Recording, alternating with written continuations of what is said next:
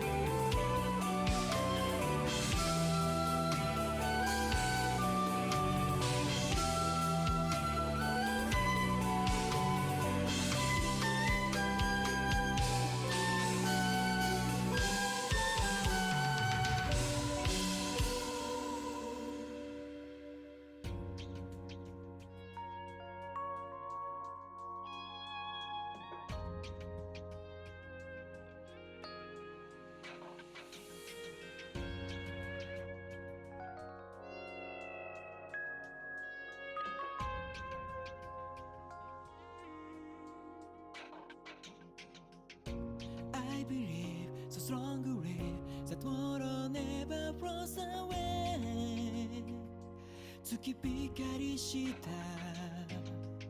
It's still a wet street carries us through its own ways Till this moment of time あの時交わした言葉が鳴り響いてささやかな夢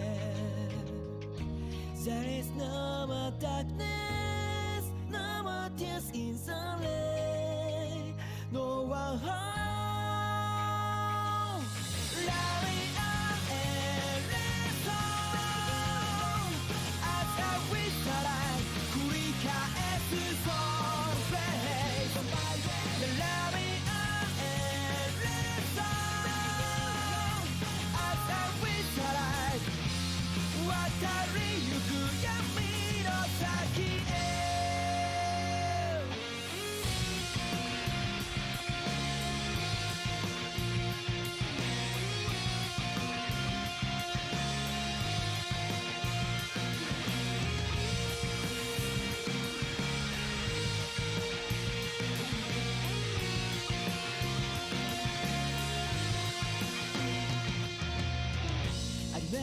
it so clearly as if I got that today 闇に旅した I run away I'll never forget even if it hurts Antifa of the day あの夜触れた指先に今でもぬくもりだけが There is no way to dance anymore free sorrow Hello, chat.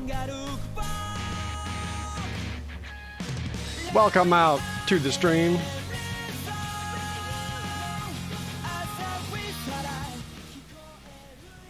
Hope everyone's doing okay today.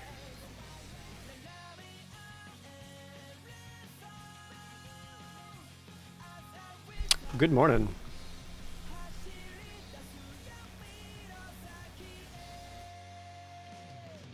Loving the Zelda BS playthrough? Thank you. And also, Mike Digital, thank you for the resub.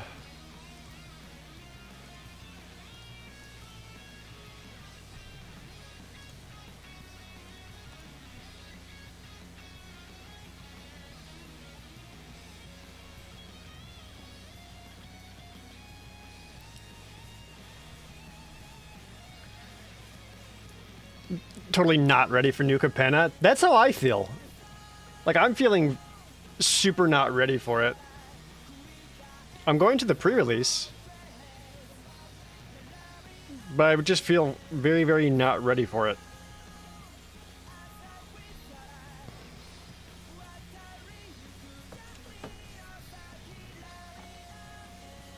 You haven't looked at any of these new cards yet? There's a lot of cards I have not seen either.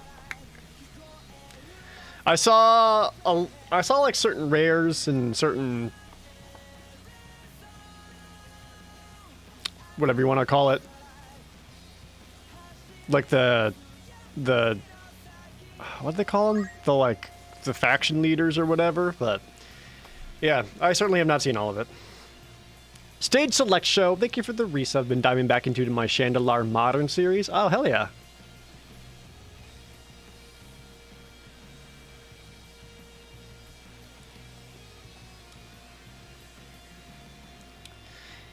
Yeah, in fact, with we should probably get started like right away because set review days take a long time because there's a lot of cards to cover.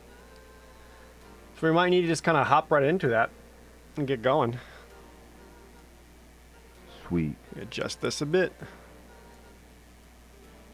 There we go. Ecto Cooler, thanks for coming with that Twitch Prime resub. So we're just going to go right through the, we're just going to go in order of set review, courtesy of Scryfall. So we're going to go through all the colors, and then it's going to be all the gold cards, which I know there's a lot, so. Yep, all right. There's a lot to go, so let's get going. Starting off with white, Boon of Safety. An instant for 1 white. Put a shield counter on target creature. Scry 1. Ah, that's fine. I know the shield counter is one of the white's new main things, which if you guys haven't seen the shield counter, it's basically a counter they put on a creature that allows them to have indestructible once. So when something would kill them, you instead remove the shield counter.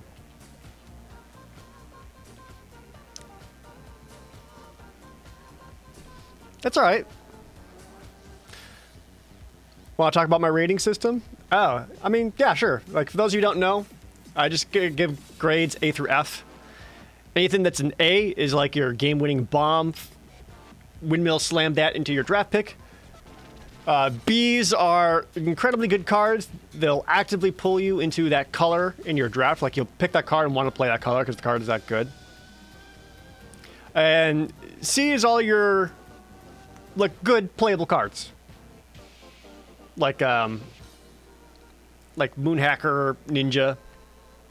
All those are good.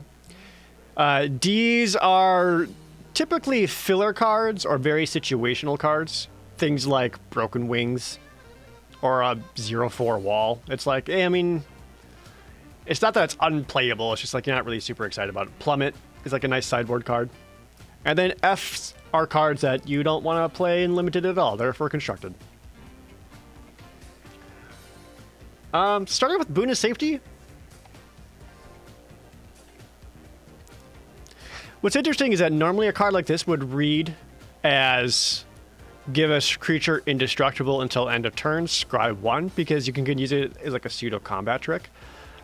But it has a little bit more flexibility past that, because if it ends up in a situation where you left your mana up for Boon of Safety and you didn't need to do it, you can still get a shield counter onto whatever creature you need and still get the scry.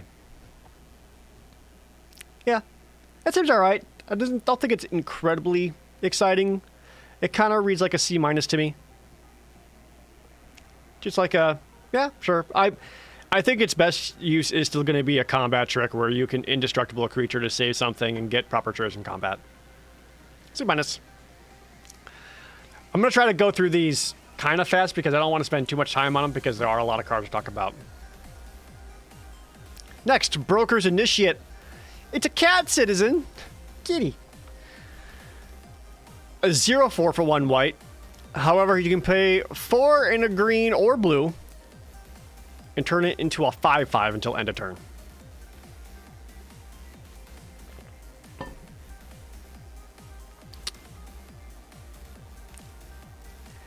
Yeah. Don't love that. Don't love that. I don't know how if you're playing like a more slow control-y deck, like a 1-mana 0/4 can certainly help clog up the board. But the activated ability is just not really want to be when you're spending 5 mana. Like if you're going to be spending 5 mana on an ability, you want it to be on something like a little bit more permanent, and this isn't it. So this is just like a flat D.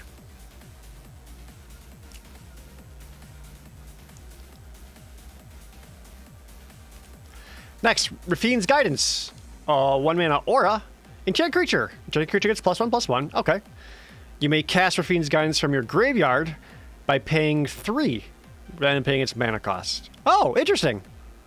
So this is a lot like Sentinel's Eyes from Eldraine, only it doesn't have escape. You can just keep bringing it back out for 3 mana.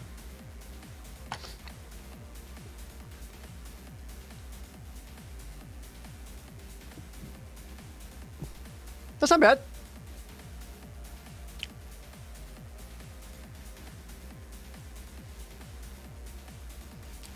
I still don't think it's like overly exciting because I really don't know how good auras are going to be in this set and getting those +1/+1s. Again, I just have so little. I've not looked at the set beforehand. Like this is my fresh eyes on all of this, so I'm going to be learning as I go. So this would normally be like a D card, but the fact that you can keep recurring it after it's into the graveyard and you lose your creature makes it so that it's a little bit harder for you to field down a card. Makes it a little bit better. That said, I just don't think it's super exciting. I probably would still put it like C-. I could be wrong on that unless like auras is like a thing in the set. But yeah, that's like C-. Next is Backup Agent. 1 and a white for a 1/1 citizen, but when it enters the battlefield, put a +1/+1 counter on target creature. Sure, so bare minimum, he can come in as a 2-mana 2/2, which is great. However, I know counters is very much a thing in this set. And not just +1/+1 counters, not just shield counters, but also like your vigilance counters, your trample counters, life link counters. A lot of that stuff from Ikoria is basically back in this set. And there's like a lot of stuff that you can do to build around that.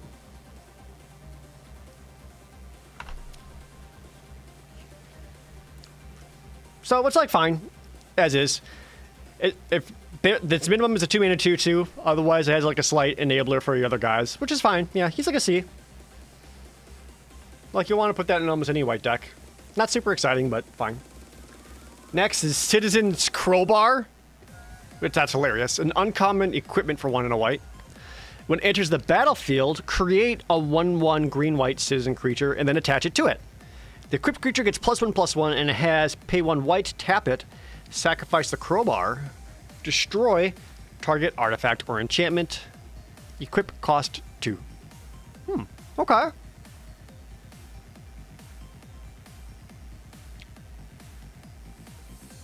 That's pretty good. How many artifacts or enchantments are going to be in this set? I know treasures is a thing. So there's going to be a billion treasures. And you're not going to have enough crowbars in the world to destroy all the treasures. But that said, again, bare minimum, you're getting yourself at least a 2-mana 2/2. And then you got this crowbar that you can throw on other guys for extra +1/+1s. So, like, but you know, between the backup agent or the crowbar, I'd rather have the crowbar because then I can like re-equip it elsewhere. Yeah, I kind of read this as a bear with potential upside later. C+. Next is our first rare card, Giada, Font of Hope. 1 and a white for a 2/2 legendary angel with flying and vigilance for 2 mana. Each other angel you control enters the battlefield with an additional +1/+1 counter on it for each angel you already control. And she could also tap herself for 1 white mana to cast an angel spell. So there's already like an angels deck in standard. And she's just going to make it stronger. This art's really cool, by the way. She's definitely just kind of looking like a normal flapper lady, but she's got like these like wings shining in the light. That's awesome.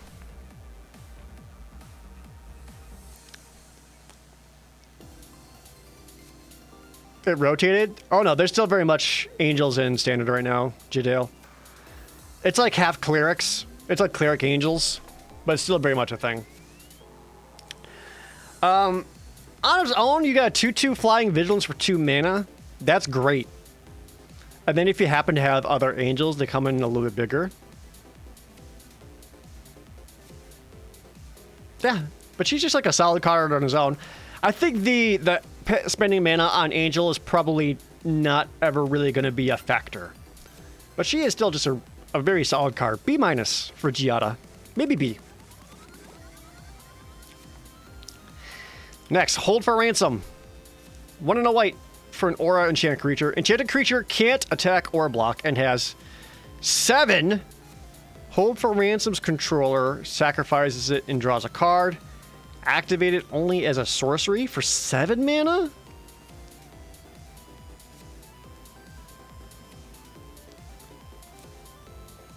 It's a pacifism, but I guess if you desperately need to space 7 mana to draw a card later at sorcery speed?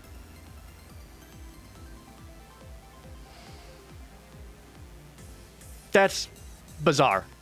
The pacifism part is fine.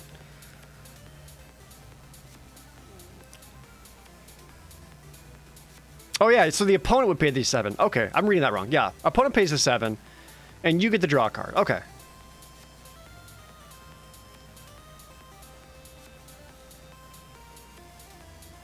Yeah, I mean, it's a pacifism, and I guess if you get your opponent to pay 7 mana, you tempo play the crap out of them.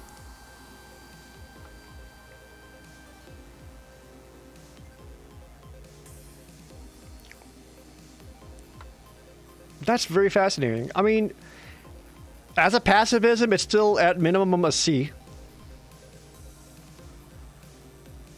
I can't decide if the 7 mana part makes it better or worse. I feel like it makes it a little bit worse, but not that bad because it is 7 mana. Interesting. I have no idea how this one will play out. I feel like it's still a C. Like, you'll want to play a pacifism. Like, if you're white, because that's like one of your few removal options. The other part's just really weird. I guess you'll want to play this if you know you want to pacify down your opponent's creatures, but also feel confident enough to be able to close the game before they can start paying their ransoms. Might be C-. I'll give it the benefit of the doubt and say C though. Hadom, thank you for the resub. Next is Illuminator Virtuoso, 1 and a white for a 1/1 human rogue at uncommon with double strike. Whenever it becomes the target of a spell you control, Illuminator Virtuoso connives.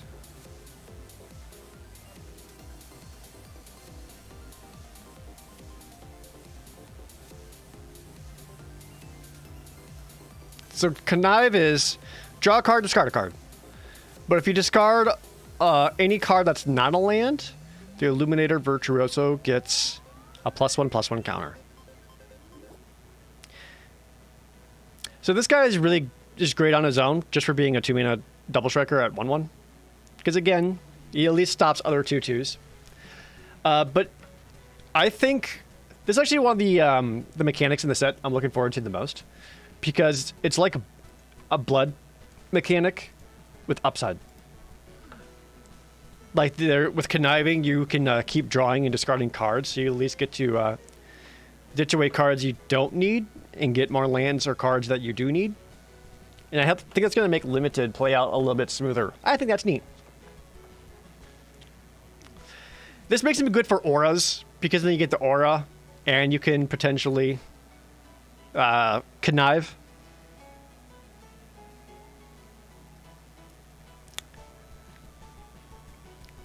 Not sure about combat tricks as much.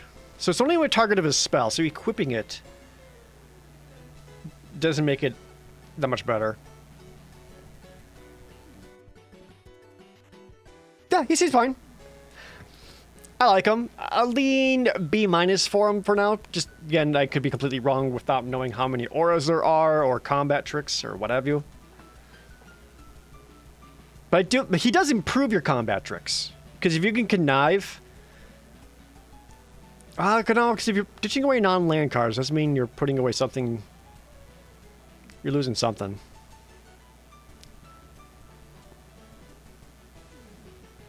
Nah, I think just being able to loot on its own just improves it. Yeah, he just turns all of your auras and combat tricks to also just have draw a card, discard a card. If you manage to get a +1/+1 counter on it, great. Oh, that actually works out well with the Rafine's Guidance. Because you can connive this away and still be able to cast it later. That's actually really cool. This is like its own connive setup. Yeah. I like him. Still double striker, B-. Next, Rafine's Informant. 1 and a white for a 2/1 human wizard at common. When it enters the battlefield, it connives. Hell yeah.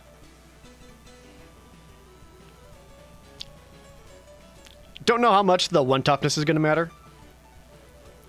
But I would... This is a lot like the good girl dog from New Capenna.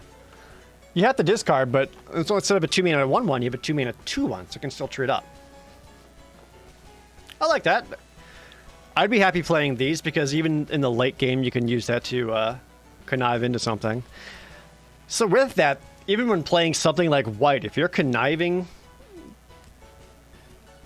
having extra cards in hand so that you can ditch something, it's going to be important. Yeah, another fine card, C. Happy to play a couple copies of it. Yeah, possibly a 2-mana 3/2.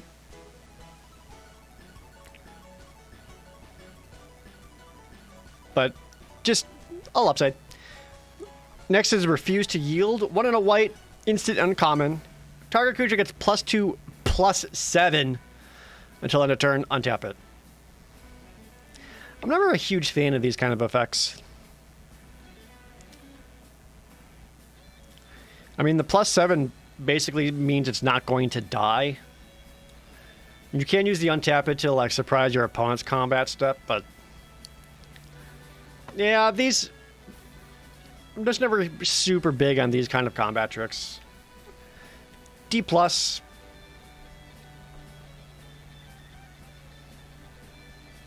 D+ for it. I don't love it. Next, Revelation of Power, 1 in a white common instant. Target creature gets +2/+2 until end of turn. If it has a counter on it of any kind, it also gains flying and lifelink until end of turn.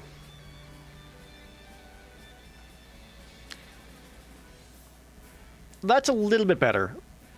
I'd rather would play this combat trick than refuse to yield.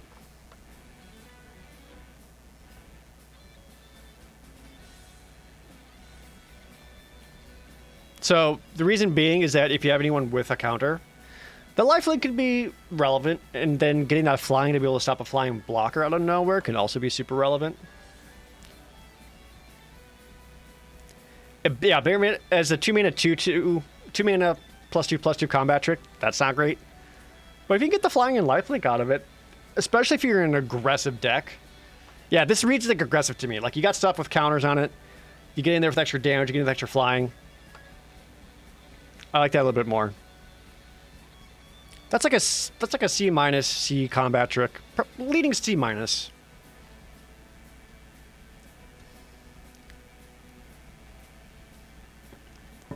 Next is the Sky Crier. 1 in a white for a 1/1 flying bird citizen, a common. It has flying and lifelink.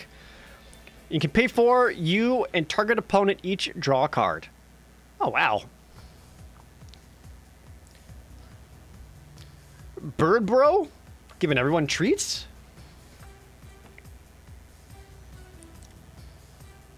I don't know how or why, but I feel like this could be kind of funny in Commander, where you just pick a favorite. I don't know how important cheap flyers is going to be in this set. Polly gives a cracker.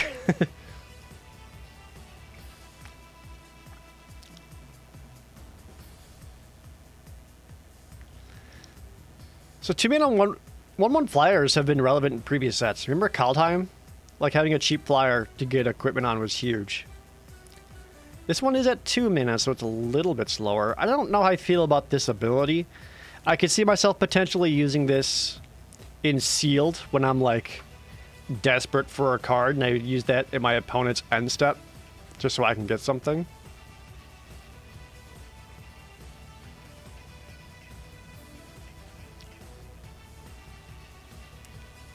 It reads like a D+ to me.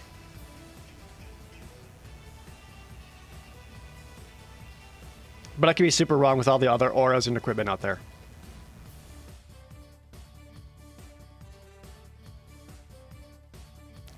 I'll stay with D+. I got a feeling I'll be wrong. Next, Extraction Specialist. Another rare card. 2 and a white for 3/2 human rogue. Ooh, a white rogue. It has lifelink. When it enters the battlefield, return target creature with mana value 2 or less from your graveyard to the battlefield. That creature can't attack or block for as long as you control Extraction Specialist. That is an awesome card. Flavor-wise, that's awesome. It's like, don't worry, I'm gonna get you out of here. I like that a lot.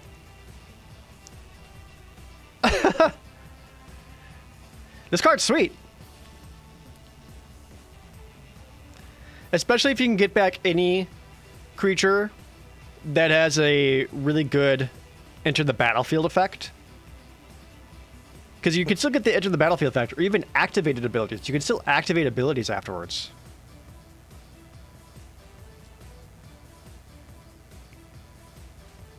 Yeah, I really like this one. This might be a B+.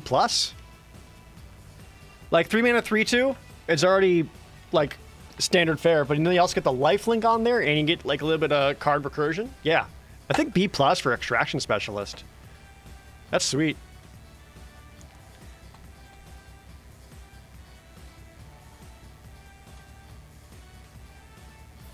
Next is Gathering Throng. 2 and a white for a 3/1 common citizen. When it enters the battlefield, you may search your library for any number of cards named Gathering Throng, reveal them and put them in your hand, and then shuffle. Oh! It's one of those cards. Only when it ETBs, you can search your library for any amount of them?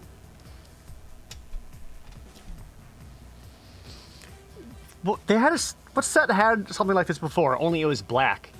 It was like Whisper Squad or something like that.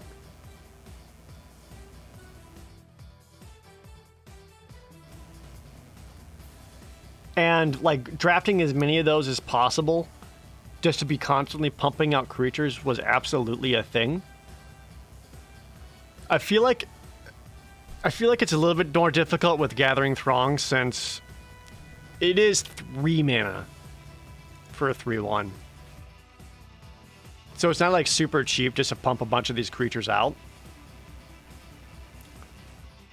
But at 3 toughness, like, it is going to be able to attack and block pretty well. It just will also die to most things. So, here's how Gathering Throng works. Your first Gathering Throng is a D-. Not good. If you have 2 Gathering Throngs, okay, D+. You got 3 Gathering Throngs, C. Like, the more Gathering Throngs you manage to get into your deck, the better they become. In a vacuum, on its own, as a one-of, it's really bad. But if you have 3 in your deck, and you manage just to pull creatures out of your deck and get them out there. Whisper Scott and Ikoria. Oh yeah, there's the Blue Throng in Midnight Hunt, but the Midnight Hunt one had to die. So it's a little different. So yeah, you only play Gathering Throng if you have at least 2.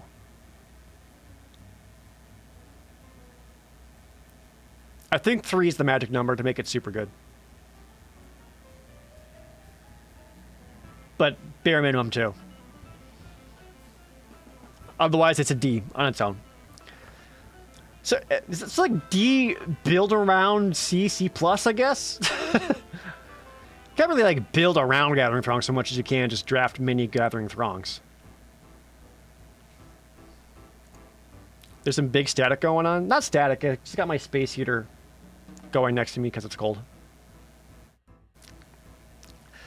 Next is our first mythic Halo Fountain. 2 and a white mythic artifact with all kinds of abilities. 1 white, tap it, untap a tapped creature you control. Make a 1/1 green-white citizen creature token. Okay, creature generation. For 2 mana, tap it, untap. Oh, I'm sorry, I read this wrong. Untap a tapped creature you control. Ooh. No, that's a little cooler.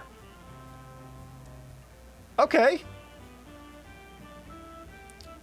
So then 2 white, untap, 2 white, tap it, untap 2 tapped creatures you control, draw a card. Hell yeah. And then for 5 white, untap it, untap 15 tapped creatures you control, you win the game. This bottom one will never happen. If you do it, achievement unlocked. 15 creatures? This can only make 1 at a time. Yeah, and you have to untap them. That means your 15 creatures have to already be tapped for this to happen. That's a little silly. Okay. Ignore the bottom part. That's not going to happen, chat. However, these other 2 are sweet. I like them a lot.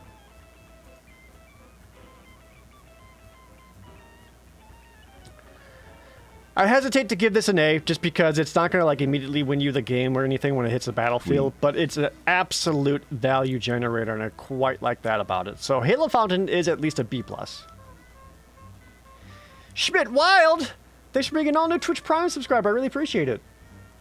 I know you always got your choice of where you use your free Twitch Prime sub, so thank you for choosing me. Oh yeah, I think the second ability is what I'm most excited about this. Because if you're playing white and you can keep attacking in, but then be able to untap for blocks and draw a card on top of it, that's great.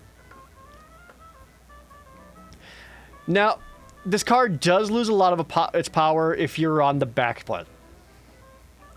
Like, if you're in a position where you are unable to attack or tap your creatures for anything, and you're just like from behind in your complete defensive mode, then the card does nothing. That's the only downside. So if you got something like this in your deck, having any kind of cards that has a tap activated ability is going to help the Halo Fountain out and make it better, so you're not just like having a dead card later on.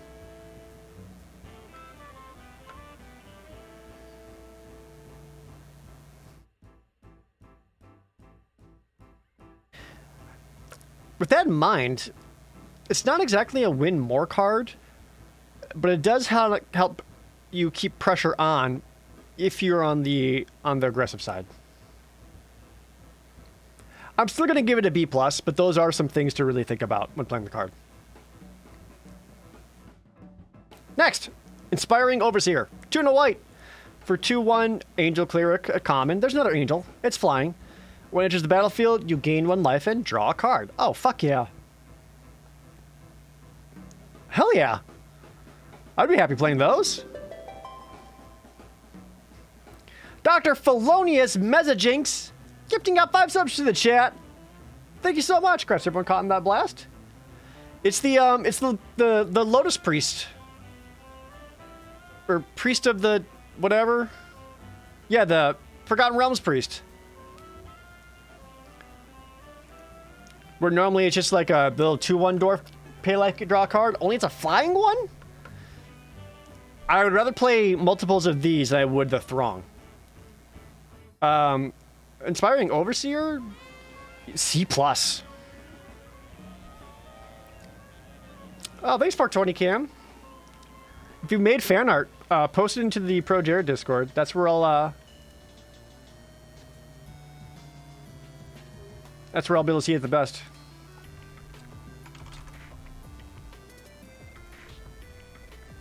Yeah, C+ or Inspiring Overseer. Hell yeah. Moving on. Kill Shot. 2 and a white instant. Destroy target attacking creature.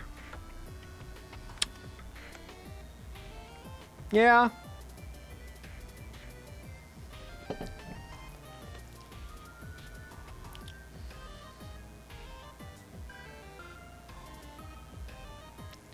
I don't love these cards. They're not terrible to play. The reason why I don't love them is that you have to leave your mana up for your attackers. And unlike cards like Gideon's Reproach or whatever, this is only for attacking creatures, not even attacking or blocking creatures, so it has an even narrow window of being able to use it. Like, you're probably still fine to play one, but I'm not super stoked about it. Kill Shot's like a C-. Knockout Blow is 2 and a white uncommon instant. It costs 2 less if it targets a red creature. Okay. Deals 4 damage to target attacking or blocking creature and you gain 2 life. Okay, so there you go. I would rather play more Knockout Blows more than Kill Shot, even without the stipulation. Just because this at least lets you also take out blockers and potentially save a creature. The +2 life's kind of whatever. And then if you're playing against red, then this card is just like a huge, very efficient. Yeah, Kill Shot's like a C-. Knockout Blow is a C. Versus red, C+.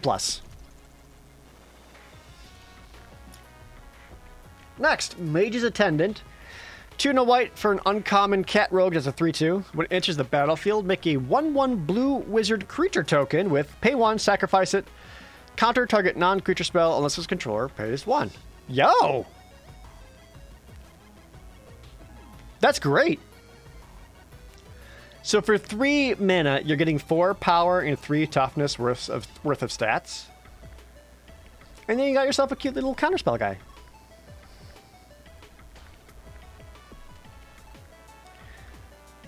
Ignoring the counterspell part of it, stat-wise, that's just super good. C+ for Mage's Attendant.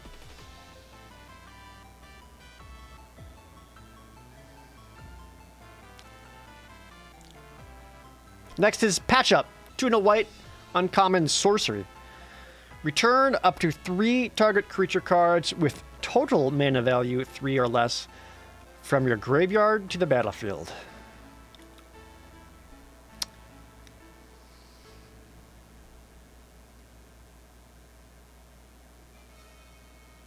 So you can get 3 1/1s, or 3 1 manas, 1 1 mana, 1 2 mana, or 1 3 mana.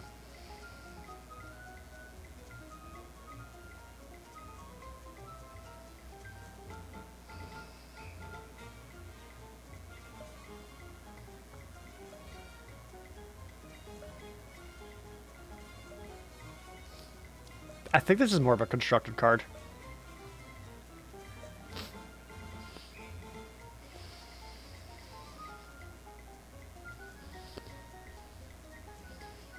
Yeah. It seems like a constructed card. It's something like Draft or even Sealed. Like, I don't think I'm going to get back enough impactful stuff onto the battlefield when the total mana value is 3 or less.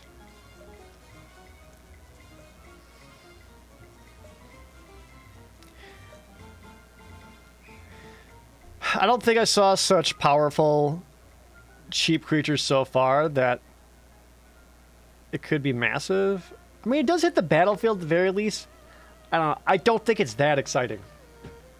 But that may end up being one of those cards that plays out way better than it looks, for all I know.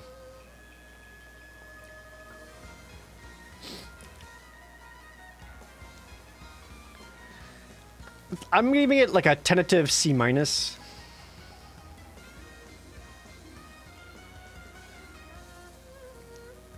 I feel like we just kind of need to see what what targets are going to be like. Because if nothing else, like, I don't even think you necessarily need to go for like multiple creatures. You could just get like one solid 3 mana creature. Like, you could patch up out your Inspiring Overseer, gain a life and draw another card. Yeah, still, it's not even like a build. Tentative C-. I can't tell if it's worse or better than that. That one's hard. Next, Rumor Gatherer. 1 white white. For an uncommon elf wizard, that's a 2/1 with Alliance. Whenever another creature enters the battlefield under your control, scry 1. If this is the second time this ability has resolved this turn, draw a card instead. That's cool.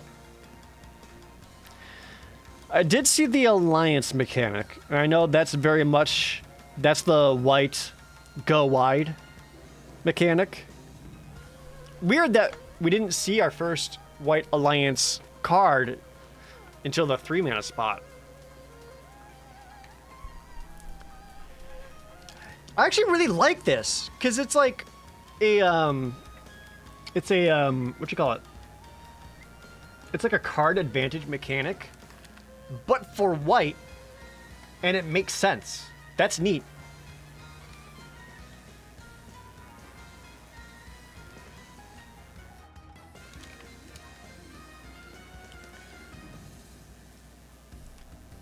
Especially if you've got token generators, easy value. I like Rumor Gatherer quite a bit. It reads like a B to me. Like if you're in a creature heavy deck, 17 plus creatures, and you have any kind of token generation, super good. I'm gonna say B. Yeah, great point, Ophelia. You only draw the card on the second trigger. If it happens to do more after that, you're still just scrying. Which even then, scrying is still very valuable. I like that. Next is Celebrity Fencer. 3 and a white common elf druid, 3/2. Also has Alliance. Whenever another creature enters the battlefield under your control, put a +1/+1 counter on Celebrity Fencer. No Name Void Oblivion. Thank you for the resub. Found some extra cash between the cushions. You can subscribe again. Yay! Thank you.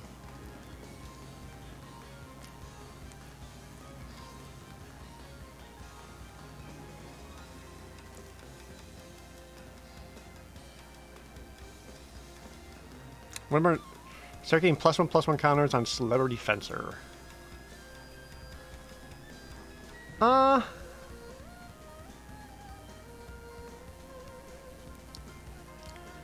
As a 4 mana creature, on her own, she'll get killed by most 2-drops.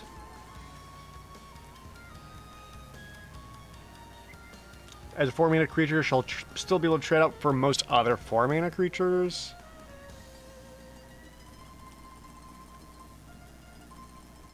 Is it weird that I feel like she's not...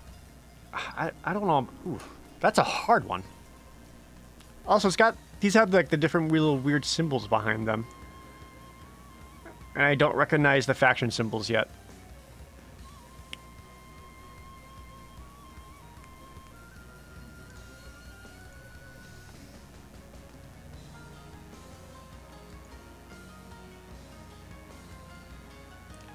If she can stick around for more than a turn, and you're able to get another creature, at least one other creature, so you need at least one other creature down for her to become, for her to hit the vanilla test. If she's managed to be around for 2+ creatures, then she's good. So if you're able to like turn 4 Celebrity Fencer, and then turn 3 go Mage's Attendant, and now you got yourself a 5/4 for 4 mana, that's a little bit better.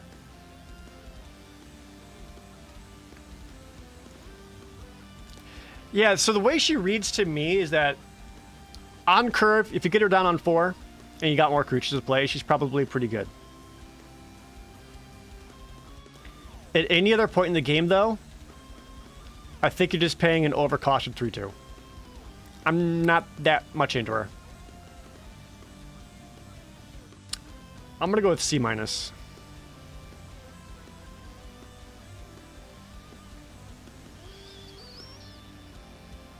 Yeah, C- for Celebrity Fencer. Next is the Dapper Shieldmate, 3 and a white for a common human soldier. That's a 2/2, but it enters the battlefield with a shield counter on it. As long as it's your turn, Dapper Shieldmate gets +2/+0.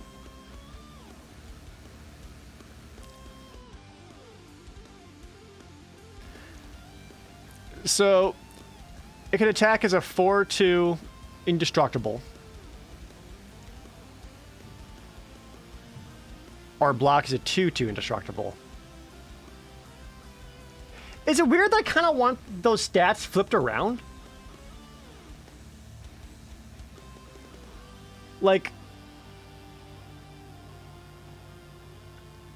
on your turn it's a 2/2, but on your opponent's 4 it's a 2/4? Like, if that was the case, I'd be more into it. Otherwise, I don't think so.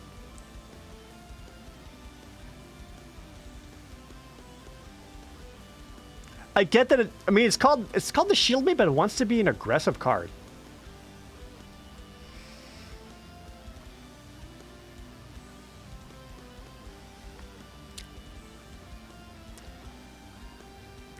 The likelihood of it being able to trade out for something on its first attack is pretty high, though. Even though it'll just end up being like a 2/2 at all.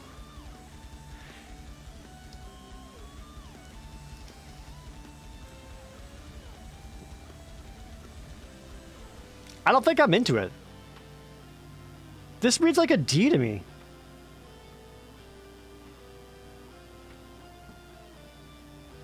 Like, it'll certainly, if it attacks, it'll certainly probably kill whatever is blocking it. But if it just gets chumped, it still loses the shield counter. Yeah, this seems like a D. I'm not into it. Right? I don't think I'm reading that wrong.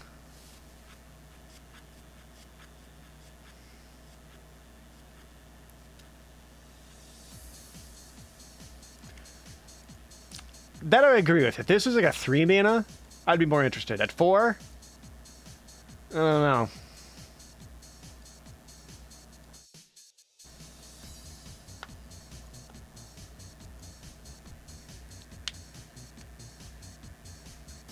Yeah. I'm gonna say D for Dapper Shieldmate. Shield counters go away on any damage? Yeah. The way it reads is like, if the creature would be dealt damage or destroyed, remove a shield counter from it instead. It's the Hearthstone bubble. So, like, it prevents any damages once, and then it's vulnerable again. Yeah, D. Next, depopulate. 2 white for a rare sorcery. Each player who controls a multicolored creature draws a card. Then destroy all creatures.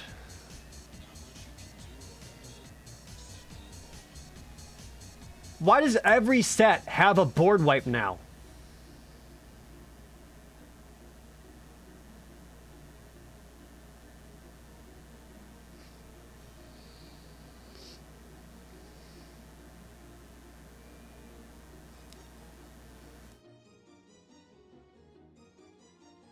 So what is cute about this card is that it does say destroy all creatures. So any creature that does have a shield counter would survive. That's something.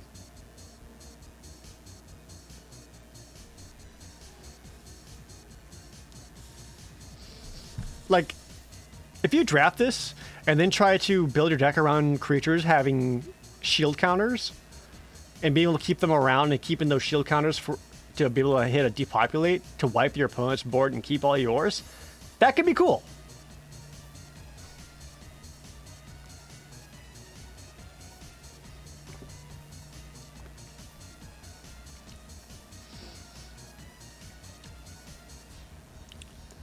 Yeah, I mean, it's still a board wipe, B. That said, it's also going to get worse if you're playing against an opponent who has a bunch of shield counters. It does rely on your opponent to play multicolored creatures, though. No, that part doesn't matter. Read it again, War Boss. It's just if you have a multicolored creature, you draw a card. So if you yourself have a multicolored creature, you get to draw a card. If your opponent has one, they also draw a card. But then you destroy all creatures. It's not destroy all multicolored creatures, just all creatures.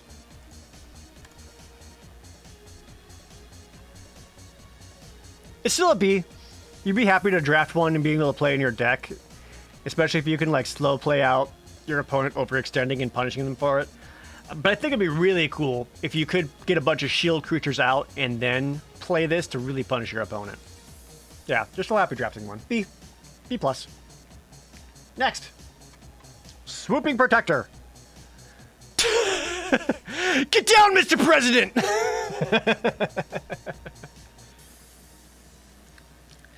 You just draw a card for all the multicolored creatures you have. Not all, just a card. If you control one, you draw a card. Not one for each multicolored creatures you control. Just one. Alright, 3 white, uncommon bird citizen is 2/1 with flash flying. Enters the battlefield with a shield counter on it.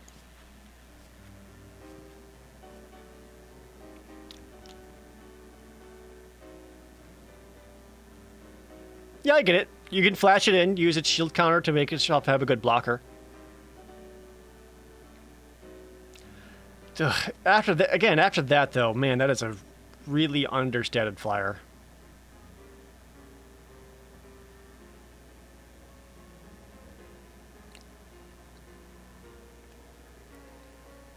The president is you, and the protector says get down.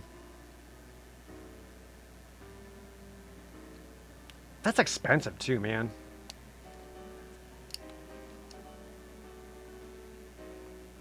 I feel like it's a D+ just because of how expensive it is and lacking stats.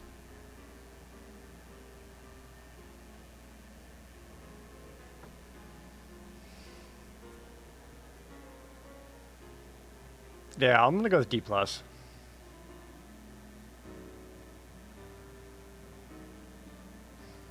Next, Ballroom Brawlers. 3 white for uncommon human warrior. That's a 3/5. Okay.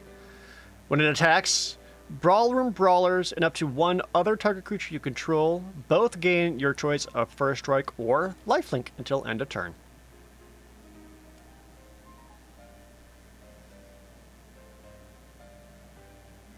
That's fine.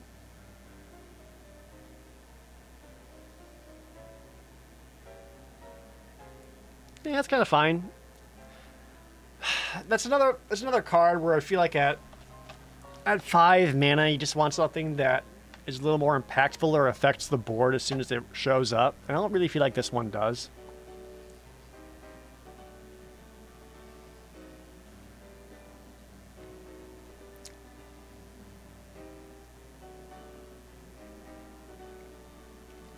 It's going to be a better card sealed for sure when you just need stuff to fill it out. But I don't think it's awesome. Probably still like a D for Ballroom Brawlers. It kind of has like a little bit of like a win more effect on it.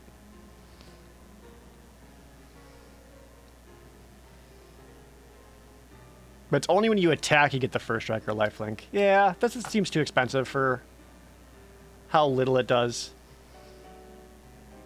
D+. Next, buy your silence. 4 and a white, common sorcery. Exile, target non-land permanent. Its controller creates a treasure token.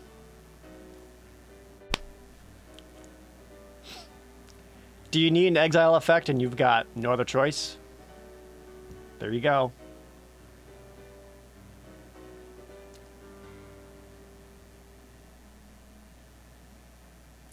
Not useless. It's not a useless card. Exiling is a powerful effect, and when it's late in the game and your opponent's got like some big 5, 6, 7 mana creature down, you've got another way of killing it, and they only got like 0, maybe 1 card in hand, at that point, giving them a treasure isn't that big of a deal. There, I would hope, are better removal effects. But it's not the worst thing in the world to play this one. The big thing about it is that it is sorcery speed and expensive. But yeah, if you got like no other sense of removal, then you go ahead and play this one. This is not one of those cards where like I will probably end up having to play this in sealed. C-.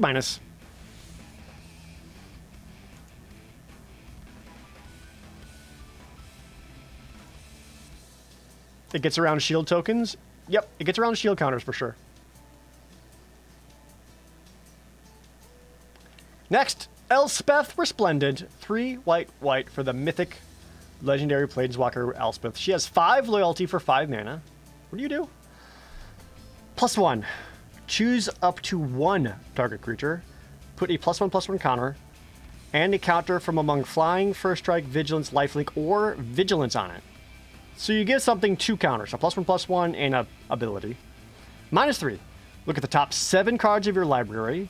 You may put a permanent card with mana value 3 or less from among them onto the battlefield with a shield counter on it. Put the rest on the bottom on the battle library in the random order. -7. Make 5 3/3 white angel creature tokens with flying. It's not even Sarah's angels, just weaker angels. That's fine.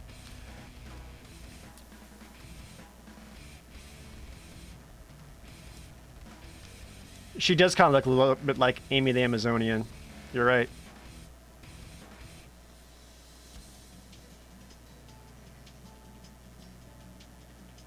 This is great. I mean, that is a lot of loyalty right away. And again, a lot of times when it comes to planeswalkers, their ability to protect themselves kind of matters. And hitting the -3 to find your best creature out of 7 cards, they do have to be 3 or less, yes, but it just comes with a shield counter, meaning that it will be able to help block Elspeth at least once. That seems great to me. Again, if like you're playing white or whatever,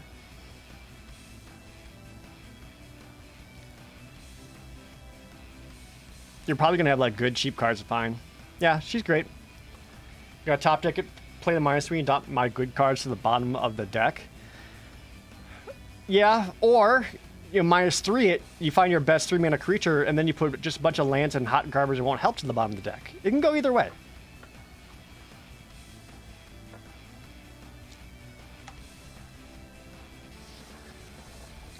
It's always better just to read it as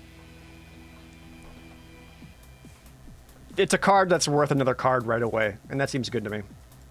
So, easy A for Elspeth.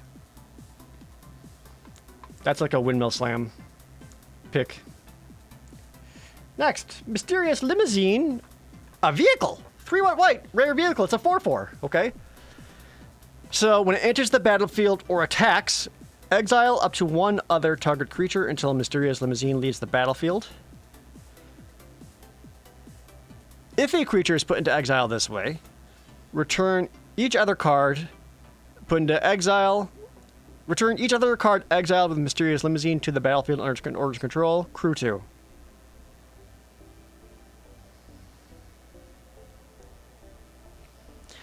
So it comes down and can banish something.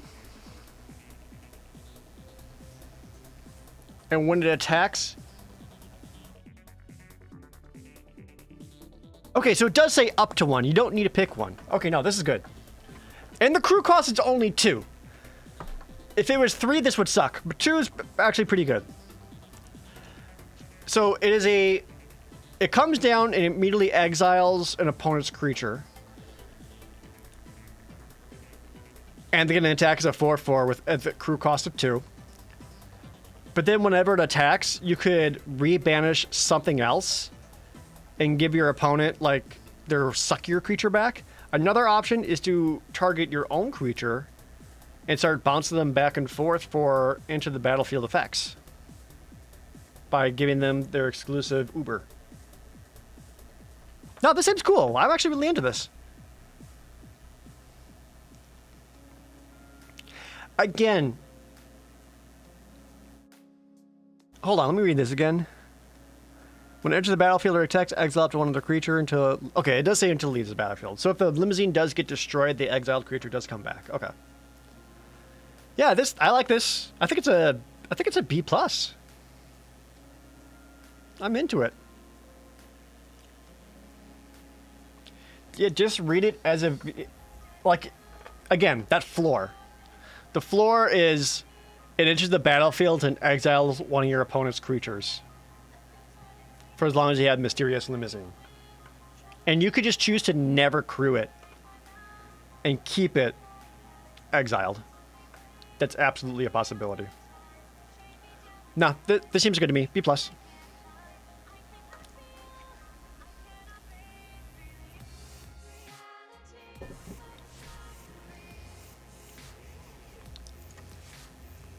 Next, Rabble Rousing. A 5-mana rare enchantment with Hideaway 5. Alright, I had to, like, read Hideaway several times to understand it. And I still don't know if I actually do. Alright. So when it enters the battlefield, look at the top 5 cards of your library. Pick one. Put the rest on the bottom of your deck. Whenever you attack with one or more creatures, create that many 1/1 green-white citizen creature tokens. Then if you control 10 or more creatures, you may play the exiled card without paying its mana cost.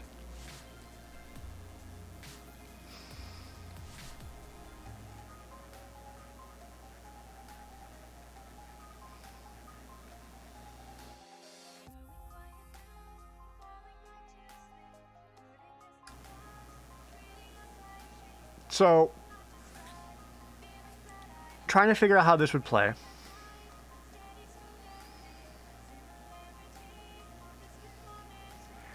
I get it, because once you start making creature tokens, you can then attack your creature tokens and then generate that many creature tokens right back.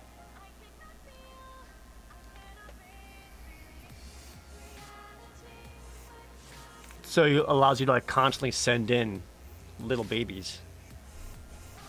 And just keep generating them. Ah, jeez. You need 10 or more creatures in order to cast it, though?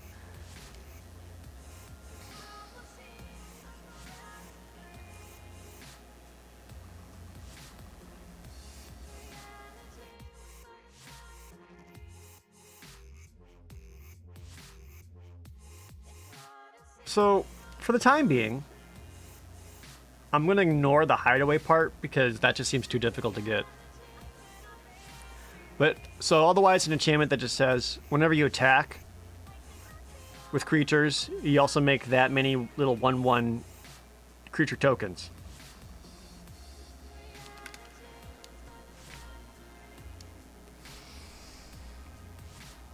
For 5 mana?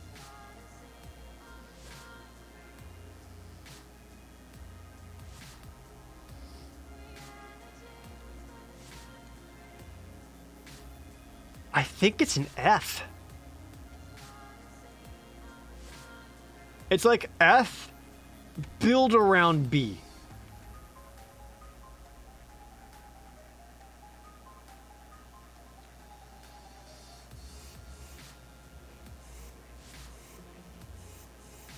Like, you don't want to just put this in any deck. Because you're only going to be getting value out of this if you're attacking.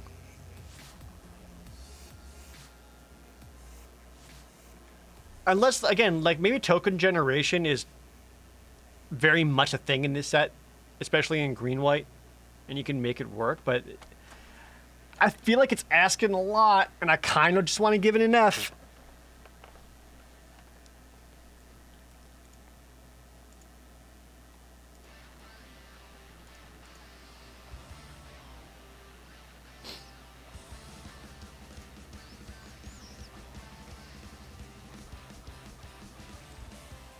Yep.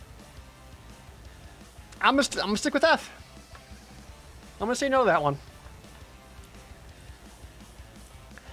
Next, Speakeasy Server. 4 and a white for a 3/3 flyer bird citizen common. When it's the battlefield, you gain 1 life for each other creature you control. Yeah. We've seen cards like this before. It's fine. C-. Next, Angelic Observer, 5 and a white, uncommon for a 3/3 flyer, but it costs 1 less for each citizen you control. Oh, okay. Affinity for citizens. Yeah, exactly. So this is where, like, all the little 1/1 citizen token generation helps Angelic Observer out quite a bit. So, okay. So it naturally costs 6, right? And as a 3/3 flyer,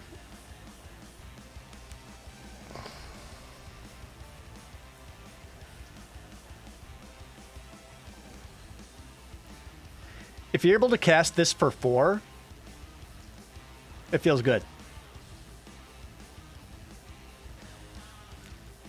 Like a 4-mana 3/3 flyer, that'll make you feel like, I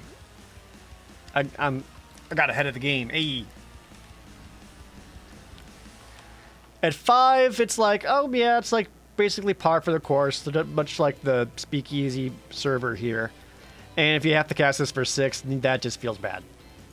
But if you're able to get it down for 4, that's pretty good. Anything less than that, incredible. I'm reviewing for Draft and Sealed Bullseye.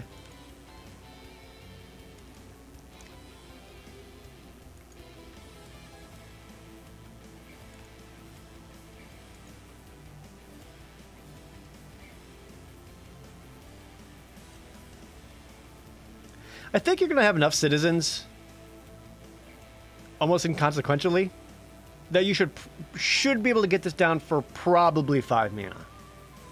Most of the time, unless like your board is completely wiped and you top deck this or something.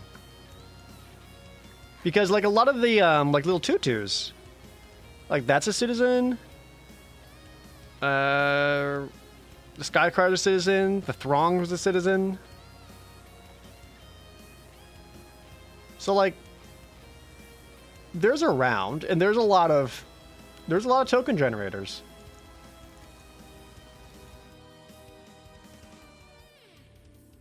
I don't think it strictly needs its own build-around grade.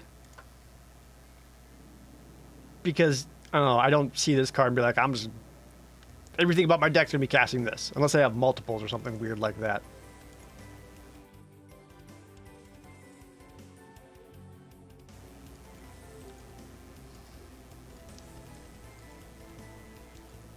I think just to see.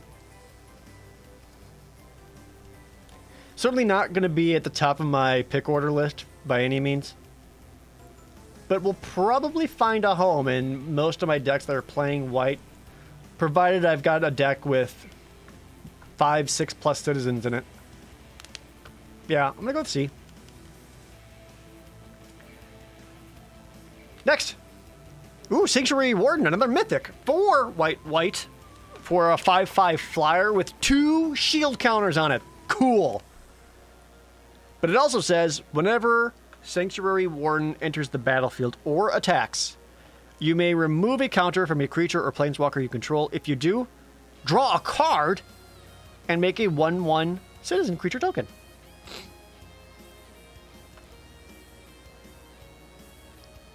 Hell yeah.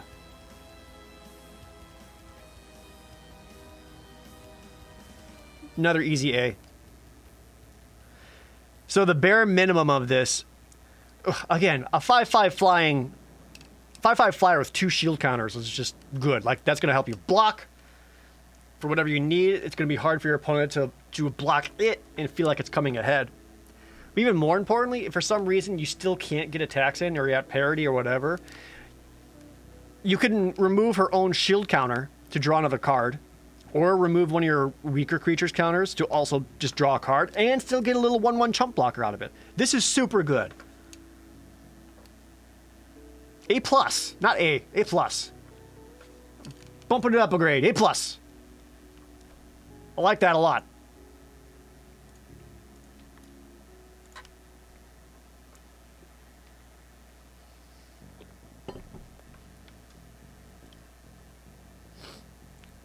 Do we do S rank? No. Keeping it simple. Didn't realize it's any of your shield counters. Not just shield counters. Any creature, any counter of any kind.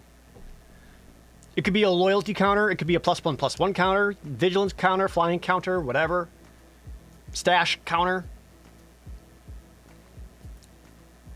Let me go back. Maybe not stash counter, because it does say creature or planeswalker. I believe there's some like artifacts that have stash counters or whatever on it.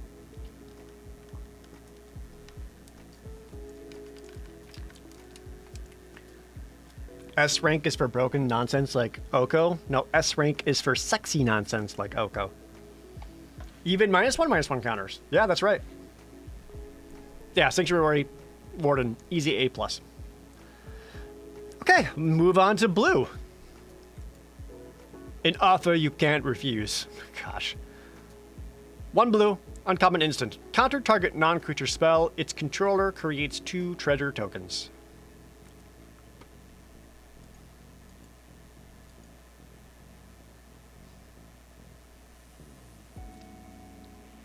That's a cheap counter spell. But I don't like giving my opponents money. Oh, this entire set's gonna be about money.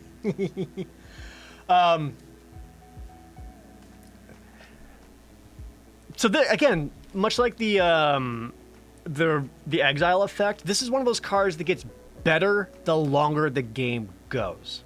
Because the longer the game goes, and the less extra cards your opponent has in hands to immediately take use of getting those treasures and like ramping something out, the better it is. So like I don't want to like counter this on like turn 3, turn 4 of the game and then put my opponent head on tempo. I'd be happy to play this turn 9, turn 10, and my opponent's in top deck mode, has nothing else to do. Because usually by then, like for 1 blue mana, like that's nothing. Then you can have like your mana up to cast anything else. All that said, this is going to be a card that's going to be way, way better and constructed.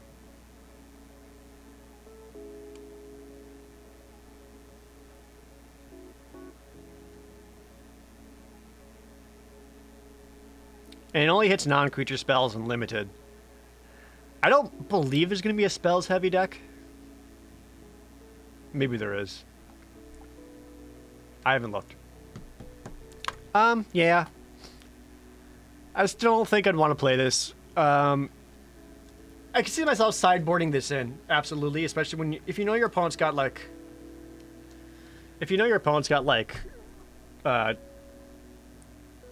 things that you just have no other answer or response to, like say they have Elspeth. countering their Elspeth for 1 mana feels pretty fucking good. Yeah, I feel like it's a sideboard D.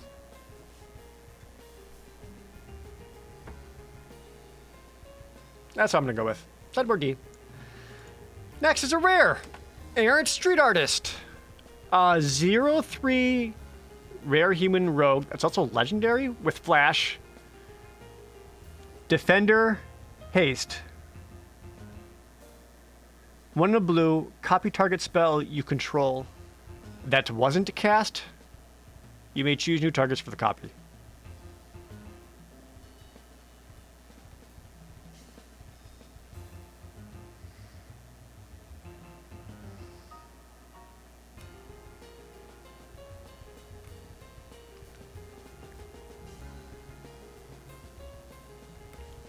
Oh, hold on. Let me think.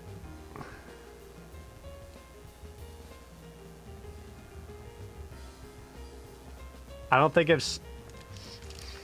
seen any other effects.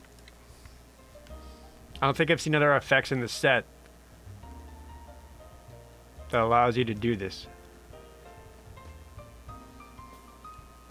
Oh, there's the casualty effect.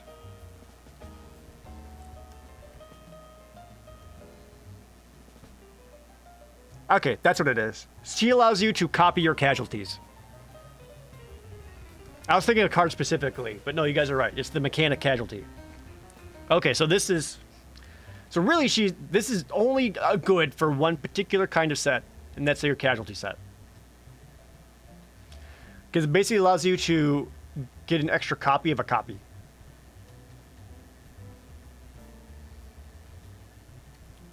And I think it has flash and haste, because then you can get a surprise extra copy in there without your opponent knowing.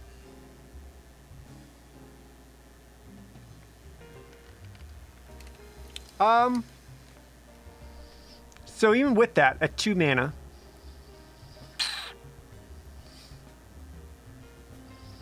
I suppose it feels like it's like a build around B.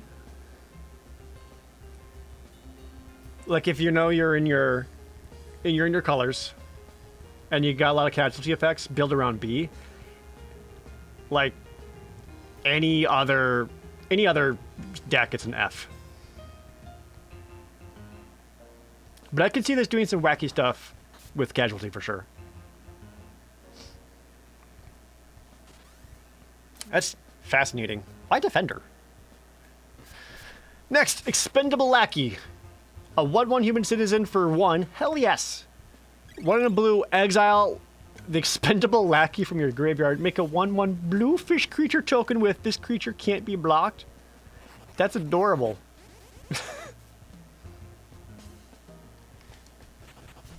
Okay. He's sleeping with the fishes. Is that the joke there? I feel like that's what it is.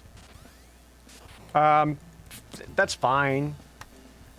I don't know how relevant the can't be blocked fish is going to be relevant.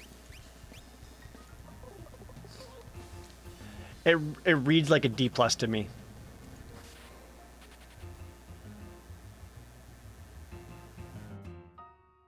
Yeah. I'll say like D+, mostly because I don't know how important the blue fish token's going to matter. It's casualty fodder. I mean, I suppose, but if you're filling your deck with 1/1s for 1 just to have casualty fodder, I feel like you're already behind.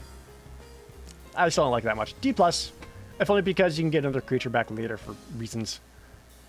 Next, Hypnotic Grifter. Another human rogue at uncommon. It's a 1/2 for 1. Pay 3, Hypnotic Grifter connives. Ooh. A 1 mana 1/2 that says 3 mana, loot, draw a card, discard a card.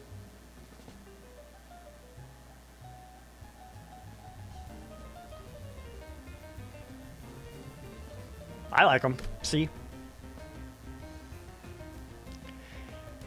This is going to become incredibly good in sealed, where games are going to be slower and you need places to put your mana and you just need better draws. And that just allows you to draw a card, discard a card, and every now and then maybe make Hypnotic Grifter just a little bit bigger.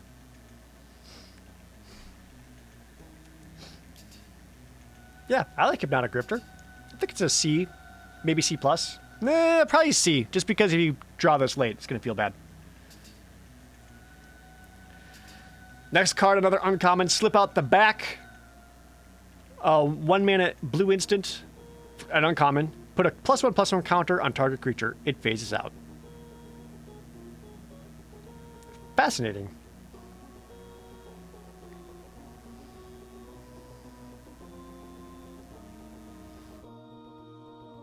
Okay. So it's not really a combat trick. Because the creature's going to phase out no matter what.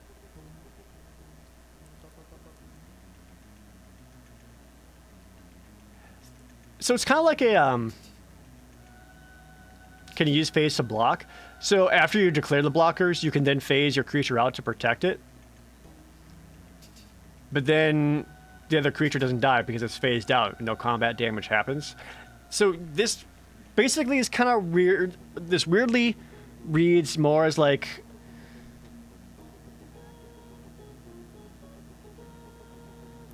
it's not even like a give creature indestructible to end a turn, because even then, like, that allows you to combat trick it. It's like a it's like Deep Dive, if you remember that card, where it's like creature gets hexproof on a turn, kind of, but it phases out. Yeah, so this is a card to protect one of your creatures.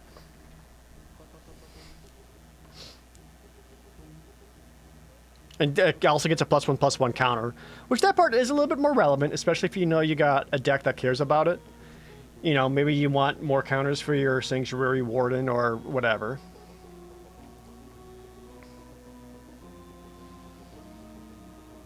Yeah, so not a super exciting card because it doesn't re-trigger ETB effects or anything like that.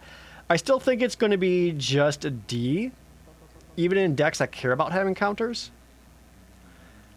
However, I would not be opposed to playing one of these if I have a creature that I really want to protect. Like if I had, I don't know, like Sanctuary Warden or whatever, and I wanted to wait till I had 6 mana to play her out so I could phase her out and protect her from exile effects, then sure. But even then, it's not incredibly exciting, so I'm still going to say D.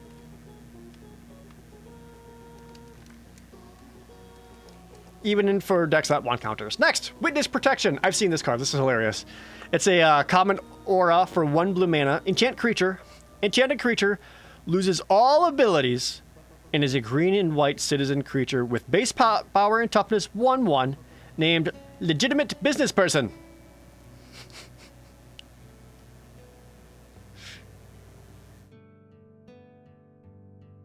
Huh? So what's actually really fascinating about this card is that we've seen this effect before. Stuff like Ichthyomorphosis, Frogify, etc. The big thing is that this only costs 1 mana. Any of those other cards, those always cost like 2-3 mana, and it didn't feel good because it's like a 1/1. This only costs 1 mana. And flavor-wise, it's hilarious.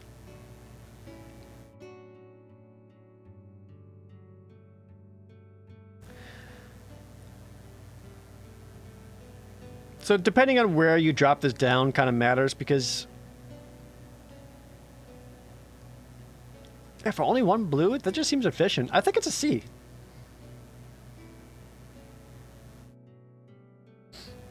The enchanted creature becoming a citizen is relevant. So if you're facing a deck that cares about citizens, you could be helping them out, so keep that in mind for sideboarding. But yeah, I think I like it just because of how efficient it is. So I'm going to go with C for Witness Protection. Next, a little chat. 1 in a blue, uncommon instant. Casualty. So as you cast the spell, you may sacrifice a creature with power 1 or greater. When you do, copy the spell. So this is how you get the copies and use that flashy rogue to copy the copies. So the way this reads, it's not like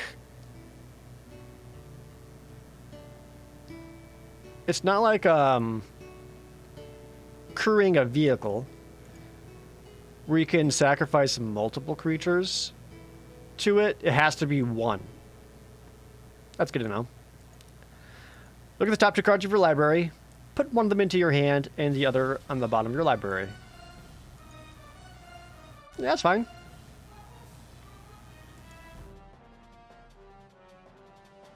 Yeah, I like it, especially with casualty. I've got little tokens that I'm fine with like chumping and sacking to it.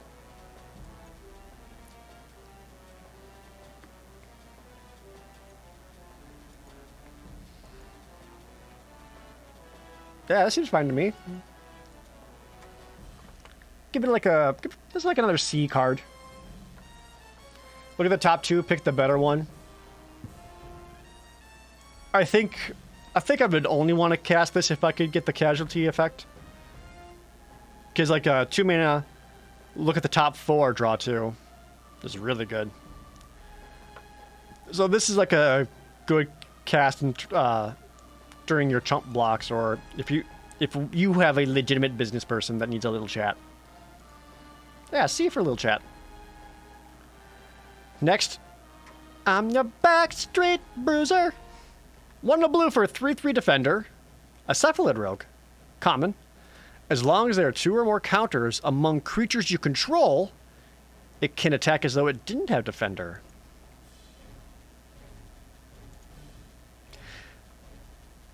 I actually rather like this guy.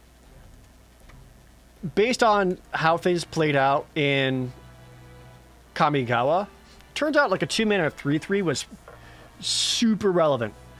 And that can stop and shut down a lot of like really early attacks. And then if you manage to get counters down and later he can attack in as a 3/3, great. Especially if you're playing blue, you typically want to play like a slower deck to help build yourself up.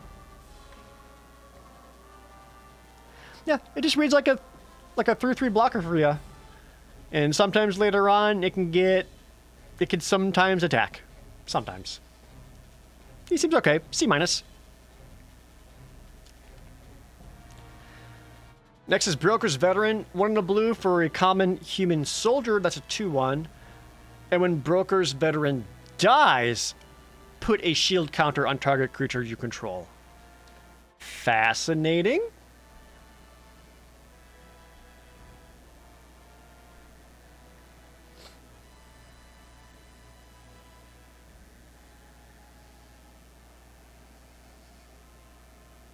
One last job before he retires.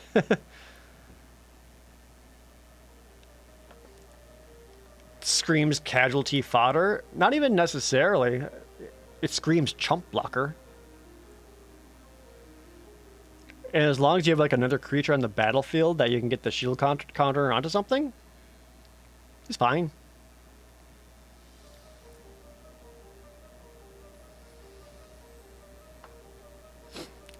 Yeah, he seems alright. I don't think I would be too excited about playing more than one of these because he is still only a 2/1. But I like him. I think it's like a C-.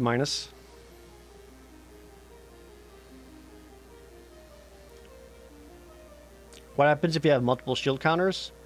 I believe you remove 1 for each instance of damage.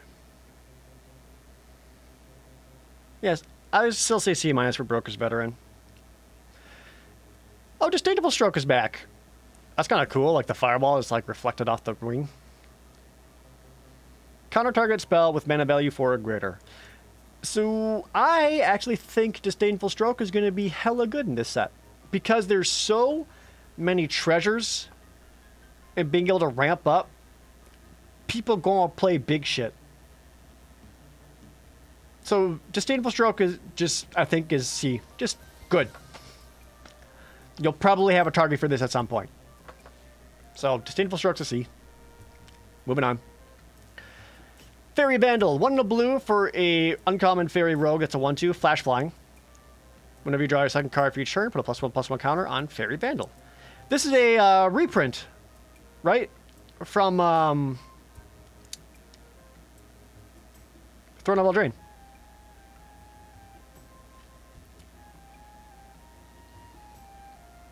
Is there a lot of like... Is there a lot of like draw your second card each turn effects for Fairy Vandal?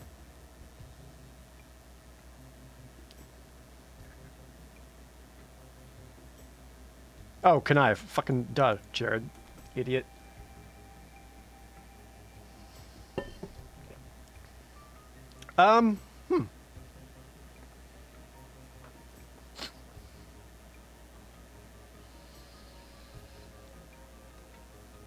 I assume there's enough to make this good. I assume.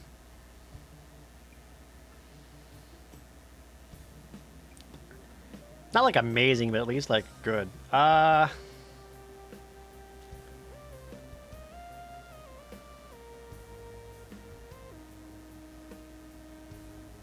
soon as you get like, as soon as it has 1+1/+1 counter on it, it's really good. If it never does, it's kind of poo-poo. Draw a second card is a very specific card, not just all cards after the first. That's correct. So if you draw 3 cards in one turn, the effect only happens once.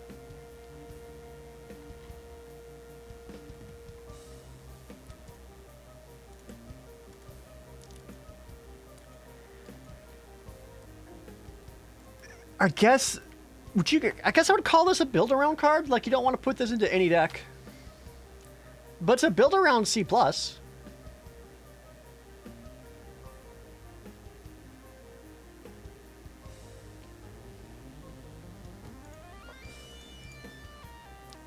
Yeah, especially if you know you've got a lot of conniving.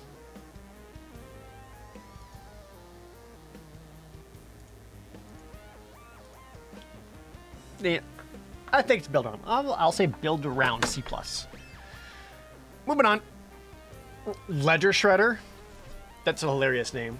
Oh, it's a rare. 1 in a blue for 1/3 flying rare bird advisor. Whenever a player casts their second spell each turn, Ledger Shredder connives. Whenever they cast their second spell. Oh, that's fascinating. So you can set yourself up to connive, and then it's possible your opponent allows the Ledger Shredder to connive. I like this guy more than the Fairy Rogue.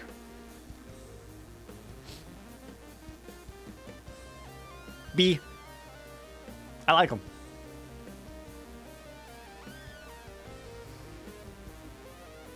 If you casualty, Shredder pops too. Does it? Because copying a spell is not casting it. Correct?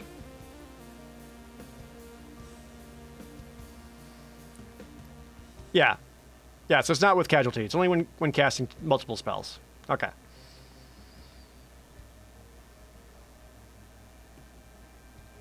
Yeah, Ledger Shredder's awesome. I like him. As soon as you get yourself to like a 2/4 flyer, that's some decent flying damage and has enough toughness to make it hard to block and a good blocker. B for Ledger Shredder. Make Disappear. 1 in a blue, common instant, casualty 1.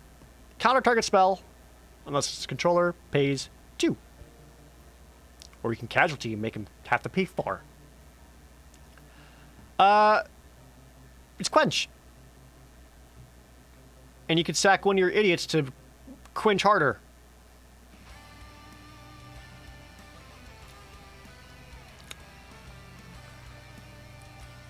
I've never personally loved this effect in Limited. I think still personally I'd rather just play like a Disdainful Stroke.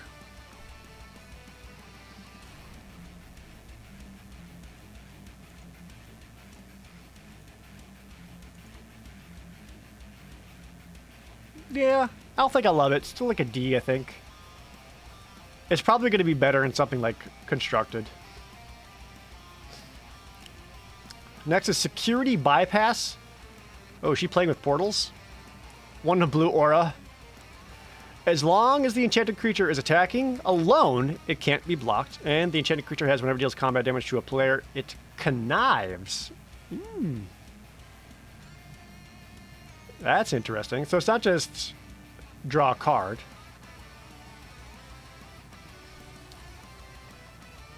But rather, it connives. Cool.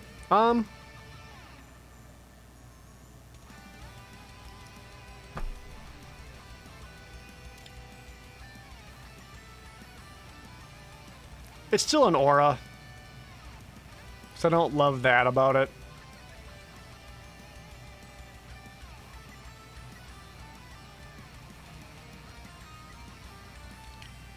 If you can get it to stick and you get one swing off so you can at least loot even just the one time, like it's worth it on its own. If that never happens, it feels pretty bad. It reads like a D+ to me because it is still just an aura. And you could get punished pretty bad for that. Next, even the score. X, blue, blue, blue. Mythic Instant. This spell costs blue, blue, blue, less to cast if opponent has drawn 4 or more cards this turn. Draw X cards? Oh my fucking god.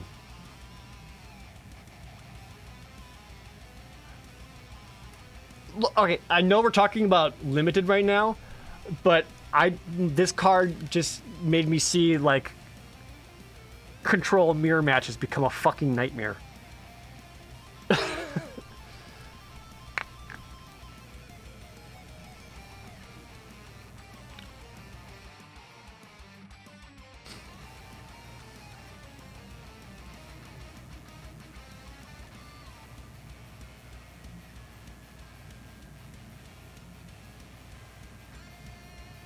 X, blue, blue, blue.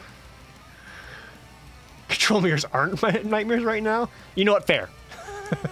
Fair. Jeez. So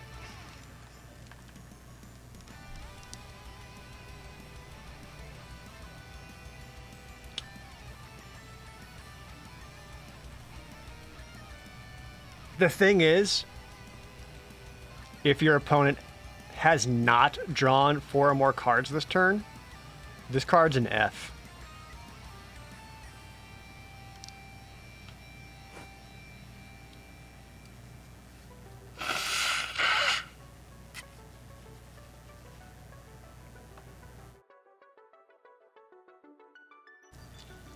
Nah, maybe not. Let me back up.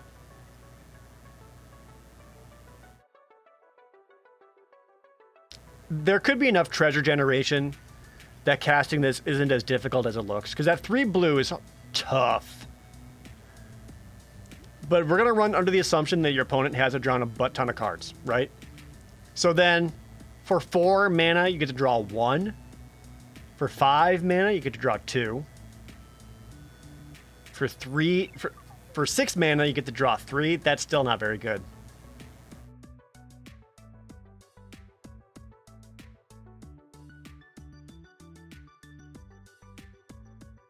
Six mana, like draw 3. It is instant speed, sure, but hardly mana efficient. If you're in top deck mode later on, it's very good. I think there are better options for card draw other than dumping 6 mana to draw 3.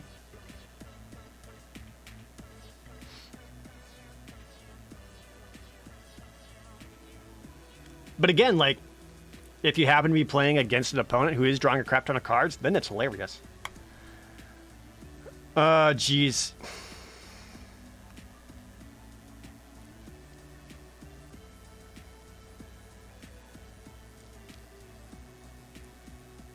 I think it's an F.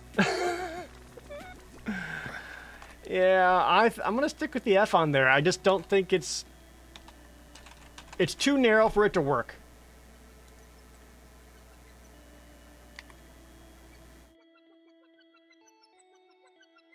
Because it's also like, it's only when an opponent has drawn 4 or more cards. You can't even do it for yourself. If you're playing against an opponent who's conniving a lot and has a bunch of card draw and you want to get cute, sure. But this is not a limited card. I could see this being like a super valuable constructed card for sure, but not unlimited. F for even the score. Your score is an F. Moving on. Majestic Metamorphosis. 2 and a blue, instant, until end of turn. Target artifact or creature becomes a 4/4 angel artifact creature and gains flying. Draw a card. It's Suit Up. only can hit your artifact, and you get flying. We saw Sudet become much better than anyone ever expected when doing the set review. And I think with treasure generation, this could also just give you a surprise attack or a blocker. And again, you draw a card.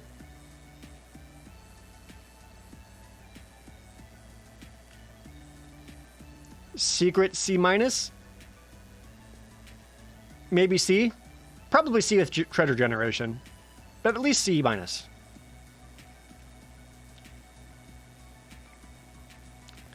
Next is the Obscura Initiate Tuna Blue for a 2/2 flying bird citizen at common. Oh, I love it when they do stuff like this. For 1 white or black, it gains lifelink until end of turn. I love that. I love that when they have like off-color activated abilities. I think that stuff's cool.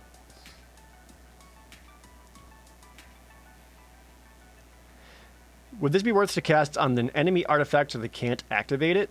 They would still be able to activate Stevicus. They still retain all their artifact abilities. Windrake with upside? Exactly. Yeah, Obscure Initiate is fine. Easy C. Psionic Snoop, Tuna Black for a common human rogue. Another 0/3 with Flash. And when it enters the battlefield, it connives. So you have a 3 mana 0/3. Sometimes you have a 3 mana 1/4.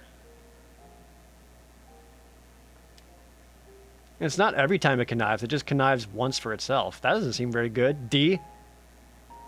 Unless you know you need thick butts on the ground. D. Public Enemy, Tuna Blue for an uncommon aura. Enchant creature. All creatures attack enchanted creature's controller each combat if able. And when the enchanted creature dies, draw a card.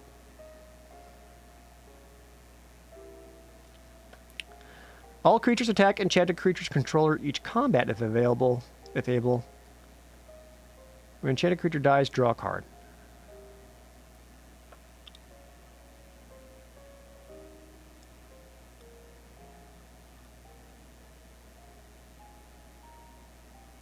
You want to, like, target your own dude, right? Put it on one of your 1/1s. Force your opponent to attack.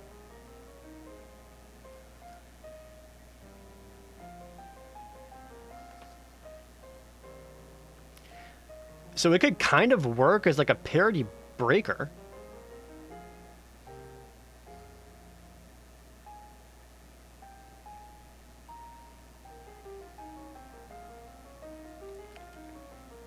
Yeah, you don't want to throw this on your opponent's cards.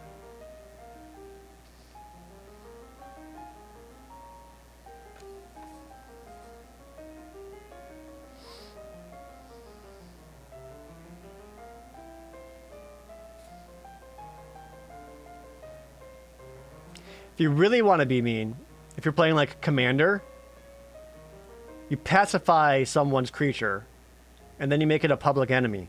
So the creature can't even block to die.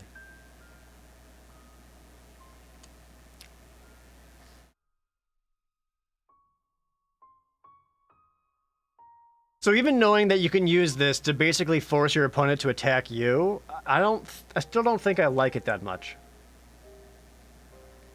It just seems really situational.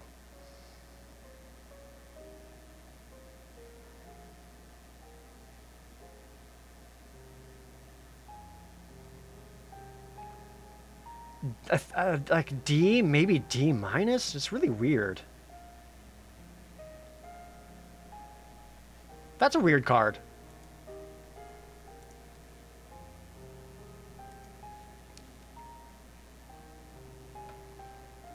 Yeah, the best way to use this would be to set up your opponent for bad attacks.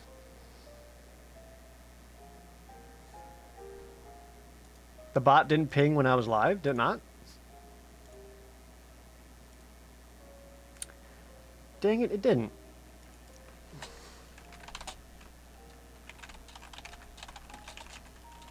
I'll fix that right now.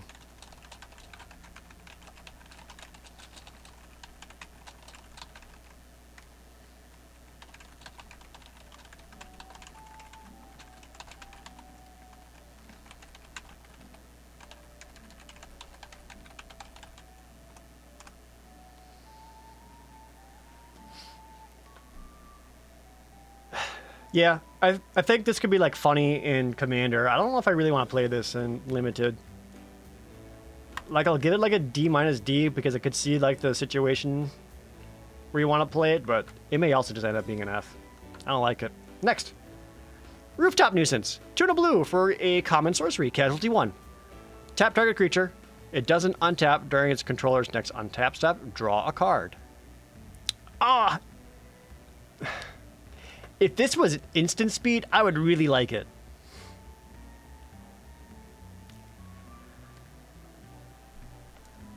If this was instant speed, I would be super into it because I honestly really like these like frost tap down effects. But the sorcery speed does kind of make it a bit of a bummer. If you are able to casualty it, 3 mana, tap 2 creatures, draw 2 cards? That's good. Still a B to you? I wouldn't go that high, because I wouldn't say this card and be like, oh, I'm playing blue. I still like it enough that I would probably play one. I'm gonna say C+. Wingshield Agent, this is cool art. 2 and a blue for a uncommon 2/3 human soldier. When it enters the battlefield, it has a shield counter on it. And when it attacks, up to 1 other target creature gains flying until end of turn. Fascinating. So he himself doesn't have flying, but you can give something else flying. And he's got the shield counter to help make sure he can like attack and get that fly in. But more importantly, he's a 2/3, so he's not easily destroyable. Yeah,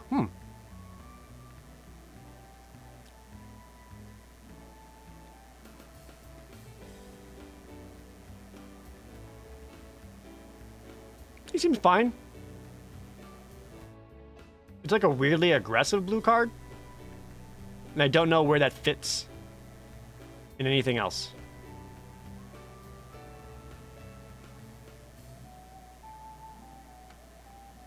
I think it's still a C. I like the art a lot, though. I think it's cool. Case the Joint. 3 and a blue, common instant. Draw 2 cards. Then look at the top card of each player's library? Yeah, why not? So the a 4-mana instant where you draw 2, that's pretty common. I've seen that a lot in previous sets. Like, that's nothing new there. And that's always been a pretty good effect. Not scry, but just look at each player's card. It's like a little bit more information. That's cute.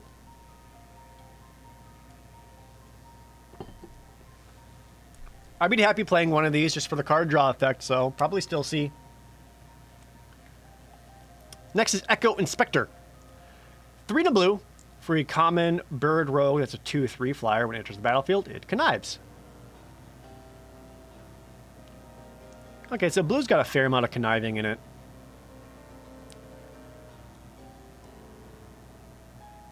At 4 mana, though, you really do want to connive it and hit it to be a 3/4 flyer, though, right? Because if you don't make it into a... If you just keep it at a 2/3, that's an understated flyer.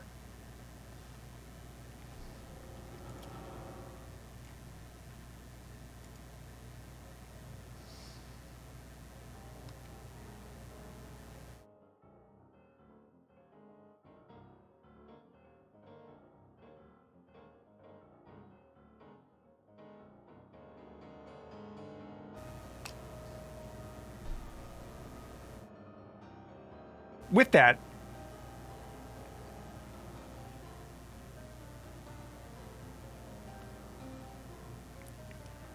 maybe it is too expensive for me. I think I'm less excited about it now. I think it's... I'd probably play one, but I'm leaning a C minus because if it doesn't have that +1/+1 counter, I don't think it's awesome.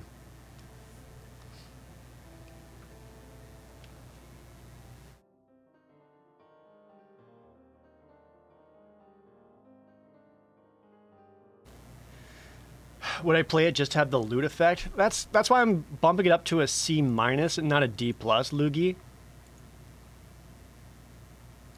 Just because like the loot effect is still relevant, even in the late game.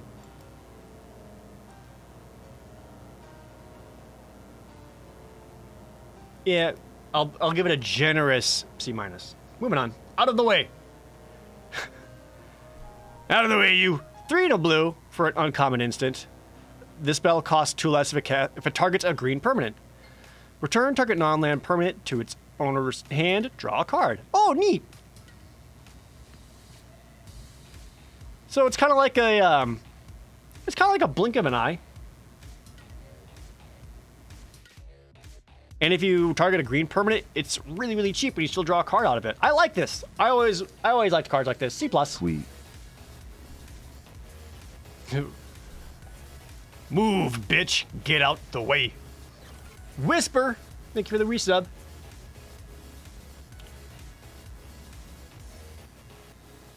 Yeah, this is like a C plus card. I always like these kind of bounce tempo effects, and you get to draw a card on top of it. And if you're facing green, like then you're just really getting sick upside.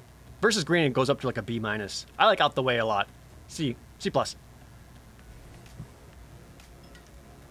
Next is Reservoir Kraken. 2 blue. Oh my fucking god. Sorry. 2 blue for a rare Kraken that's a 6/6 with Trample and Ward 2. At the beginning of each combat, if Reservoir Kraken is untapped, any opponent may tap an untapped creature they control. If they do, tap Reservoir Kraken and create a 1/1 blue fish that says this creature can't be blocked. Okay.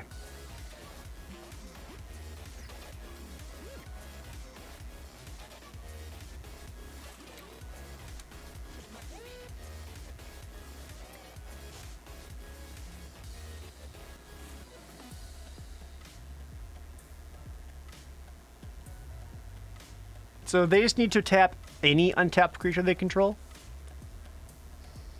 It does get you unblockable fish. And that does add up, which is hilarious.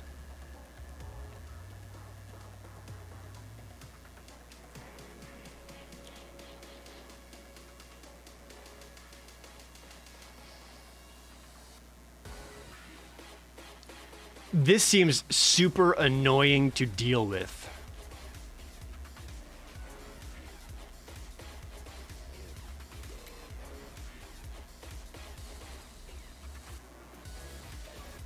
However, this could also be a complete garbage card versus the wrong opponent. If you're facing an opponent who's like real cheap to the ground and making a bunch of 1/1 tokens, then this is like inconsequential. Well, no, because the longer this goes unchecked, you're still getting like unblockable 1/1s that can just keep pinging in. Yeah, that just seems really annoying to deal with. This is fascinating.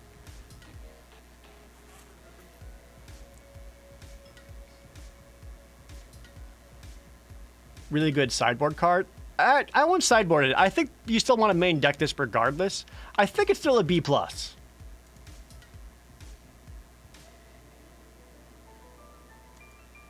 Because like that's a lot of stats for 4 mana. And if nothing else, like it's gonna start generating you little 1/1s.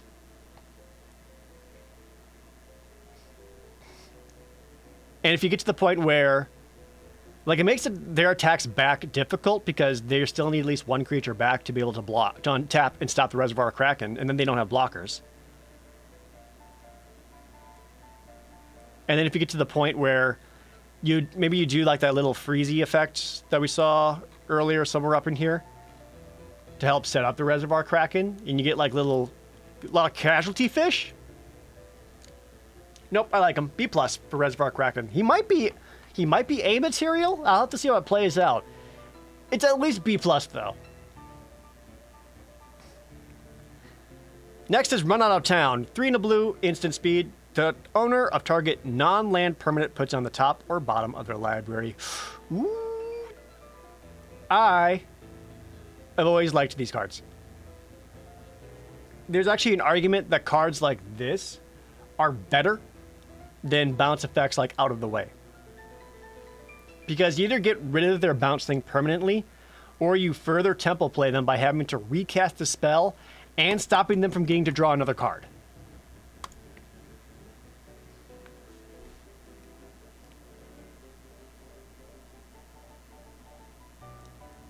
I've always really liked effects like this. C+, maybe B-. Like, I think you want this in any blue deck you have. For 4, giving them a choice. It's not a good choice either way, Daddy Steel. Again, like, if they put it on the bottom, then it's effectively a removal spell. If they put it on top, then it's a huge tempo play and they don't get to draw a new card.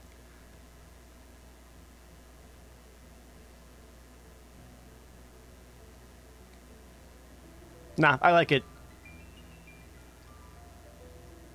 I'm going to go B- because I think I want one of these in all of my blue decks. Next, Sleep with the Fishes. 2 blue for an aura. That's an expensive aura. So when it enters the battlefield, tap the enchanted creature, and you create a 1/1 blue fish creature token that can't be blocked. Enchanted creature doesn't untap during its controller's untap step. Oh, okay, so it's your sleep aura effect. Only it's more expensive, but you get a 1/1 blue fish out of it. Sweet. Scott Baio touched me. Thanks for the Twitch Prime resub.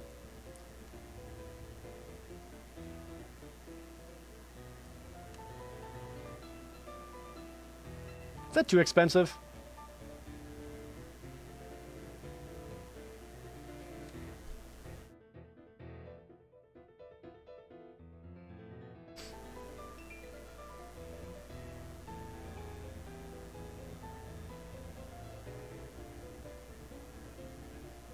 I think 4 might be too expensive for an effect like this. Especially since the set has like a plenty of I want to sacrifice my dude effects anyway. Maybe I'm just really undervaluing these little 1/1 blue fishes that can't be blocked.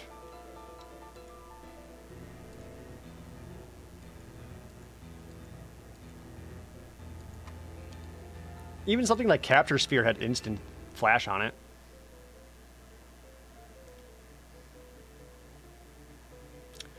Yeah. Probably still give it C-. I'll probably end up wanting to play one because sometimes you just need to tap down something big. I feel like it's a little too expensive. And maybe I'm very wrong on these fish. Next, Undercover Operative. 2 blue for a rare shapeshifter rogue. When you may have the Undercover Operative enter the battlefield as a copy of any creature on the battlefield, except it has an answer with a shield creature on it if you control that creature. Ooh, neat. So you can copy anything, but if you copy your own dude, you got a shield counter dude.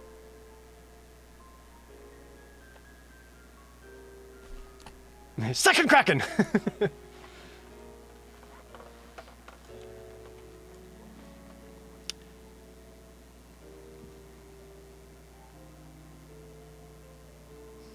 How they've had cards like this play out before. Glass Pool Mimic and whatever. How do they always play out, though?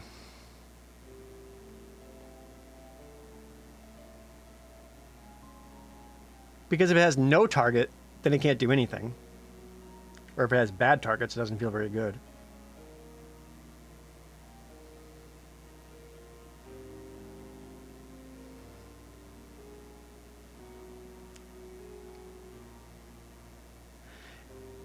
Can you copy legendary creatures? You can, but then you need to sack the other legendary. If you're copying your own legendary, that is.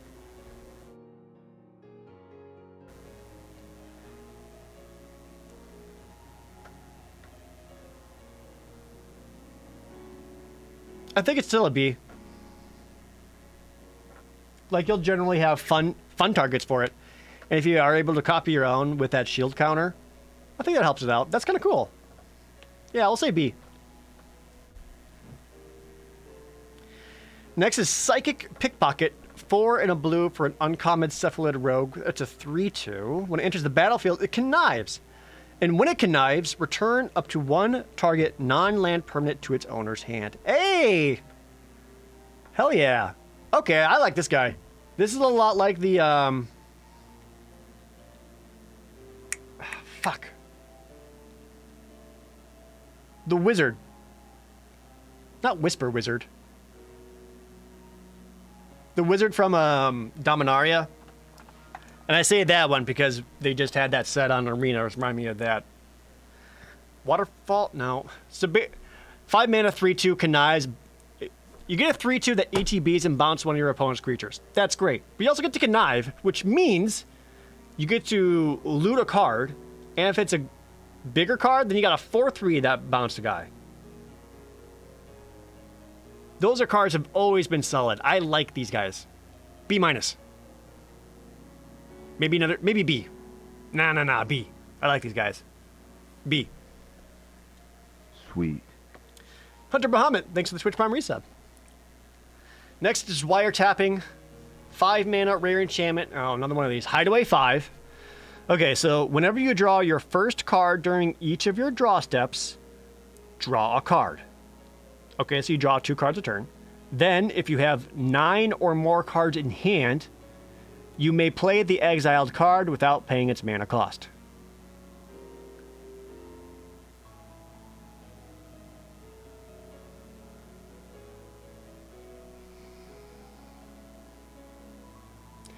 So basically, for 5 mana, you get an enchantment that says draw 2 cards a turn.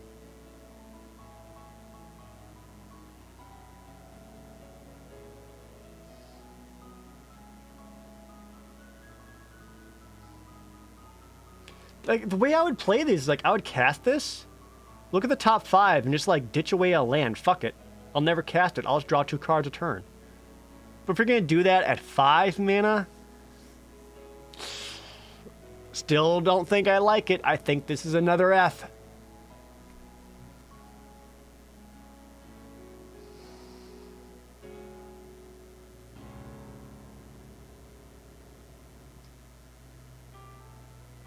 I still think it's an F.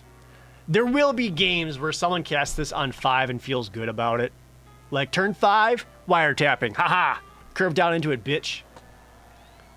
But there will be other cards or other games where it's like turn 13 and you have your 9 creatures to your 2 and you top deck wiretapping and feel like an idiot.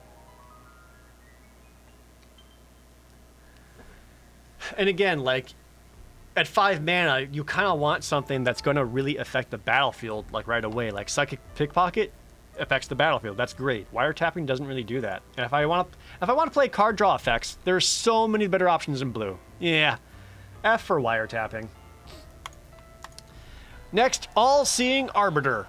A mythic 4/blue, 5/4 flying avatar. Whenever it enters the battlefield or attacks, draw 2 cards, then discard a card. Okay, good. And whenever you discard a card, target creature an opponent controls gets -X, -O until your next turn, where X is the number of different mana value among cards in your graveyard. So I did see this. Blue and black, they have like a graveyard matters set or synergy instead of green-black, which is fascinating. So we're X the number of different mana value cards in graveyards. Oh, hell yeah. This guy's good regardless. If you just put your thumb over the bottom half and you read this as a 6 mana 5/4 flying, enters the battlefield, draw 2 cards, discard a card, you'd be stoked. However, it also has this connive payoff where anytime you discard a card, you're weakening one of your opponent's creatures until your next turn. Yeah. Easy A.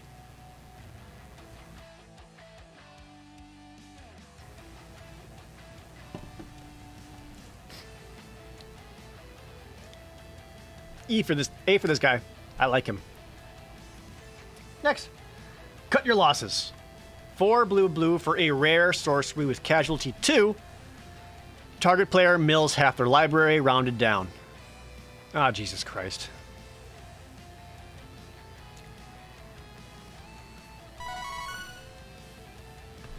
Tony Bamrick, thank you for the tier 2 resub.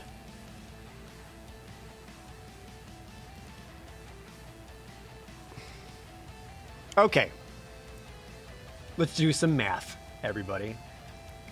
You start the game, 40 card deck. Everyone draws 7 cards. 33 cards left in their deck. Say you curve out into this. So 6 turns later, your opponent's now at 27 cards. You cast this and casualty 2. Your opponent mills 13 cards, goes down to 14. Mills again, cuts 7 cards, goes down to 7.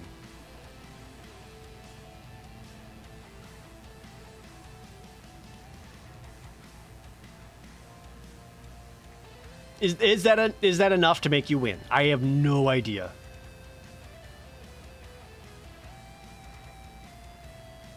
If they're already like pounding you hard with creatures, this sucks.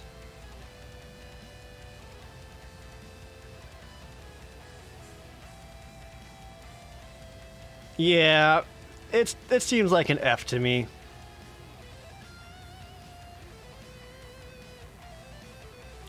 But at some point, we're going to meme it. We have to.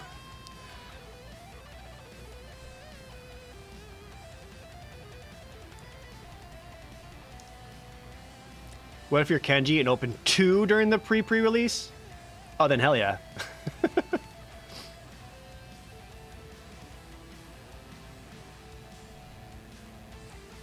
This is the golden card against that one guy who runs the 60-card special in the pre-release. You know, that's fair. The last pre-release I did face an opponent who was running a 53-card deck.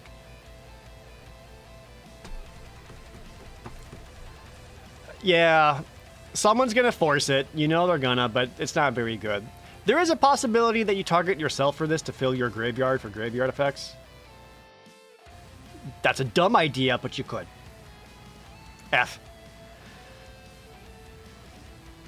Sewer Crocodile. 5 in a blue for a 4/6 common crocodile. 3 in a blue. Sewer Crocodile can't be blocked this turn. However, this ability costs 3 less if there are 5 or more mana values among cards in your graveyard. Yep, that's a crocodile, all right. It kind of reminds me of the Gear Seeker Serpent from Kaladesh, in that this card could be very good in sealed. Could really be very good in sealed, because sealed usually takes long. You're gonna get to 6 mana, you can get it out, and you a lot of times end up at parity. If you can set yourself up to have a 4/6 unblockable, and you're only paying 1 mana a turn to make it unblockable, that's pretty legit. D, regardless, but watch out for it in sealed.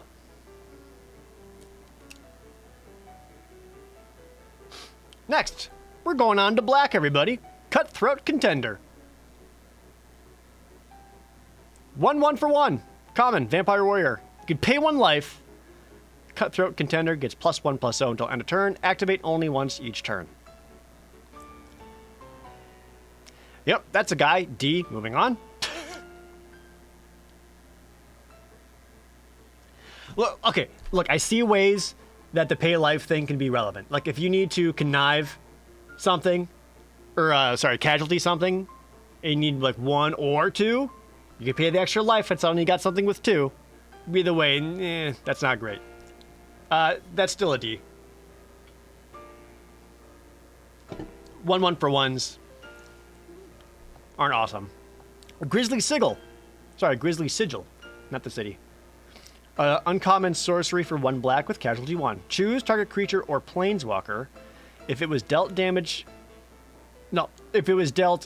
non-combat damage this turn, it deals 3 damage to it and you gain 3 life. Otherwise, it deals 1 damage to it and you gain 1 life. Oh, I see. So if you casualty it, you ping something for 1, gain 1. And then, with the casualty effect, you hit it for 3, gain 3. Or, more importantly, this pops shields and then deals it 3 afterwards. And I think that's the more important part about this card. Being able to pop the shield.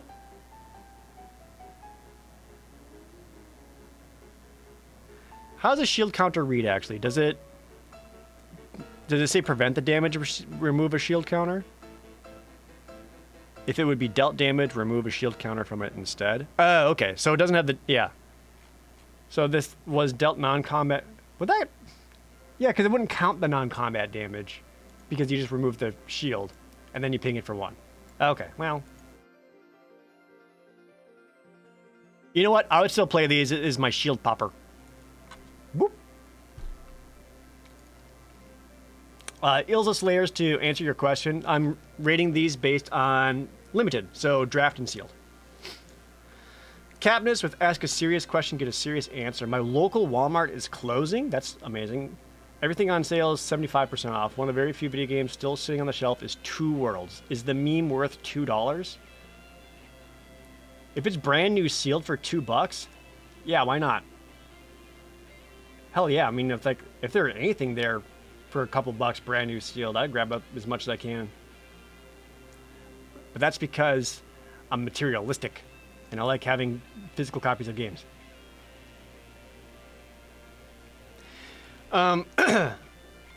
Yeah, so you can either play this card as like a shield popper for 1, or you can read it as a sack one of your own creatures, deal something, 4 damage, you gain 4 life. That seems okay. C+. I think there's going to be enough shield effects. I'll want to play one. It's kind of like a clunkier Bone Splitters. At sorcery speed, though, I think I still would. Oh, wait, hold on. No, this is important. Casualty 1, sack creature. Okay. Ooh. Alright, so you do get to choose a new target for the copy if you casualty it. You could pop 2 bubbles. Okay, that's an important distinction. Nah, I still like it. C+. Next. The Corrupt Court Official, 1 and a black for a 1/1 common human advisor.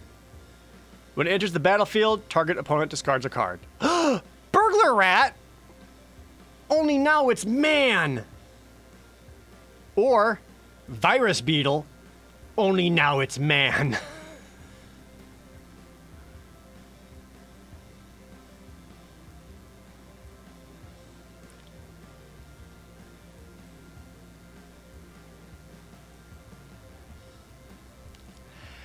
So what, I don't know if it's going to be as good as Virus Beetle, because what made Virus Beetle work so well was that it was also an artifact, so it lent itself pretty easily to artifact synergies.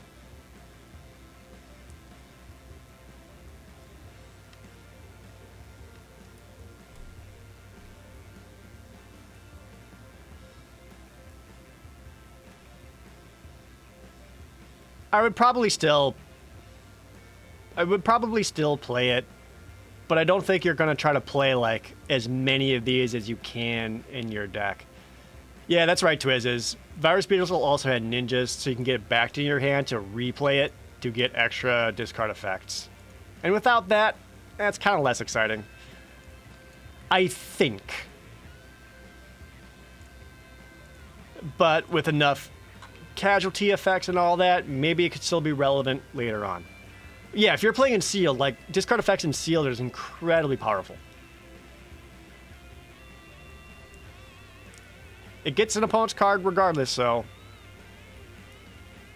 I think it's still a C-. It's not C+ like Virus Beetle, but C- for Corrupt Court Official. I'd be happy playing 1, maybe 2. Next is Crooked Custodian, 1 and a black for an Ogre Rogue at common. 3/2, enters the battlefield tapped.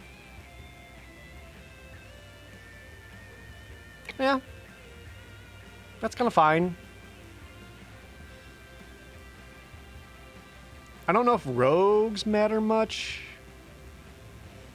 Yeah, that's kind of a D+ card. The reason why it's not higher is because even though like 3/2 for 2 mana is that's like above value, right?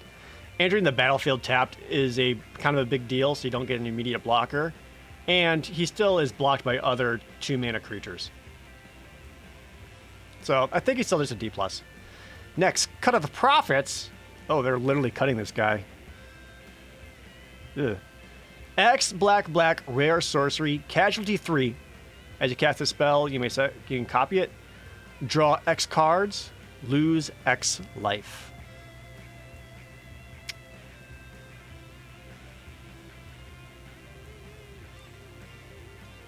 Casualty 3?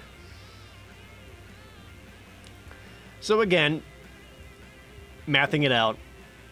If you pay 4 mana, draw 2 cards, lose 2 life. That's usually about... That's an overcosted divination. At 5 mana, draw 3 cards, lose 3 life for 5. Okay, a little bit better. And then if you casualty it, that's a lot of cards for a healthy amount of life, and you lose a 3 mana creature. It is better than the triple blue, that I agree, but that sorcery speed is killing me.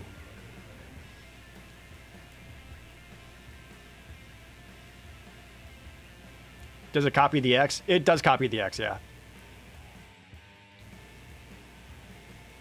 I just don't like that sorcery speed on it.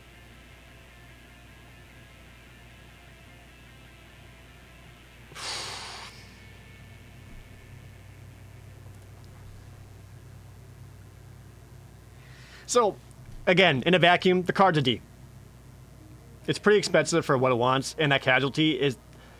Again, if you look at like the casualty cost like you would a vehicle cost, or a vehicle crew cost, like once you get to 3, you're asking for a lot, but more importantly, this kills the creature. It just doesn't tap them down, and that's a lot.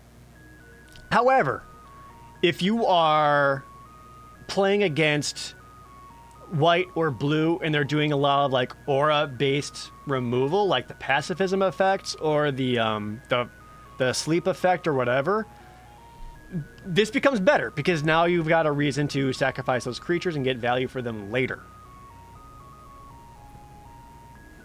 But on its own, I still think it's a D.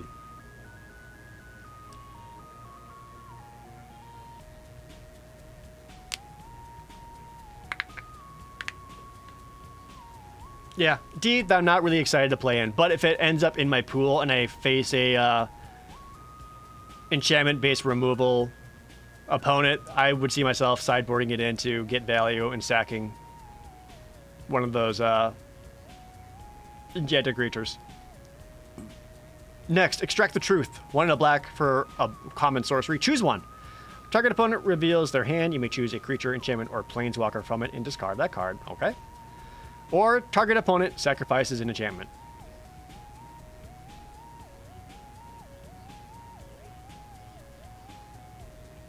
So it's like Duress, but it hits creatures.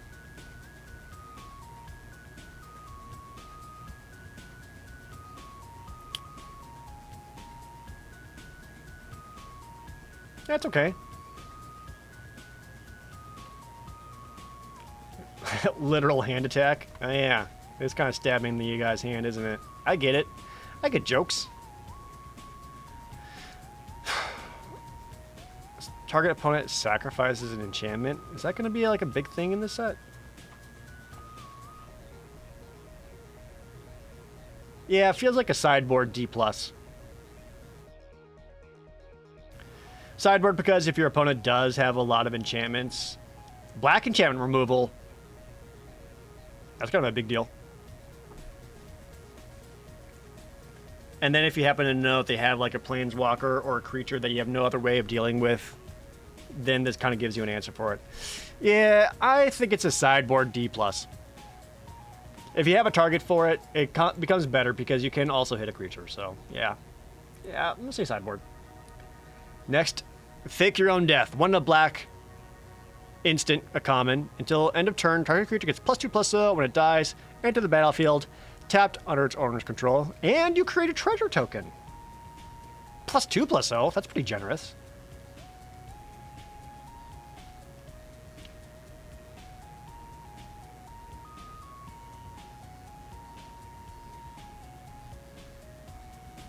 I like that it gives you a treasure token. That makes me like it more than just like the previous ones we've seen where it's like +1/+0 and lifelink. Or even coming with like a +1/+1 counter. Yeah, it's a combat trick with a little bit of upside.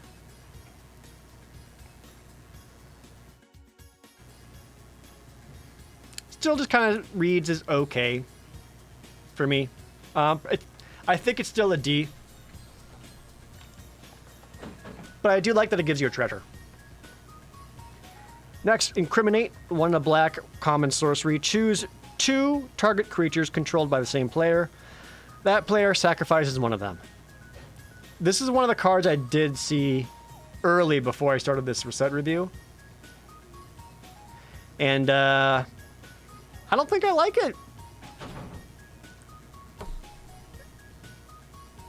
Because all this reads is, if your opponent has 2 or more creatures, they're going to sacrifice the shitty one.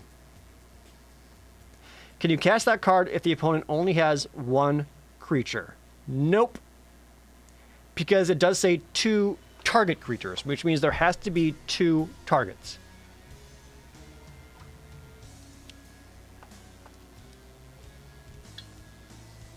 Yeah, it kills their second best creature. Sure.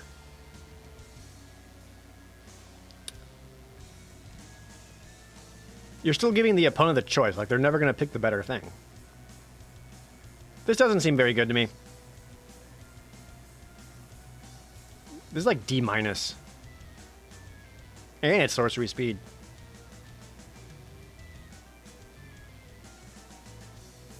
Yeah, don't like it. Don't like it at all. D-. Tavern Swindler! 1 in a black for 2/2 uncommon human rogue. Tap it, pay 3 life, flip a coin. If you win the flip, gain 6 life. God, they've had this card before. This card's dumb. People are gonna play it, but it's dumb. D. Moving on. Tenacious Sexy Underdog. 1 in a black for a rare human warrior. That's a 3/2. Ooh, with our first Blitz card. Where it's 2 black, pay 2 life. So Blitz is another new mechanic. Well, first up, before we get to that, 2 mana, 3/2. Fuck yeah. That's great.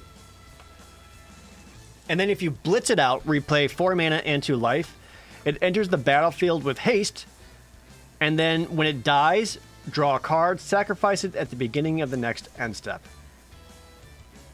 And you may cast Tenacious Underdog from your graveyard using its Blitz ability. This card's sweet. It is a 2 mana 3/2. And then when it dies in the late game, it's basically a perpetual 4 mana, pay 2 life, draw a card. Because it doesn't exile when it dies again, it just goes back to the graveyard. You can keep doing that as many times as you want. Can you also attack back in for 3? And if it still dies, you get to draw a card. End step, draw a card. You can casualty it, draw a card. No, I think this guy's really good. He's not like quite A or anything like that, but I think this is sweet. Probably B+ for Tenacious Underdog. I like what he's about. It's also 3 power for the Casualty 3 spells. How many Casualty 3 spells are there, though? Blitz is not instant speed, no. Because Blitz is still just summoning a creature.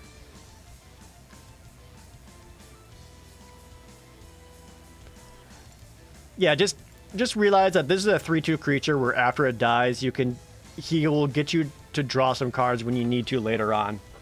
So long as you've got mana and life to spare. And I think that's cool. I like him a lot. B+. Cemetery Tampering. 2 in a black, enchantment, hideaway 5. Okay, it's only 3 mana. At the beginning of your upkeep, you may mill 3 cards. Then if there are 20 or more cards in your graveyard, you may play the exiled card without paying its mana cost. F.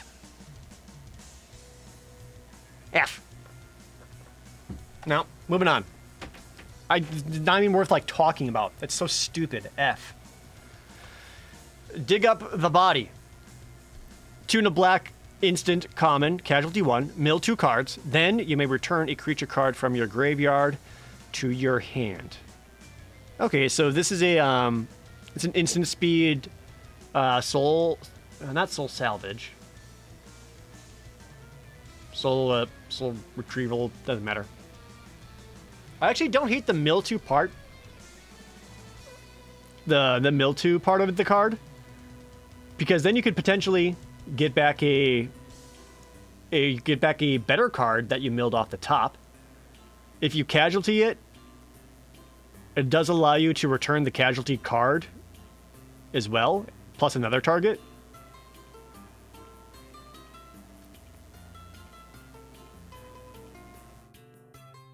Yeah, I don't think I minded as much. I think it's a C for dig up the body. The instant speed makes it pretty cool. I'm into them. C. Maestro's Initiate, 2 and a black for a common human citizen. It's a 3/1. For 4 and a blue or 4 and a red, exile Maestro's Initiate from your graveyard. Draw 2 cards, then discard a card. Neat. That's tight. C+. This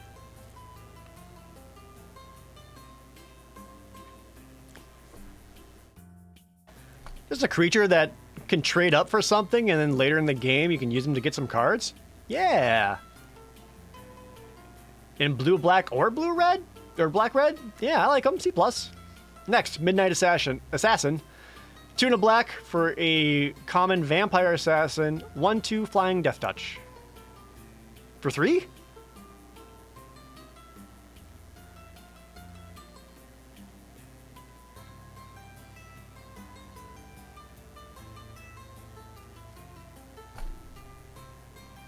Baby Nighthawk.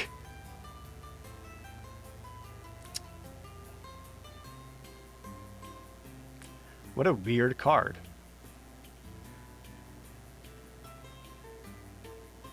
Yeah.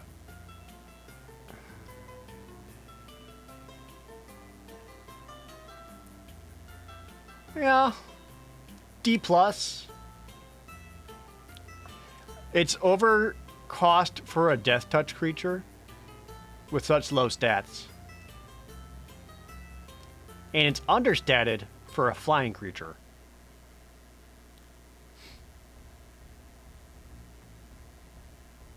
You can bring this in if your opponent's playing a lot of flyers and you need means of dealing with it, but what a weird card. Yeah. Yeah, D for Midnight Assassin. That's a weird card. Next. Aww. Murder.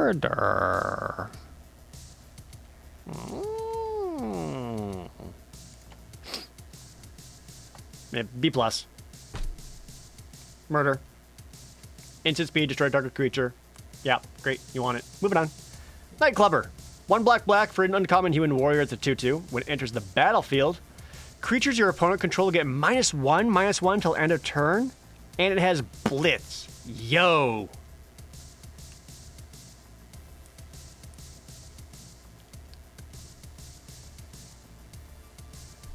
That's huge. -1/-1. There's so many 1 toughness creatures and just fucking 1/1 tokens.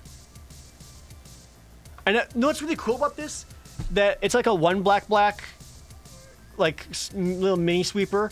But for some reason, if you don't have the second black, you can still blitz it out for 2 and a black. That's really cool. I'm into the Night Clubber. This is like a C+ card. But if you're facing token generating opponent, then it easily becomes like a B.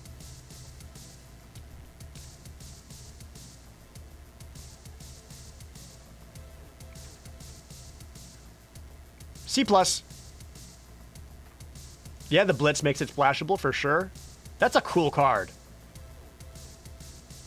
I like that one a lot. C+.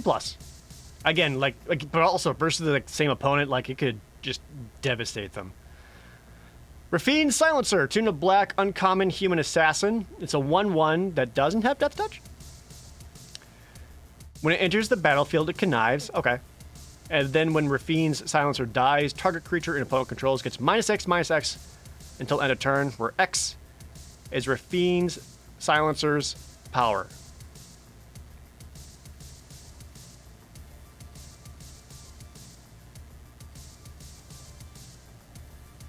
Okay.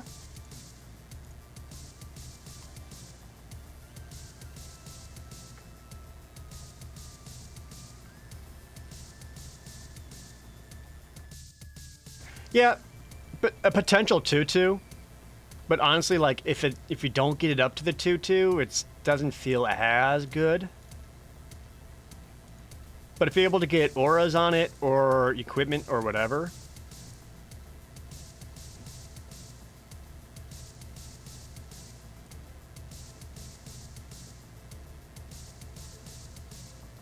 I think I would play this. It still has a loot effect in black. And a 3 mana 2-2 that can like block something and then -2/-2 something else and take that out too. And if you have means of like pumping her up, it gets a little better. Yeah, she's okay. It's either going to be a C- or a C+, nowhere in between. Theoretically, should always be a 2-2. Well, the thing is, like, there will be times where you don't want to discard a non-land card. That's the trouble. Because, or maybe you only have land cards.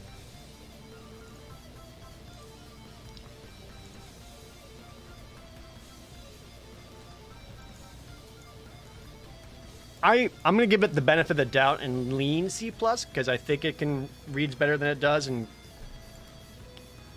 can potentially trade herself out for up to 2 creatures. Either 2 1/1 tokens or -2ing 2 somethings. So I think the possibility for her to see through 2 for 1 is high enough that she is a C+. Next is Rogues Gallery. Oh, this is just the usual suspects. 2 and a black for an uncommon sorcery. For each color, return up to 1 target creature card of that color from your graveyard to your hand. You know? This seems pretty legit.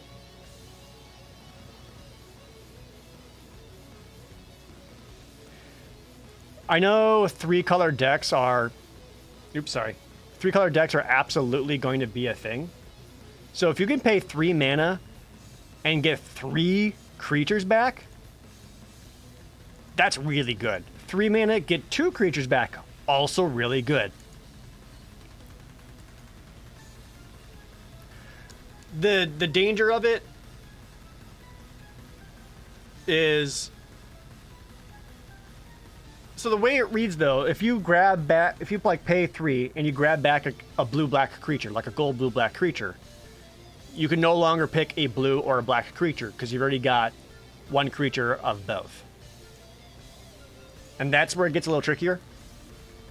But so long as this has at least 2 targets, and yeah, exactly. That's the card I'm thinking of, Ophelia. If you can, like, soul salvage, yes.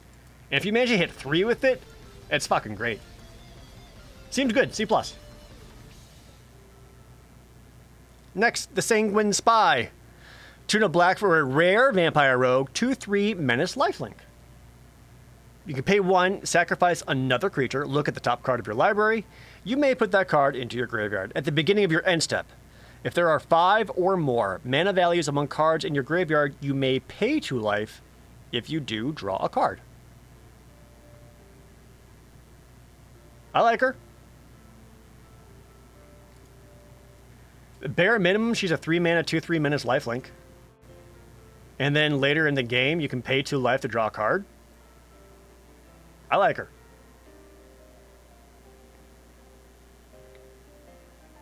B. I like that she has lifelink, so you have an opportunity to gain a little extra life, so you have more to pay for a drawing card with her ability at the end. I like her. This is B. Next, Shakedown Heavy, 2 and a black for a rare Ogre Warrior. It's a 6/4 for 3 mana with Menace. Whenever Shakedown Heavy attacks, defending player may have you draw a card. If they do, untap Shakedown Heavy and remove it from combat. Fuck, so then they have a 6/4 blocker? Dr. Bedlam MD tier 2 resub. Thank you so much. This guy seems tight. Is this an A?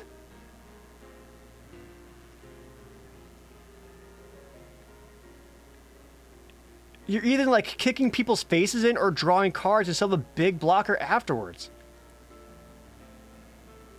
Dude, this card's gonna be...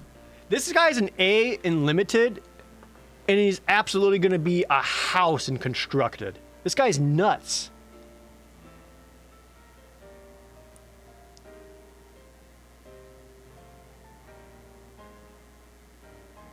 What the... Why would you let, like...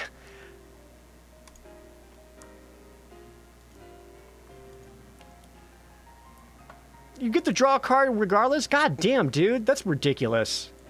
Ridiculous. Shakedown Heavy's amazing. Fuck. Yeah, why the hell does he untap? Yeah, he does not need that.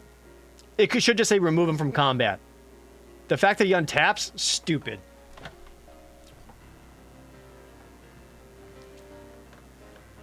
That's stupid. Alright, well, new constructed standard card. Here he comes.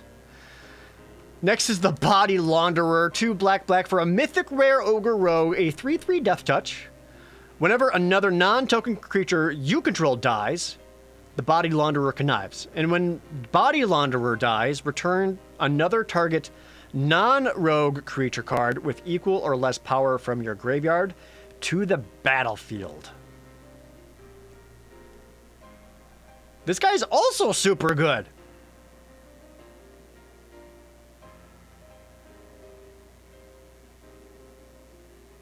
A?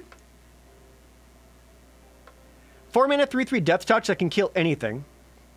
And then when it dies, at the bare minimum, you can get another creature, power 3 or less, back to the battlefield. Connives is the new mechanic, Dark Raven, that is draw a card, discard a card. If the discarded card is a non-land card, he gets a +1/+1 counter.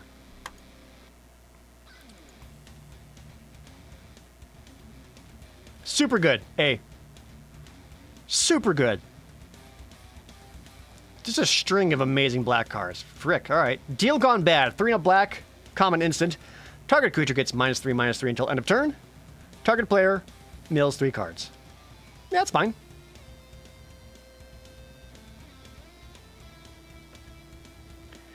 Four mana, -3/-3, I think is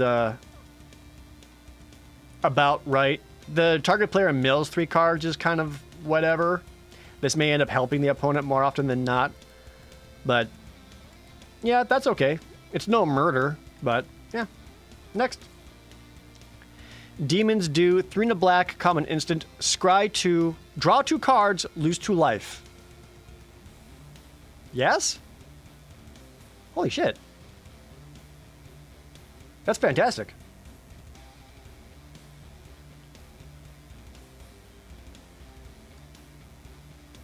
That's super good. For a cost of 2 life and 4 mana in black? B. I absolutely want one of these in my black decks. Possibly more.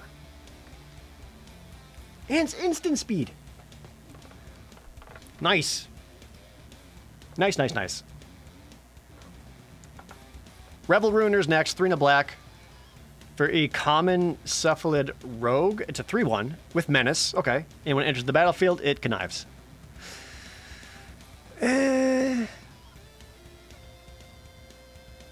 So it could be a 3/1 Menace or a 4/2 Menace at 4 mana. The loot effect's okay. Doesn't seem crazy awesome, though. She's probably still just a D+. That's okay. Next is Whack. 3 in a black. Uncommon sorcery. Cost 3 less if it targets a white creature. Target creature gets -4/-4 until end of turn. Ayy. That's another... This is a C+ card. It doesn't hit the B range because it is sorcery range. So it's a C+ card. But the moment you face white, that's like a B.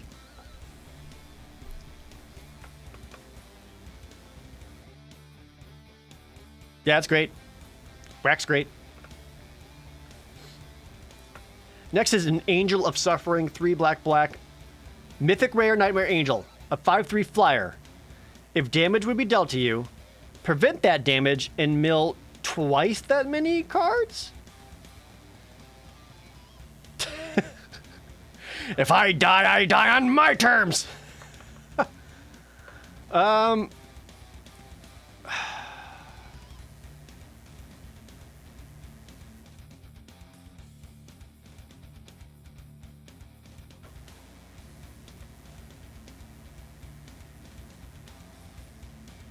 Again, math it out. If you curve out with the Angel of Suffering on the play, you can have the Angel of Suffering come down and you have got 27, 28 cards in your library still. But it does say mill twice, which effectively puts you at 14 life.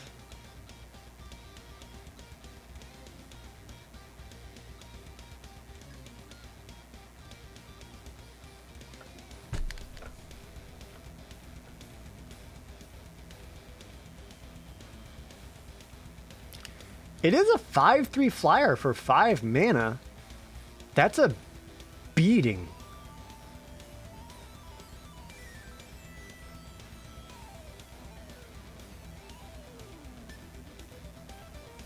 So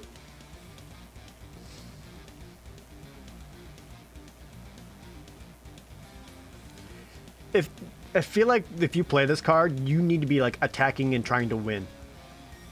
Because this is not a, I play this and then stabilize. Because it can still hurt. You need to start like swinging in for 5 in the air, which is a lot. I think it's probably still a B+. Because that is a lot of power in the air.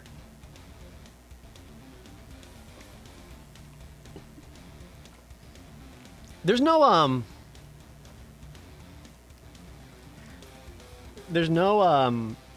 card that's like shuffle your graveyard back into your deck or anything like that, right? Because then this would be busted.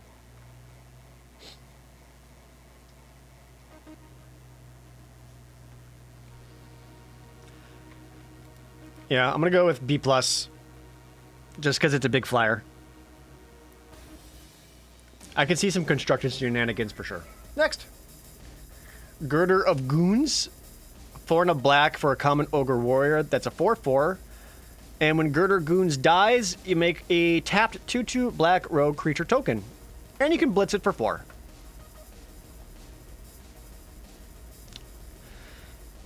Okay.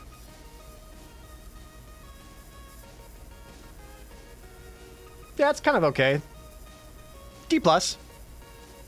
I like that you can, like, when it dies, you get another guy back. You can always blitz him back for hasting in a 4/4 and still getting 2/2 rogues out of it. Yeah, D+. He seems fine. Graveyard Shift, 4 and a black uncommon sorcery. This spell has flash as long as there are 5 or more mana values among cards in your graveyard. Return target creature card from your graveyard to the battlefield. Okay. These kind of reanimation effects we've seen so many times. Instant speed, though, that could be tight. I don't think it'd be that difficult to set up flash for it.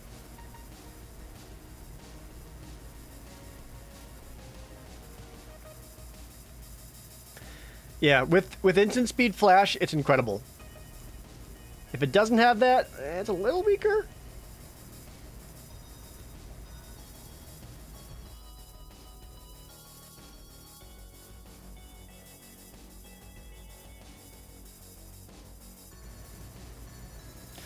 Yeah. Probably goes to like C, C+. Next is Illicit Shipment, 3 black black for an uncommon sorcery with casualty 3. Search your library for a card, put it into your hand, then shuffle. Nah. At 5 mana? Nah. F. Nah. Don't want that. Moving on. Join the Maestros. 4 and a black, common sorcery, casualty 2. Create a 4/3 black ogre warrior creature token. This one I actually kind of like.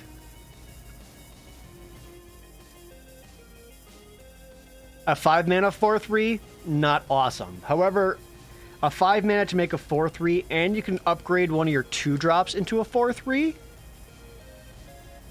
That's not bad.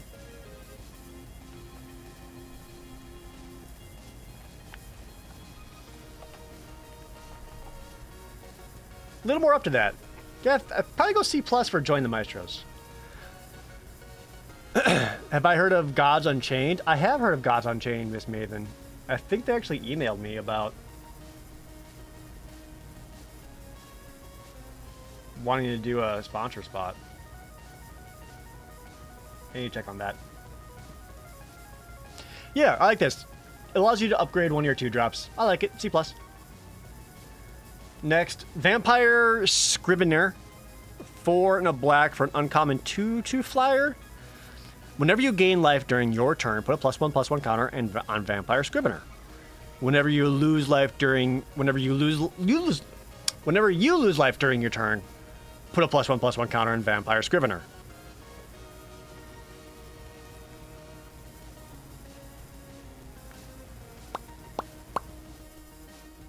At 5?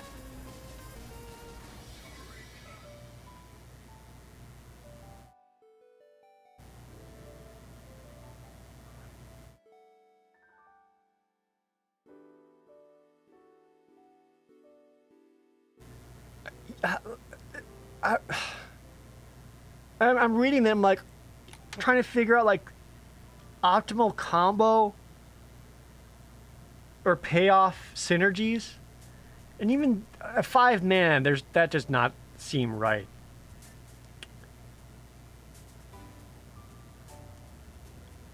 F. It's a meme card.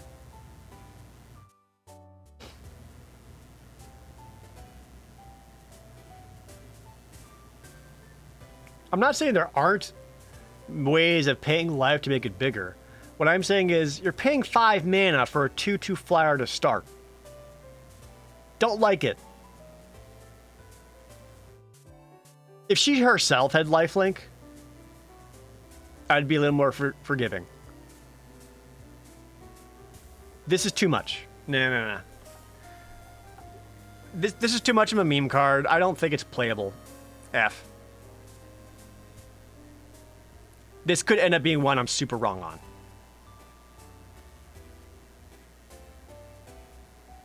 But it does not read well to me. Next is Dusk Mangler. 5 black for an uncommon horror. That's a 5/4. As an additional cost to cast the spell, sacrifice a creature, discard a card, or pay for life.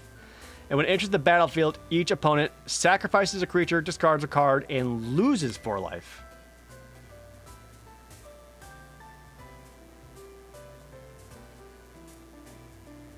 I get it. You only need to do one of those things, but your opponent needs to do all of those things. I don't want to pay 7 mana for that. But if you can reanimate this, or blink it, then you got some shit going on.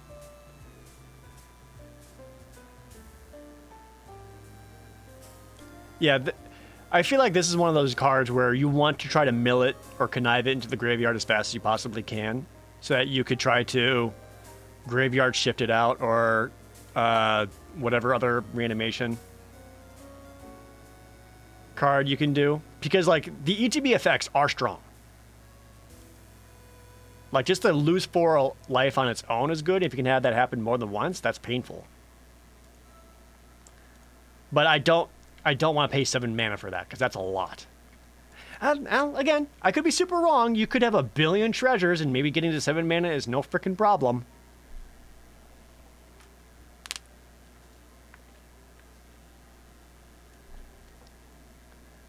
I'll give it a D for now. But I would want to try to, like, reanimate this. Next, I've seen this art online. I love this art. Shadow of Mortality. This is so cool. 13 black rare avatar that's a 7/7. If your life total is less than your starting life total, this spell costs X less to cast, where X is the difference. So basically, if you get down to 7 life, you can pay black for a 7/7.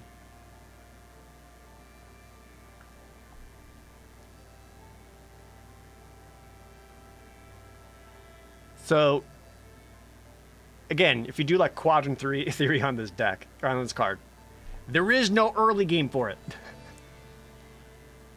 Like, this is like a great end top deck card way later for a 7/7. It's a worse Death Shadow. Yes. But a 7/7 is still nothing to scoff at.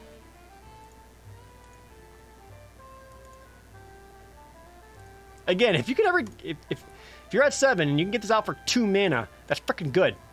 And sometimes you just need like a big dick to swing in there. I like it. I think it's still a B.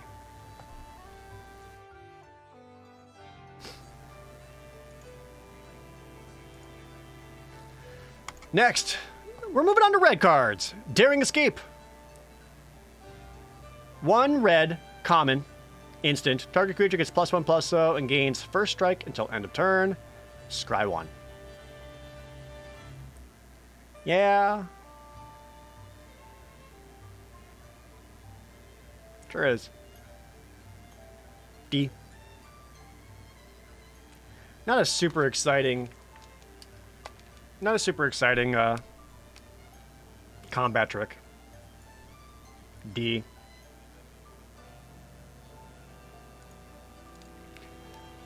Next is the Ghoul Hound, a treasure dog. A 1/1 for 1 with first strike and madness, and you can sacrifice him to add 1 mana of any color. I love him. Oh, I might shove him into my Pioneer deck.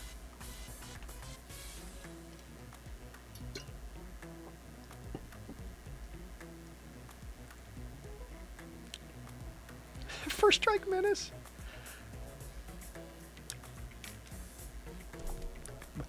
Hell yes, C+. Next, Sticky Fingers. A 1 red common aura.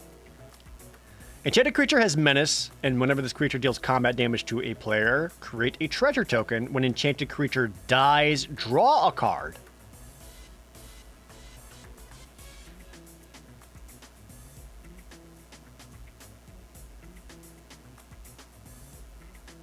That's good? For 1 mana?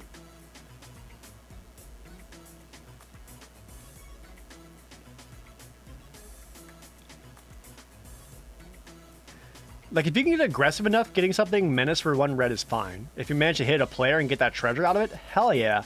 And you still get, like, a draw card afterwards, this seems surprisingly solid.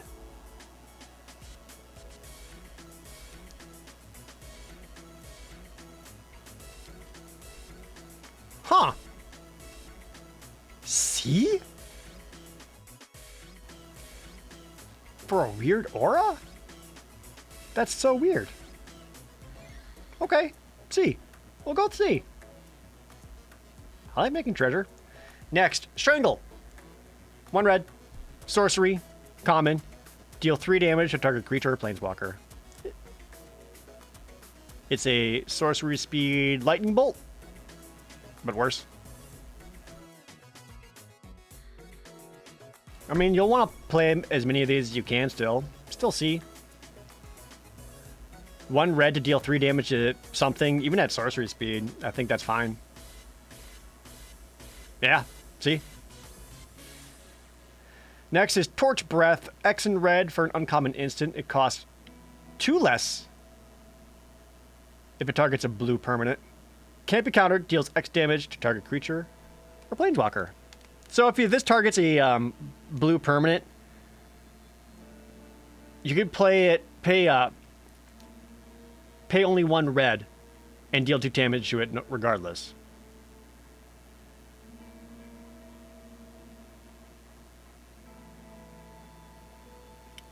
And it does go through reward, yeah. Yeah, that's great. Probably B- for Torch Breath.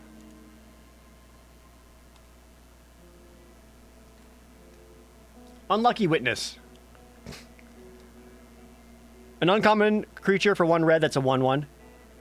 When Unlucky Witness dies, exile the top 2 cards of your library. Until your next end step, you may play one of those cards. So it's a 1/1 with Reckless Impulse attached to it. Okay.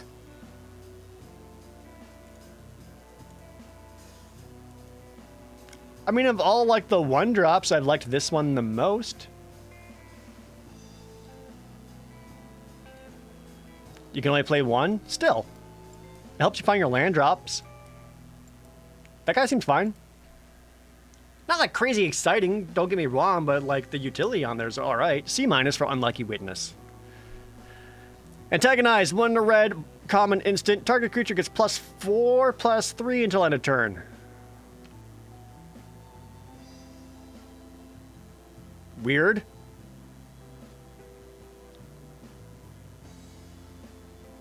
So it's like... not Giant Growth, the 2-mana one, but a little bit more?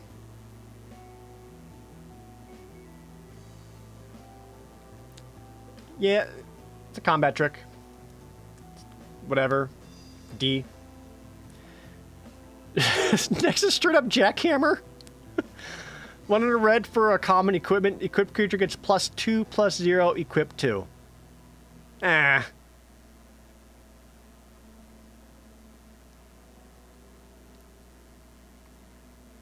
That's pretty unexciting, but cost-wise, I think it's right about where you want it to be. I still wouldn't be all that excited to play it. I think it's a D+. Next, Light 'em Up. 1 red for a common sorcery. Casualty 2. Light 'em Up deals 2 damage to target creature or planeswalker.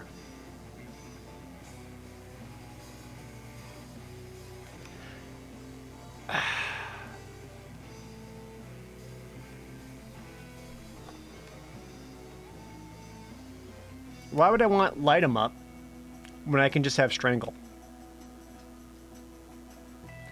If this wasn't sorcery, I would like it a lot.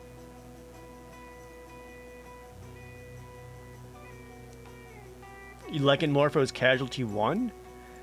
It's not the casualty that bothers me, it's the sorcery speed. Like, at instant speed, Casualty 2, sack something, deal 2 to target creature and planeswalker twice. There are 2 different targets. I would be into that, but at sorcery speed, I don't think I like it. This is a C-. I would much rather have multiple Strangles than my first Light 'em Up. Is Scryfall up to date with all the Capenna cards? Yeah, Mirades. I'm using Scryfall right now to look at these.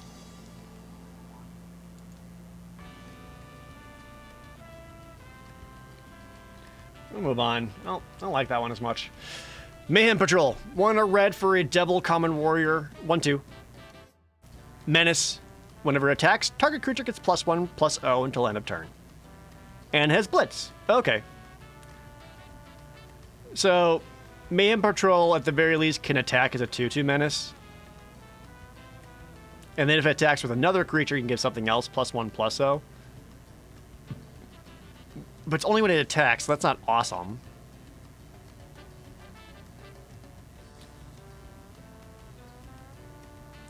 And the Blitz cost is the same as its summon cost.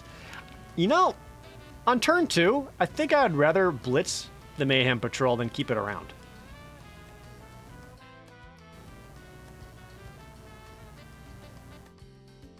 I'm just not super stoked by this for a 2-drop.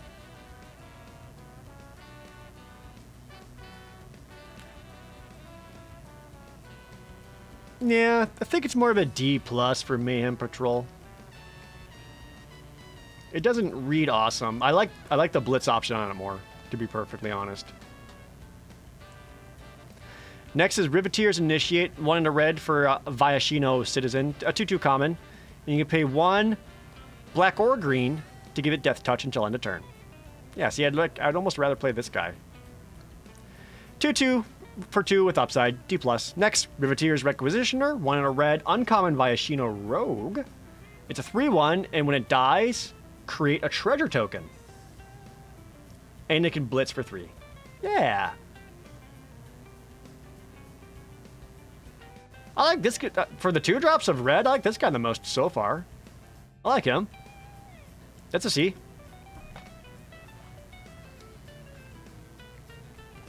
A 3/1 that's going to trade out for something and get you some treasure. And then late game when you don't need it, you can blitz it for a card and treasure. Yeah, I like that. C. Rob the Archives is an uncommon sorcery. 1 in a red for casualty 1. Exile the top 2 cards of your library. You may play those cards until... You may play those cards this turn.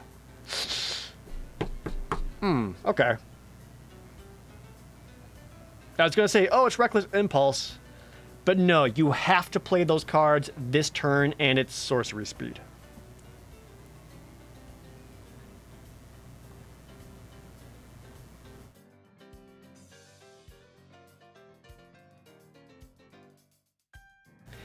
It's not bad, it's just a little bit more difficult to use.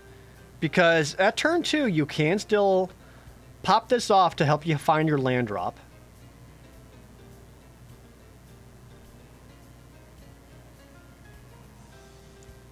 And late in the game, if you got mana to pay 2, maybe casualty to look at the top 4 to play something, that's not bad either. I don't like it as much as Reckless Impulse because you do have to use it this turn.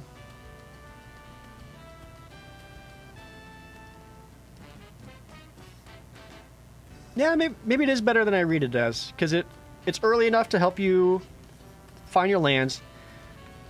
And in the late game, especially with casualty, you'll probably be able to find something to play, right? As long as you got the mana for it. I'm not stoked about it. It's probably still just like a C-.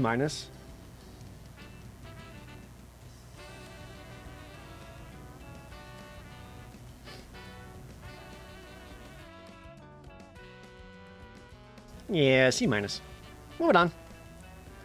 Call in a professional. 2 in a red for an uncommon instant. Players cannot gain life this turn. Damage cannot be prevented this turn. Call in a professional. Deals 3 damage to any target. 3 mana deal 3 is a little bit more expensive. Ooh, interesting. So it's got a little parentheses in there that says shield counters do not prevent this damage as they're removed. So this actually gets through shield counters.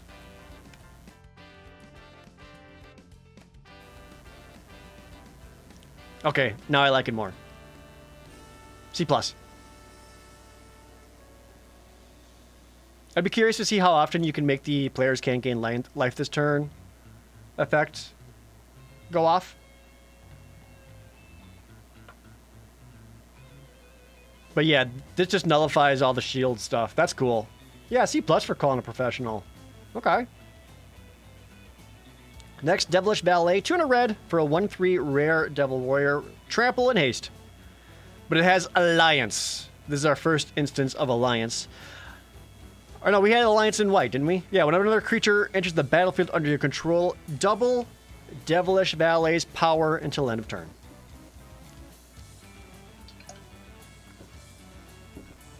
So, if you get 1 creature down, you got yourself a 2/3 Trampler.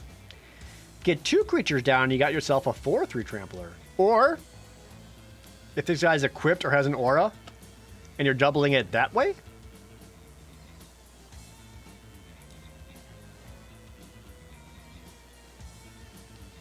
seems like a solid B in your creature heavy decks, but I think this is also a guy that wants equipment.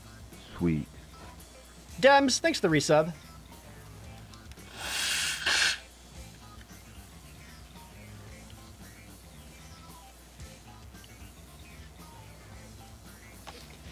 Give him the jackhammer. There's got to be better equipment than just the jackhammer, but that's an option, yeah. A Boros combo card. Yeah, he's definitely one of your aggro cards you want to slap in with. Yeah, B for Devilish Ballet. Exhibition Magician, 2 and a red for a common human wizard. That's a 2/1, and when it enters the battlefield, you can either create a 1/1 green and white citizen creature token, or make a treasure token. Neat. I like that.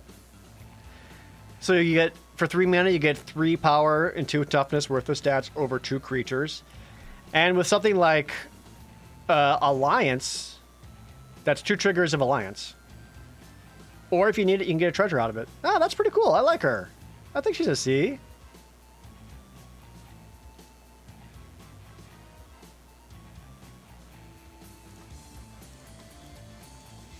Yeah, easy C.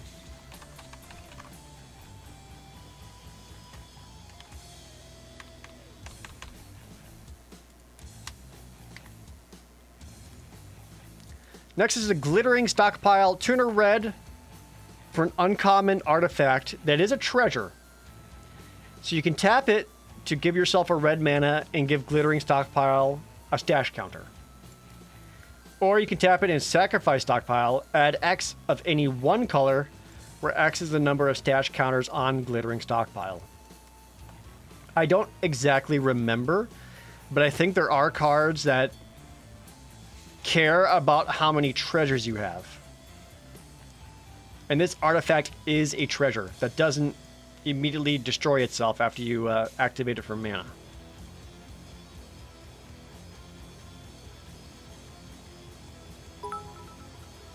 Oh, Mick B, thanks for the 200 bits. Just put an offer in on a house. Ooh, good luck. Turn 3 extra mana. See, what's weird is that like a 3 mana rock is pretty common. But this isn't like a full-on mana rock. This is like a 3 mana red rock.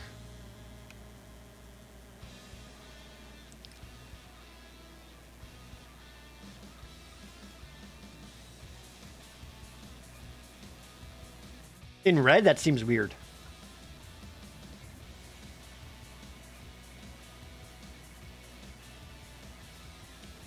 I want to give it a D+ because I feel like it doesn't fit in red.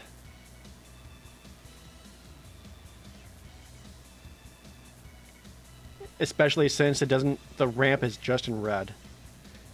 So it doesn't really fix itself. It's a ramp card, not a fixer.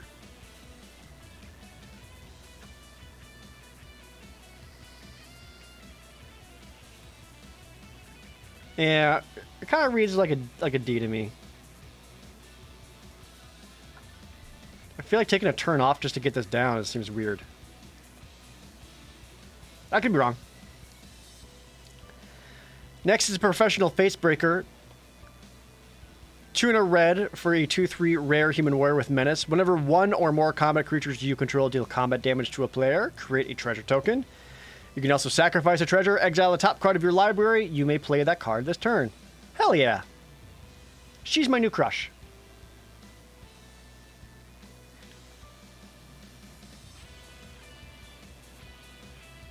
I like her. 2/3 menace. Sometimes you get treasures. You can use those treasures for mana or looking for more cards. I like her. B. Pyre Sledge Arsonist. 2 and a red for uncommon. 2/2 Viashino Shaman. You can pay 1, tap the Pyre Sledge Arsonist, and deal X damage to any target where X is the number of permanents you've sacrificed this turn. That's scary. I know red-black has a bit of a sacrifice theme to it. I think this is going to be more of a constructed card.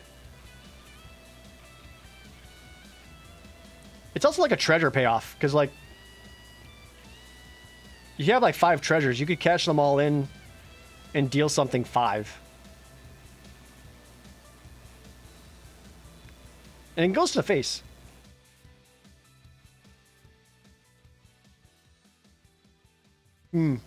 I got a feeling this is going to play out like pretty sweet, right?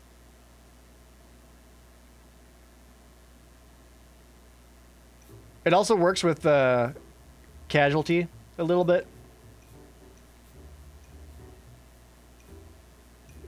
I kind of want to give Pyre Sledge Arsonist a build around B. Not really looking to throw this into like any deck that can use red. But decks that have treasures or means of sacrifice looks awesome. I think it's a build around B. Next is Widespread Thieving. 2 in a red for a rare enchantment. Oh, geez. Hideaway 5. Whenever you cast a multicolored spell, create a treasure token. Then you may pay one of each color. If you do, you may play the exiled card without paying its mana cost. Of all the hideaway enchantments we have seen, this is the most playable one.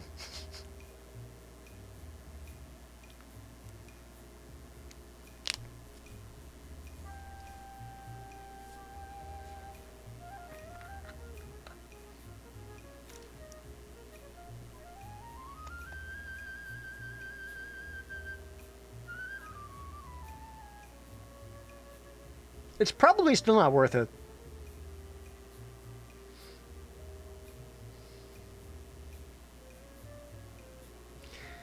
And you don't even necessarily need 5 treasures to activate it, because you're still going to have lands. You can pay the lands to do that.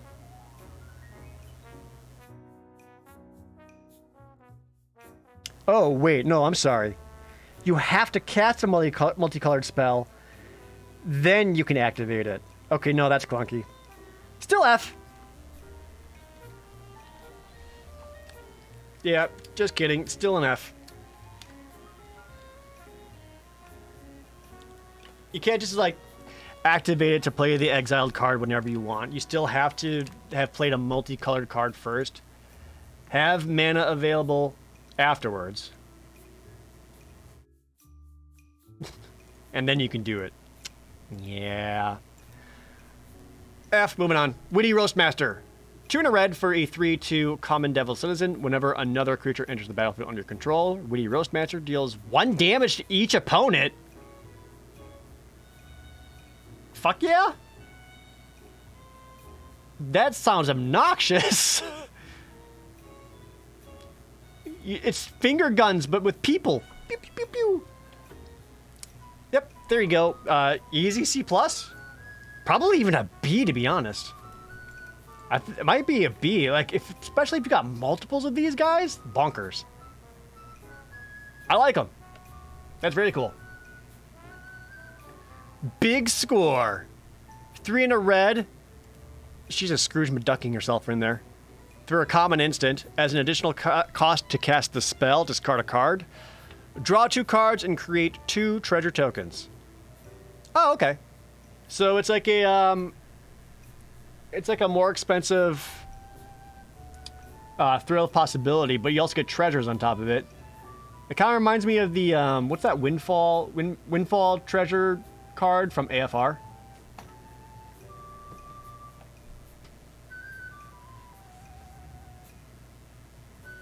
Yeah, there's a lot of Unexpected Windfall. That's it. Thank you. There's been a surprising amount of synergies with Unexpected Windfall. Yeah, I actually don't hate this a whole lot because the 2 treasures afterwards is very relevant because you might be able to still cast stuff afterwards. Wasn't there an Ixalan card that did this? Treasure didn't exist in Ixalan, did it?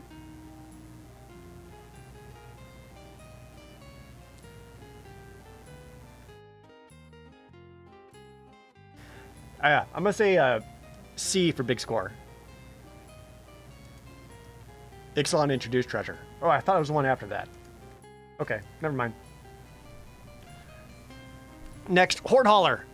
3 in a red for a rare artifact. It's a 5/5 trampler. Whenever it deals combat damage to a player, create a treasure token for each artifact they control. Crew 3.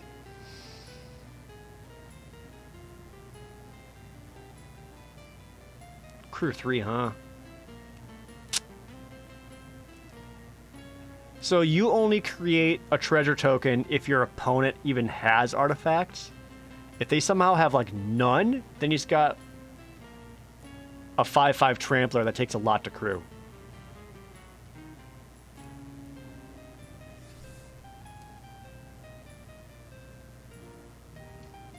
I mean, a 5/5 trample is like that's big. The crew 3 is rough though.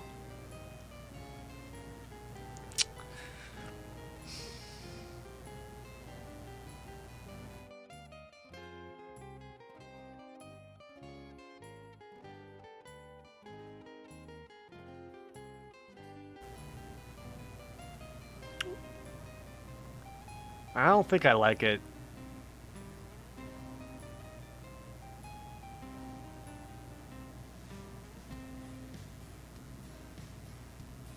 I feel like the crew 3 is just too much. And again, like, you get treasure if your opponent has artifacts, and if they have treasures, they could just use up all of their treasure so that you don't get any.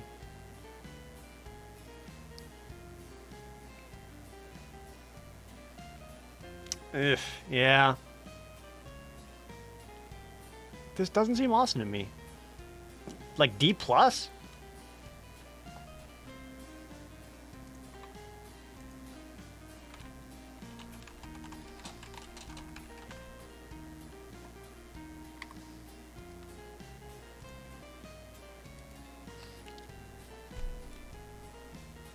Right? I don't think it's that awesome. I'm not feeling it. If I'm wrong, you guys let me know.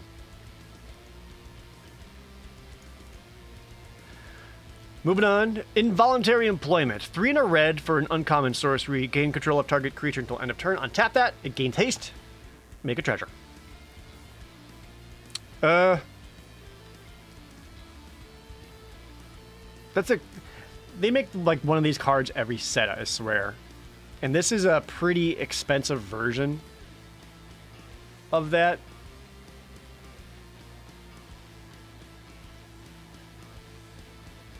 And like the one treasure on top of it doesn't seem awesome.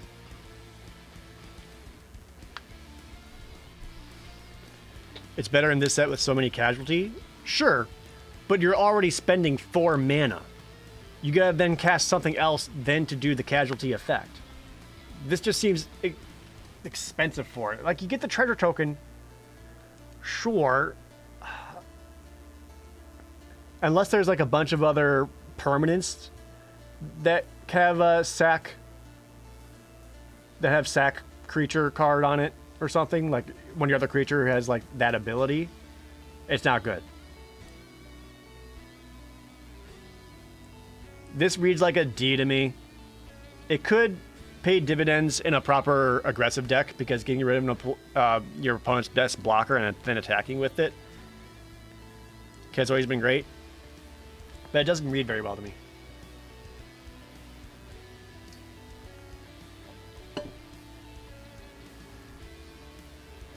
Next, Jaxis the Troublemaker. I'm just kidding. She's my new crush. She reminds me of what's her face from King of Fighters. 3 and a red, rare, legendary human warrior rare, 2/3. She has, for 1 red, tap, discard a card. Create a token that's a copy of another target you control. It gains haste, and when this creature dies, draw a card. Sacrifice it at the beginning of the next end step. Activate only as a sorcery, and she has Blitz. So she can Blitz. Basically make Blitz versions of your other creatures. That's hilarious.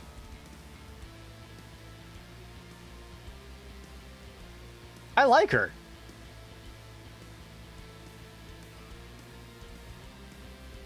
Basically, you can draw up a land, make a copy of something, send him in, who gives a shit. As soon as he dies, you get to draw a card anyway. Yeah, she could also Blitz herself in and activate her ability after that. That's cool. I like her a lot. If you got like powerful ETB effects with her, ooh yeah, Jaxis, the Troublemaker, I see no trouble here. B+. She's neat. She's like a Kiki-Jiki kind of effect. That's cool. Next is Plasma Jockey. 3 and a red for a Bayashino Common Warrior with a 3/1. And when he attacks, target creature and opponent controls can't block this turn. But it can also blitz out for 2 and a red. Okay. This is another one of those. I think I like the blitz effect more than the creature itself. Because like a 3-mana 3/1 haste that dies and draws you a card, but removes a blocker from the opponent. That seems like a better aggro card to me. Yeah, this is like a C-, and I think it's because you want to blitz it. Next, Sizzling Soloist, 3 in a red for an uncommon human citizen. That's a 3/2 with Alliance. Whenever another creature enters the battlefield under your control, target creature an opponent controls can't block this turn. If this is the second time, that creature attacks during its next controller combat phase if able. Interesting.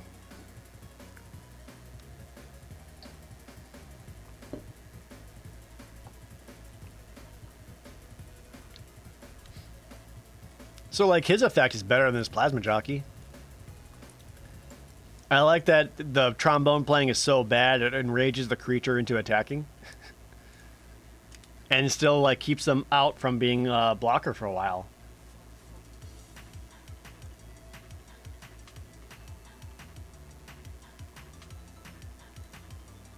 I like him. C+.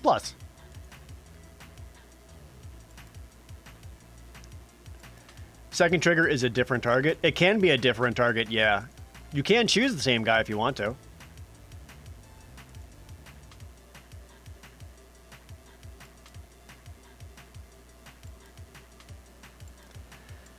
Next, Pugnacious Pugilist. 3 red for an uncommon 4/4 Ogre Warrior. And then whenever the Pugnacious Pugilist attacks, create an attacking 1/1 red devil creature token with when this creature dies. Deal 1 damage to any target. Blitz 4.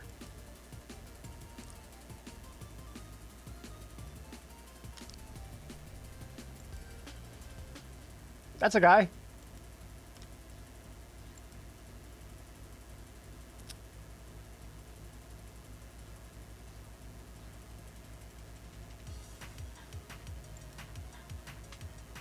Yeah, it's kind of a guy.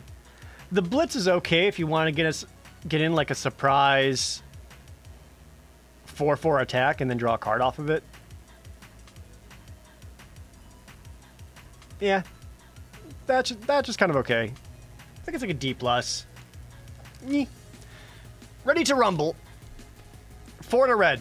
Sorcery. Choose one. Deal 5 damage to target creature or planeswalker, or destroy target artifact.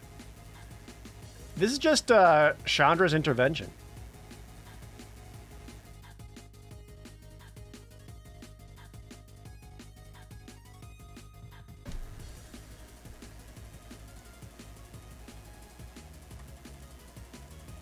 Yeah, those were always okay.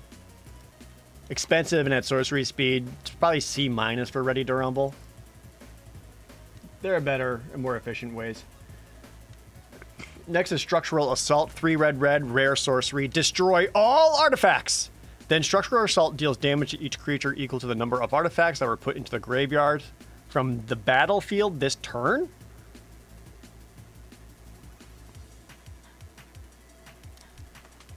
Sorry, so you destroy all artifacts, and then you deal damage to each creature? So it's like a weird red board wipe, kinda?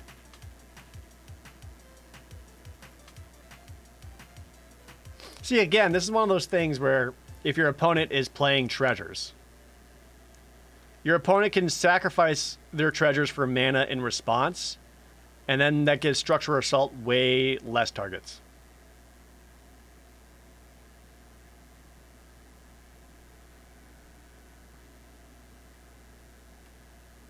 Nah, that's a weird card. This is like a sideboard card.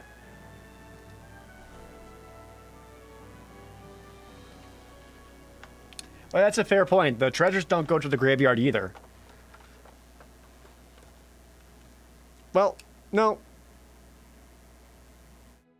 Put to the graveyard. No, no, they're destroyed. They go to the graveyard. They just don't have a card. So they just don't exist in the graveyard. It's still a sideboard card. This is like a sideboard wipe artifacts kind of card. But it's not really a card you want to That's weird. What a weird board wipe. Plus, it's all artifacts, so you can blow up your own. And then look at your opponent in the eye and say, if I go down, I'm taking you with me.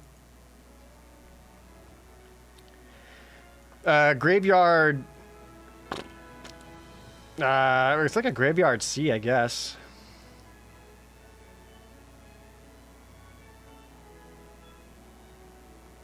Oh, you know what? I'm sorry. Let me read this again. So it says deal number of artifacts that were put into the graveyards from battlefield this turn. Not done by structural assault. So if your opponent does have treasures, them responding with treasure sacking still punishes them. Like, sort of. It hits creatures for more. It's still weird and clunky. I don't like it. Sideboard C, I guess. I'm not into it. I'm going to move on. Brask, Heretic Praetor, 3 red, mythic rare, legendary Phyrexian Praetor. It's a 4/4 with haste. At the beginning of your upkeep, exile the top card of your library. You may play it this turn. Okay. At the beginning of each opponent's upkeep, the next time they would draw a card this turn, they instead exile the top card of their library. They may play it this turn. This is a cool card. So the way this reads is that you have a 5 mana 4/4 haste. Sure. Every turn you get to draw a card and exile the top card of your library, so you kind of draw 2 a turn. And for your opponent, this turns their draw step into exiling the card. So 1, you get to see what the exiled card is. 2, if your opponent doesn't or can't cast that card, then it goes away forever. So kind of like, it's still a little bit more punishing to your opponent.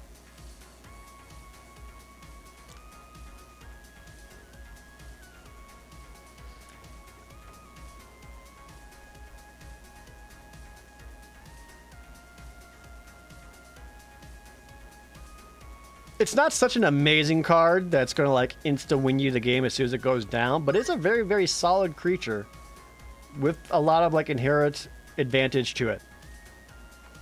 I think it's a B+. Proxy Moron, thanks for the resub. Excuse me.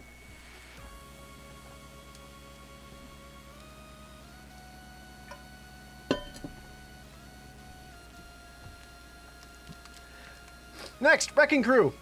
400 red for 4/5 reach trample. That's a 4/5. Okay, D. Next, Arcane Bombardment. 4 red for a mythic enchantment. Whenever you cast your first instant or sorcery spell each turn, exile an instant or sorcery card at random from your graveyard. Then copy each card exiled with Arcane Bombardment. You may cast any number of the copies without paying their mana costs.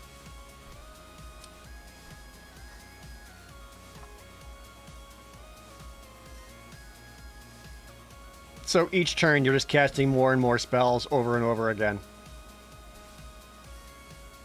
It's funny.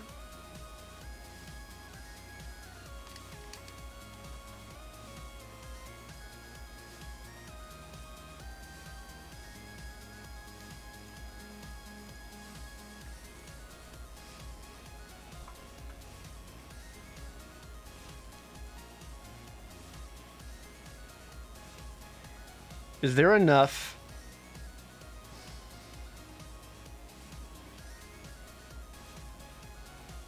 Is a format slow enough that this can pop off? Is the main question here.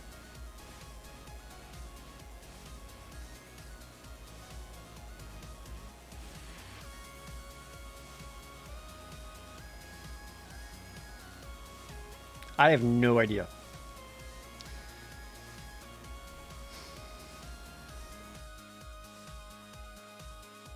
So you want to be a spells heavy deck to make sure that you can even trigger this each turn to really get the benefits from it. And when I kind of look at this, I see 6 mana. My thought is like, ooh, damn, you need 6 mana to get this down. But as we've seen, there's plenty of treasure generation that you could get it down before that, and it may not be so bad.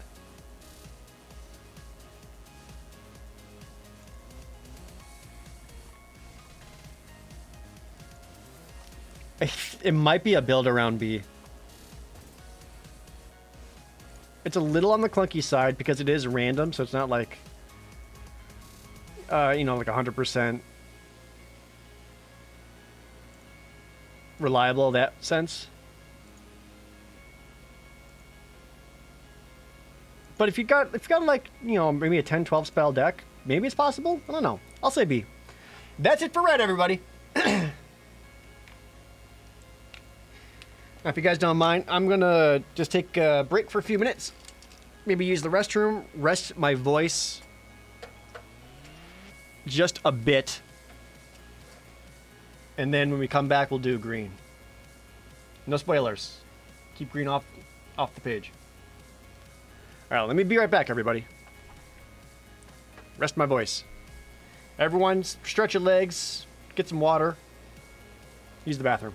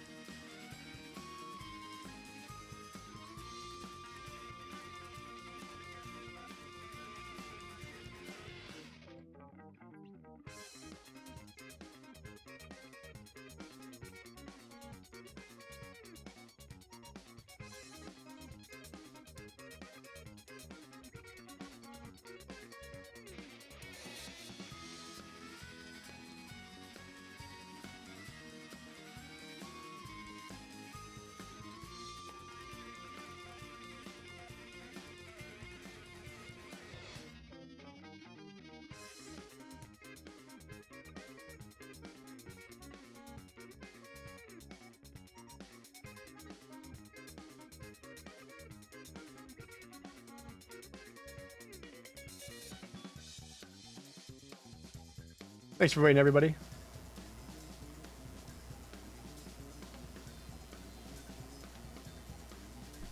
All right, ready for green? And by ready for green, I mean you're ready for a booster pack opening? chat, in case you don't know, you can, in the chat, earn gold pieces and redeem those gold pieces for different rewards, such as opening up a booster pack of your choosing. We got one from, was it Ilium? Who wants to see anime boobies. You got it.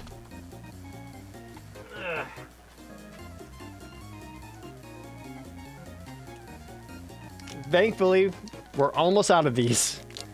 There we go. Anime boobies. Y'all ready? It was on the list. I was curious. Yeah, sure. I also just read it for the articles. Again, I didn't buy these. They were sent to me. I don't know what I'm looking at. All right, here's your first anime boob. And then there's another one.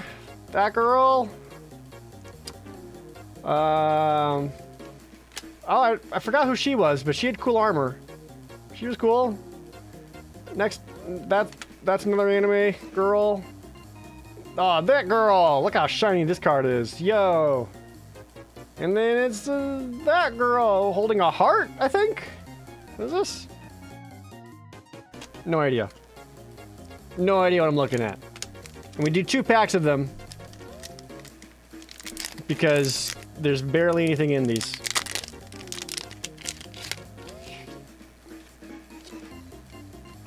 Is that... I can't tell for sure. Is that Haruhi? No idea. Oh, it's Parasol Girl again. Okay. That kind of demon succubus booby girl, maybe. That's Haruhi. That one's definitely Haruhi. That one I recognize. Then we got... Third Haruhi? I don't know. They all look the same. Super shiny. And finally, that girl. I don't fucking know, man. I hope you're happy. There you go. Look at all the anime waifus you got.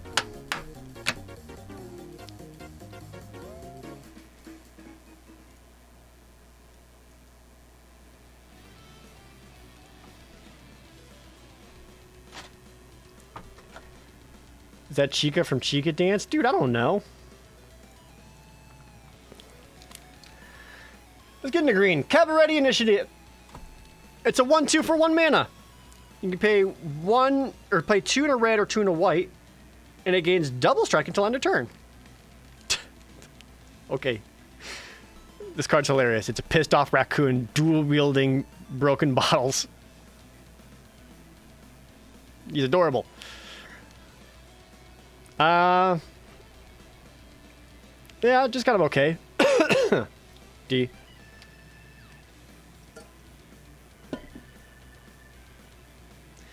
Next, he is a citizen for the record, though. That's relevant. Next, for the family. Green for a common instant. Target creature gets +2/+2 until end of turn. Sure. If you control 4 or more creatures, it gets +4/+4 until end of turn instead. Yeah, they've had this this growth effect before.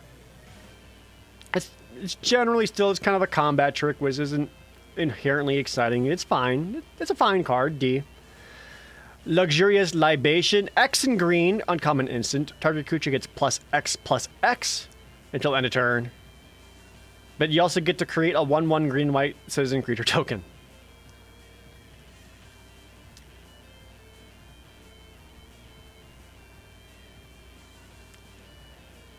So for 3 mana, target creature gets +2/+2, and you get a 1/1. I still don't think I like that very much.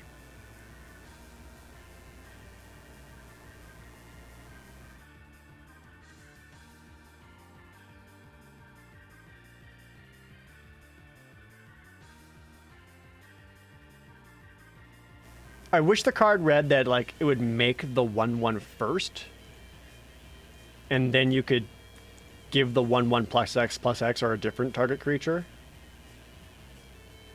Because that'd be neat.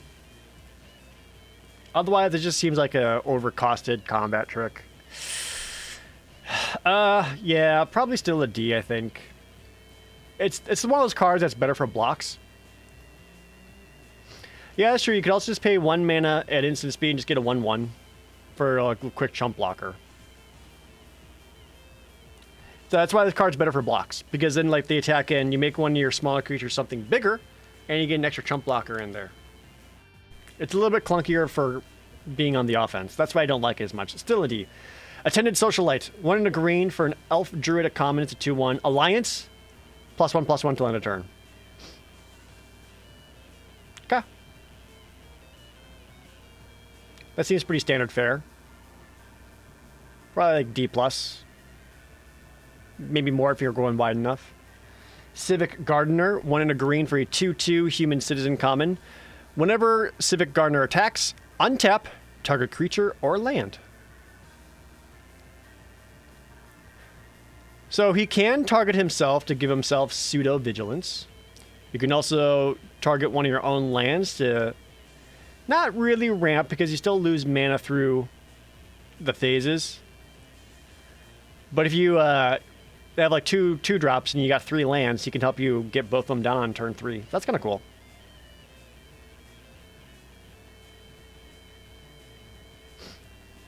One of the better 2 drops. Bear with upside, so like C-. Courier's Briefcase. 1 in a green for an uncommon green artifact that's also a treasure. It enters the battlefield with a 1/1 green and white citizen creature token. You can sacrifice the briefcase to add 1 mana of any color, it's like a treasure. Or, for Wooburg, sacrifice it, draw 3 cards. Okay, so this isn't equipment, so you don't need to equip it to anyone. You're basically paying 2 mana for a treasure and a 1/1. That's fine. And then in the late game, if you got the treasures and the mana for it, you can draw 3 cards off of it. That's actually pretty cool. That seems solid to me. I enjoy it. C. Gala Greeters. Next, 1 in a green for a rare elf druid that's a 1/1 with Alliance, but it has options. When another creature enters the battlefield under your control, choose one that hasn't been chosen this turn. Put a +1/+1 counter on Gala Greeters. Create a tapped treasure token, or gain 2 life.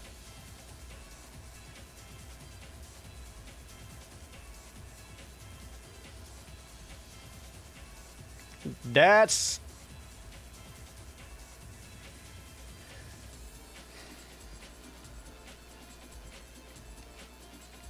It's another one of those cards where if you get it down on turn 2, it's amazing. If you don't get it down on turn 2, and if you don't get it down to like turn 8 or 9, then you got yourself a expensive 1/1.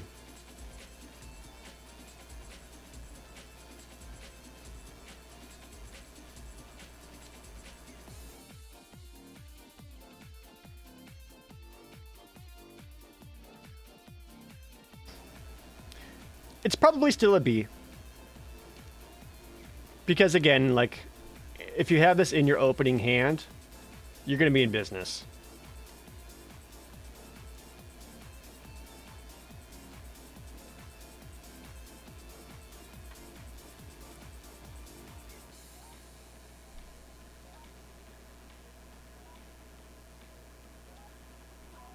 Yeah, I'm going to stick with B, though. Prize fight, 1 in a green, black instant, or common instant, sorry. Target creature you control fights target creature you don't control. Make a treasure token. It's another awesome artwork. Yeah, pretty common. It is a 2 mana fight, not a 2 mana bite, which is important. But it is instant speed, which is great. And you get a treasure token out of it.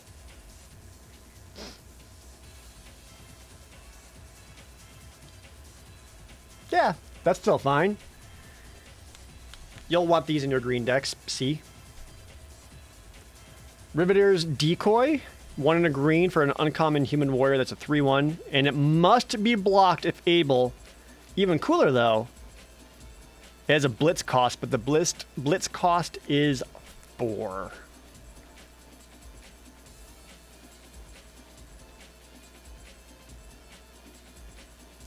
It's another one of those cards where I think the blitz cost is better.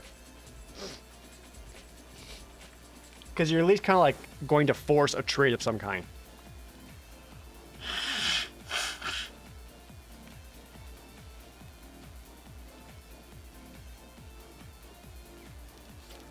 Which, you know, you're likely going to be taking out one of their 1/1 tokens.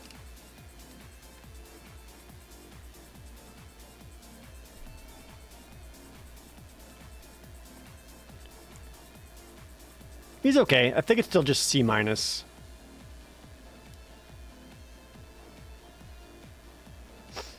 Just because the likelihood... You're paying 4 mana, and you're likely only going to be taking out like one of their 1 or 2 mana card creatures. You do get a card out of it with the Blitz, and I don't like it as a 2 mana 3/1 that must be blocked if able. Well, yeah, it's got 1 toughness. It's going to get blocked. So, I think it's a C- for Riveteer's Decoy.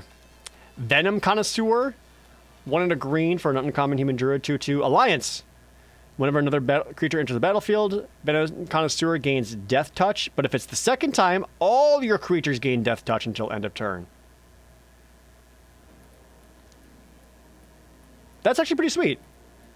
Like, if you go super wide and you give all your little babies Death Touch, that's amazing. This might be a B.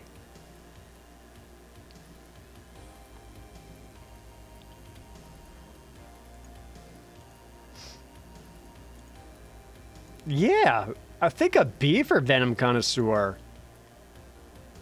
If you're going wide enough and you're getting hits in there, hell yeah. Bouncer's Beatdown, 2 and a green. Uncommon. Instant speed. Oh, it's the spell costs 2 less if it casts a black permanent. So it deals X damage to target creature or planeswalker, where X is the greatest power among creatures you control. If that creature or planeswalker would die this turn, exile it instead. Interesting. So it's not exactly a bite effect because you don't need to target one of your own creatures. If your opponent tries to kill your biggest thing in response, you're still going to deal some damage to it based on your next most powerful creature. And you exile it. That's solid. I like that. C+. Especially if it hits a black permanent for only 1 mana, then it's great. Yeah, C+. Next, Broken Wings. Sideboard card. Sideboard C. And that's all it is. That's all it ever will be.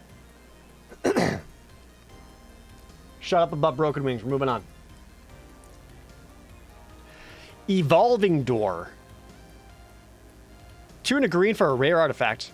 Pay 1, tap it, sacrifice a creature. Count the colors of the sacrificed creature. Then search your library for a creature card that's exactly that many colors plus 1. Exile that card, then shuffle. You may cast the exiled card, activate only as a sorcery. So it's like a... What's it called? The birthing pod? Kinda. But on the colors.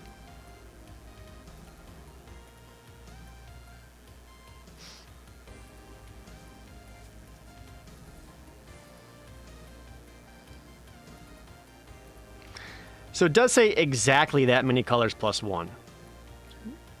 Which means you have to find a 2-color creature or a 3-color creature.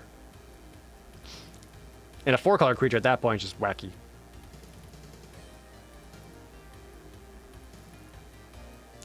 So it does say you may cast the exiled card. It doesn't say till end of turn. Just you may cast it. So in a deck that is generating tokens, it's absolutely possible. A green-white human citizen, you cash it in, find one of your 3 mana creatures. If you got the blue fish, you can find a 2 mana or 2-color creature.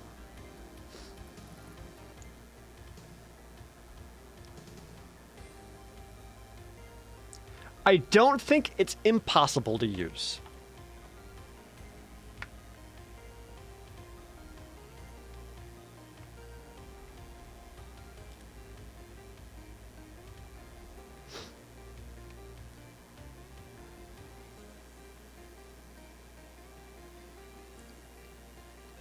It does say you exile that card, then shuffle. Not you may cast that for as long as it's exiled. So you kind of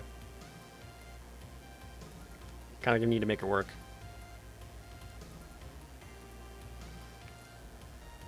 Still, I'm not convinced it's garbage. Like, if you're green, you're probably going to have token generation already.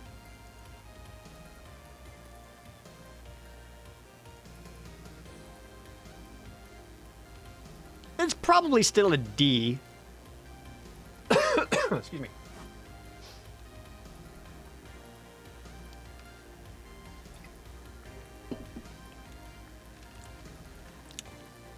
I like it more than any of those hideaway cards. Speaking of, fight rigging. Tuna green. Rare enchantment, hideaway 5. At the beginning of combat on your turn, put a +1/+1 counter on target creature you control. Then, if you control a creature with power 7 or greater, you may play the exiled card without paying its mana cost. Oh! You can actually play this card! Okay, yeah.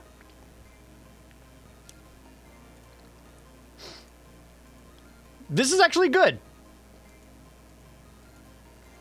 Because as long as you got a creature out on your turn, you're getting another +1/+1 counter on it for only 3 mana. That reminds me a lot of the there's a recent set that had a very similar card.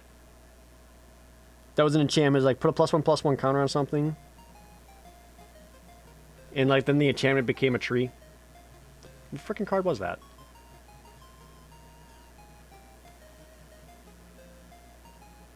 It was in Crimson no, Midnight Hunt.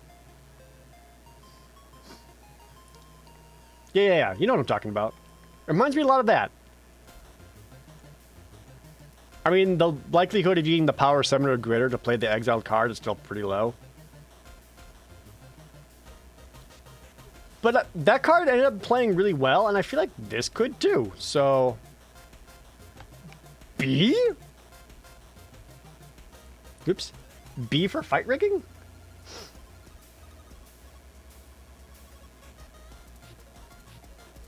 That is shocking. Next, High Rise Sawjack, tuna green for a 2/3 common elf citizen with reach.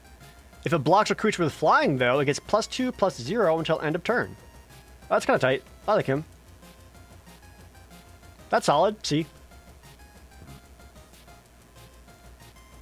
Maybe not that high.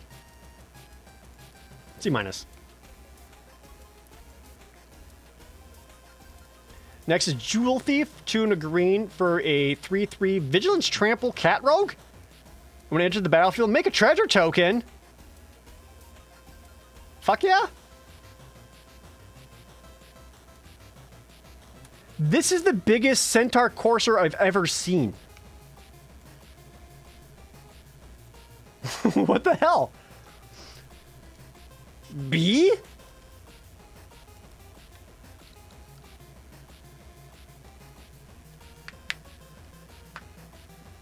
Jesus.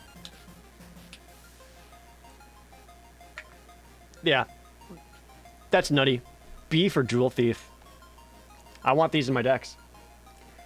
Next, Most Wanted. Tuna green for an aura with flash. Enchanted creature gets +2/+1, and when the enchanted creature dies, create 2 treasure tokens.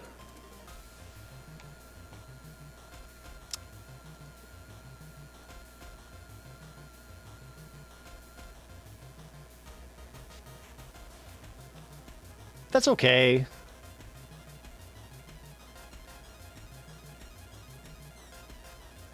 I'd rather, like, find a way to replenish itself by, like, drawing you a card instead of getting treasures. And it is only +2/+1. And that's alright. There are worse flash auras. It's like a D+. But it is one that I wish it, like, gave you a card instead of treasures. Me. Next is Social Climber. Tuna green for a 3/2 common human druid with Alliance. Whenever another creature enters the battlefield, you gain 1 life. Yeah, that's kind of fine. I don't know how much you really care about gaining life, so... Just seems like a fine filler card, D to me. Next, Topiary Stomper. 1 green for a rare plant dinosaur. It's a 4/4 with Vigilance. When it enters the battlefield, search your library for basic land put onto the battlefield. Tapped. Oh! Okay. Topiary Stomper can't attack or block unless you control 7 or more lands.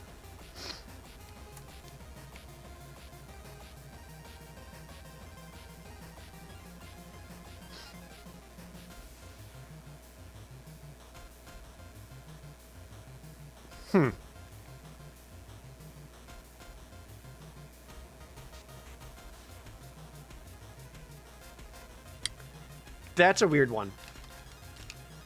My initial response is B minus. So, I know at first thought it's like 3 mana 4/4. Fuck yeah, and you get a land out of it. But the chances are, by the time you get to 7 mana, it'll likely be outclassed by something. But it is also like a 4/4 that sticks around, fixes, ramps you, and at some point your opponent probably will have to deal with it. It seems all right. I think it's a B minus.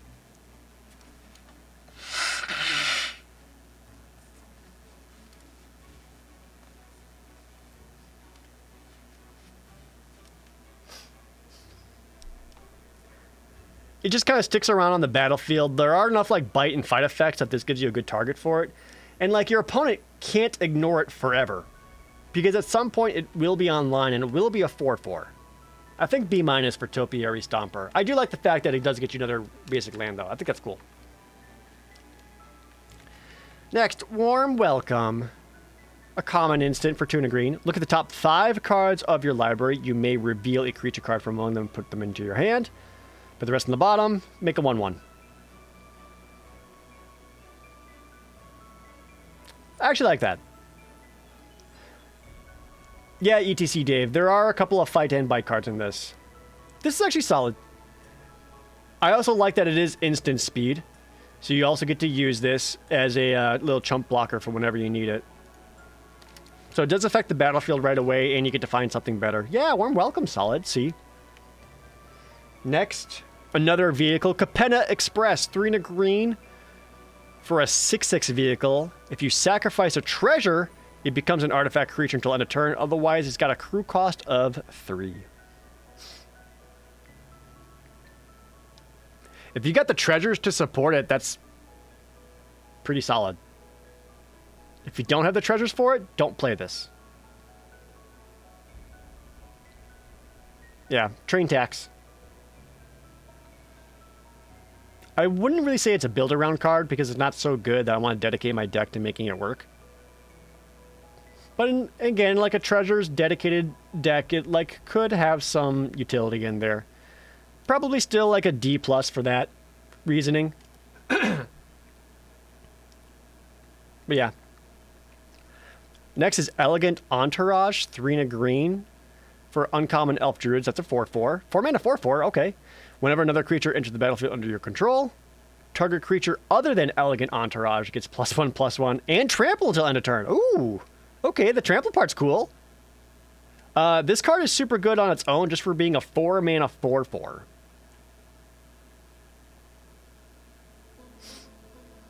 And then they wrap their gorgeous arms around the other creature to give them trample and make them bigger. That's good. See, I like that a lot. Next is the Glittermonger, 3 and a green for a 1/4 elf rogue. Tap, create a treasure token. Damn.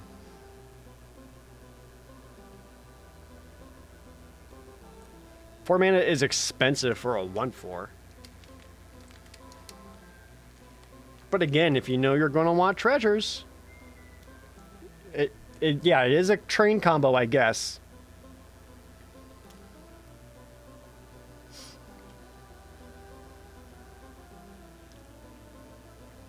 My initial thought is like he just kind of seems like above filler, like D+, but I think the treasures is going to be important enough that this guy's going to end up being good. So I'll say C-.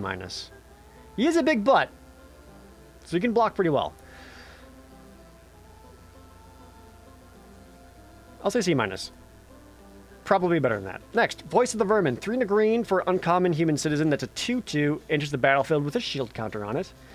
And then whenever Voice of the Vermin attacks, target creature you control has base power and toughness 4/4 until end of the turn. Okay, so when he attacks, he can make himself into a 4/4. You can also give someone else a 4/4, and he's got a shield counter on it.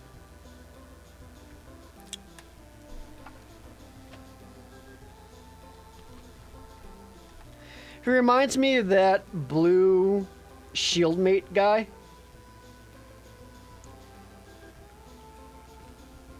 Where it reads very similar.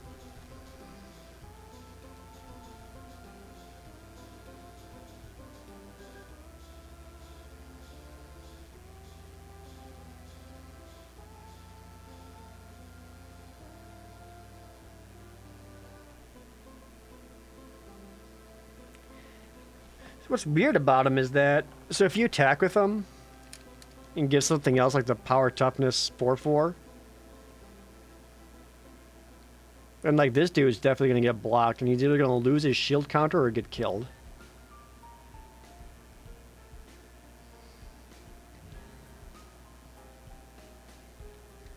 I don't know what to make of this guy. Probably like another C-. Probably just C- because really you only get to use his like attack effect twice. And if you're on the backstep, like a 4-mana 2/2 blocker, can only really chump once and won't trade up a whole lot.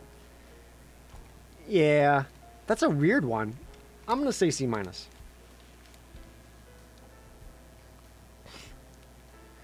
Next, Claudia Strongarm, 4 and a green for a 2/3 common human warrior. But when he enters the battlefield, put 2 +1/+1 counters on target creature. So for 5 mana, he's a 4/5. However, you can also blitz him for only 4 mana as a 2/3, and you still get to put 2 +1/+1 counters on target creature.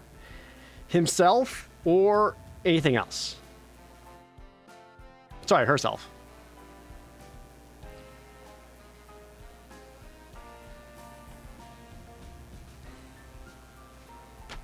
Yeah, fine. It's another one of those, I like the blitz effect more than the creature. D+. Freelance Muscle, 4 and a green for a uncommon Rhino Warrior. That's a 4/4. Whenever Freelance Muscle attacks or blocks, it gets +X/+X until end of turn, where X is the greatest power or toughness among other creatures you control. Okay, so he's a 4/4 that attacks or blocks at minimum as an 8/8. No, sorry, other creatures. He still gets bigger. Neat, I like him. And if you have no other creature, he's still a 4/4. He seems pretty good. I like him. C+. He can't target himself for the +X/+X, because otherwise that'd be too good.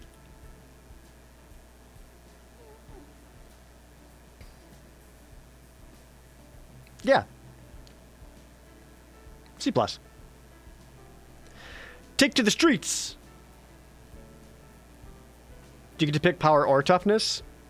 It says X is the greatest power and or toughness among other creatures you control. So if you have like a 1/3, you can still give him +3/+3. Or other creature +3/+3. Sorry, you give him +3/+3. Yeah. Take to the streets. Uncommon sorcery, 4 and a green. Creatures you control get +2/+2 until end of turn. Citizens you control gain an additional +1/+1 and vigilance until end of turn.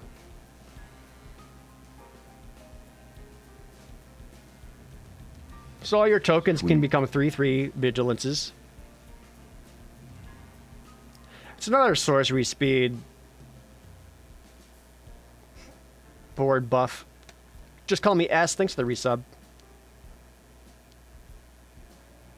Yeah, that's kind of okay. I'm sorry, they get +3/+3 total. Sorry, they become 4/4s. Yeah, if you got a lot of tokens, it's still vigilant. It's not like trample. And it's sorcery speed, so your opponent can see it coming. This still is kind of okay. That's a C. Not amazing, but it's a payoff card. Workshop War Chief, 3 green for a rare 5/3 Rhino Warrior. Trample. When it enters the battlefield, gain 3 life. And then when it dies, make a 4/4 green Rhino Warrior creature token? And it has Blitz? Is that a Siege Rhino who found a new job?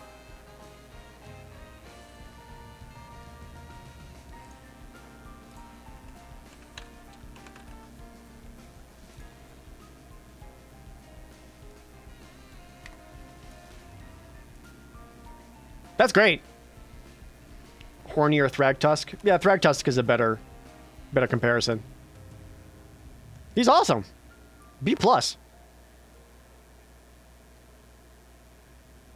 Stabilizes you, gets you something big. When it dies, you get another creature afterwards. If you blitz it, all the same stuff plus another card.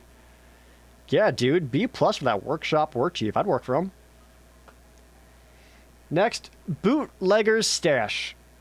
5 and a green for a mythic artifact. Lands you control have. Tap. Make a treasure.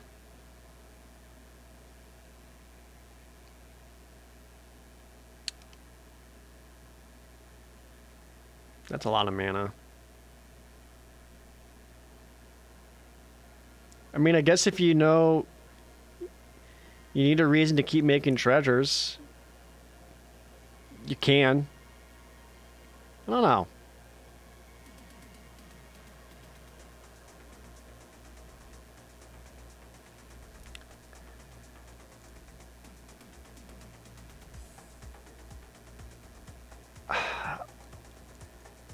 I want to say like build around, but you don't really use that to build around. You use that to make artifacts or treasures for the cards that need treasures.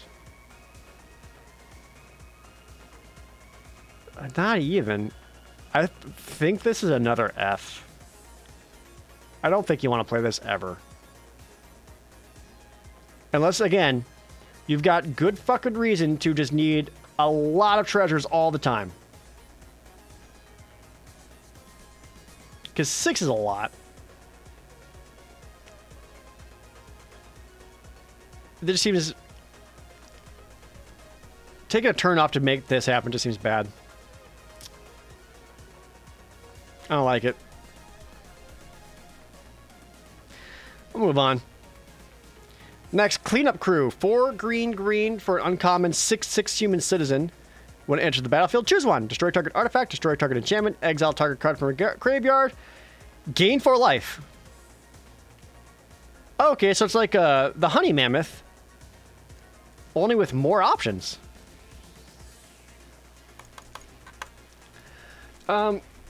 The past few times we've seen cards like that, it didn't seem all that good, but it ended up actually being solid. Again, like a 6-mana 6/6 late in the game that gains you 4 life, that's a pretty good stabilizer. They always end up playing better than they look. And you do have extra options of destroying something. I don't know about the exile effect. There will be a few targets for that. Yeah, I think it's a C+ for Cleanup Crew. Just based on previous experience with similar cards. Next is Rock's Pummeler. 5 and a green, common Rhino Soldier. That's a 6/3. It enters the battlefield with a shield counter on it, and it has Trample as long as it has a shield counter on it.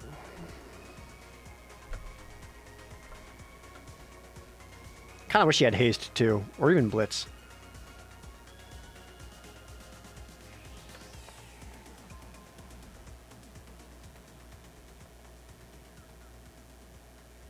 I like Cleanup Crew more. But he's kind of like, do you need a top-end card? There you go. D. Next is Vivian on the Hunt. 4 green for a Vivian Planeswalker. Comes in with 4 loyalty. +2.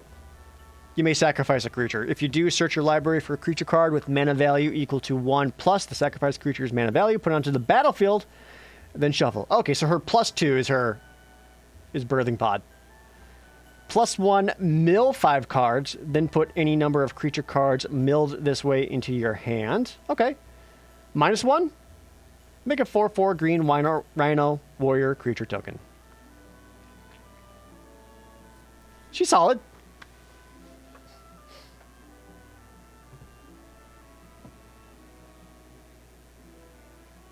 Do I like her like more than like Elspeth?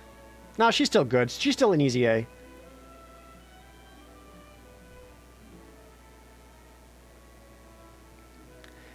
It's like, this is going to start pumping out 4/4 green rhinos if your opponent doesn't do something about it. That's a lot of rhinos. Yeah, she's an A. Absolutely. No ultimate? Who cares? How often do you get to pop off an ultimate anyway? Especially in limited. I think just her constantly making rhinos is so much better. And then when you get to the point where you're getting too tired for rhinos, you can sack your little babies to find better stuff. Yeah, I like Vivian. She's an A. A plus? Nah, I'm with you, Arcade. A plus. Now the last green card is Titan of Industry for green, green, green. 7/7 Mythic Elemental with Reach and Trample. When it enters the battlefield, choose 2. Destroy target artifact or enchantment. Target player gains 5 life. Make a 4/4 green rhino. Or put a shield counter on a creature you control. Jesus Christ. 7 mana is a lot, but that's still fucking good. It's like another A.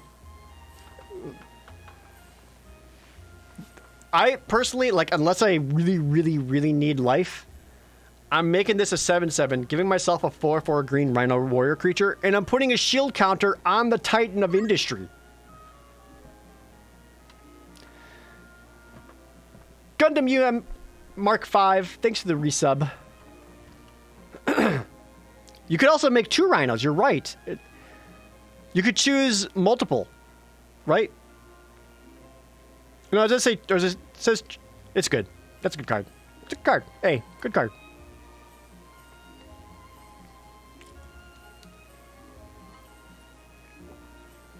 Also, I love that the creature is literally a skyscraper coming to life and punching something. Yeah, I think ideally you want to make a rhino and put a shield counter on the Titan of Industry, because then you got 7/7 Reach Trample with a shield counter on it. Ridiculous. Hey, okay. So those were all the color cards. Now we're getting into the gold cards, and there's going to be quite a few, because there's a lot of 2-color pair cards, but really this is going to be a 3-color pair set. There's going to be a lot. Starting off with the Scheming Fence. White-blue for a rare 2/3 human citizen. Solid. When it enters the battlefield, you may choose a non-land permanent. Activated abilities of the chosen permanent can't be activated. Okay. Scheming Fence has all the activated abilities of the chosen permanent except loyalty abilities? Oh shit. This guy's awesome. He steals the activated abilities of something? That's cool. That's really cool.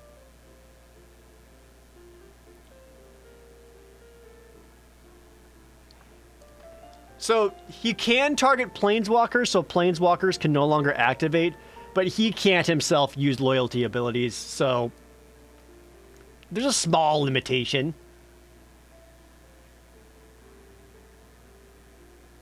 I like him. Probably a B+. I don't think it quite hits the A range, because if it hits the battlefield, your opponent doesn't, like, automatically lose. But I like him a lot. I think Scheming Fence is a B+. That's cool. What a cool card.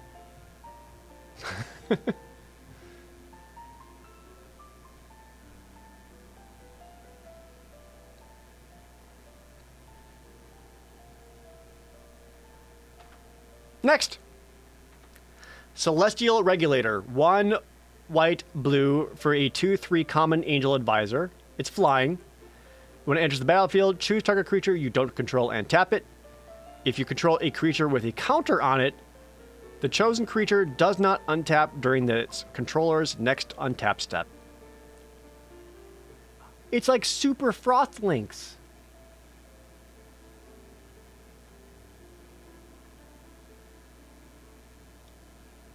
It's flying. It has a 3rd point of toughness. And if you got a counter at all, it frosts them harder. I'm in love. I like cards like this. I think C+ Celestial Regulator. I mean, ideally, you do want to be able to play this down when you have something with some kind of counter on it, because if the opponent can just untap right away, you know, less exciting, but neat. I would probably play as many of these as I can. Next, Exotic Pets.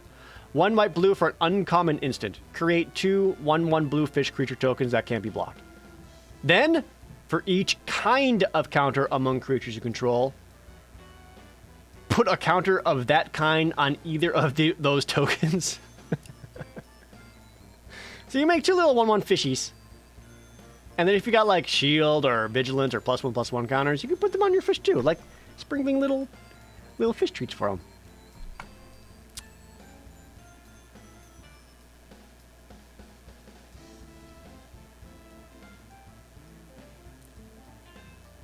So that would work the best if you have a +1/+1 counter, because a 2/2 unblockable is way better than a 1/1 unblockable with vigilance or fucking whatever, or shield. Like that's where the money's at for those pets.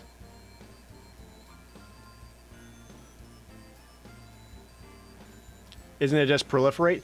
No, because you're not putting more counters on the creatures that already have the counter. You're giving the fish the counter. Yeah, that's why you want the +1/+1, so that you can get in for 3 unblockable damage a turn instead of just 2. That's interesting. Worst case scenario, you have no counters. And then you can like at least make two 1/1 blockers. There's like, you know, whatever. What do you want to rate that card though? Probably still like C+.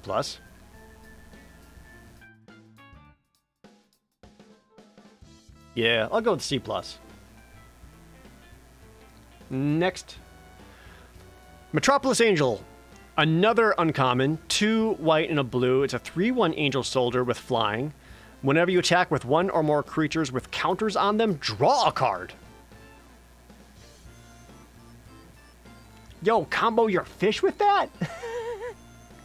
Yeah!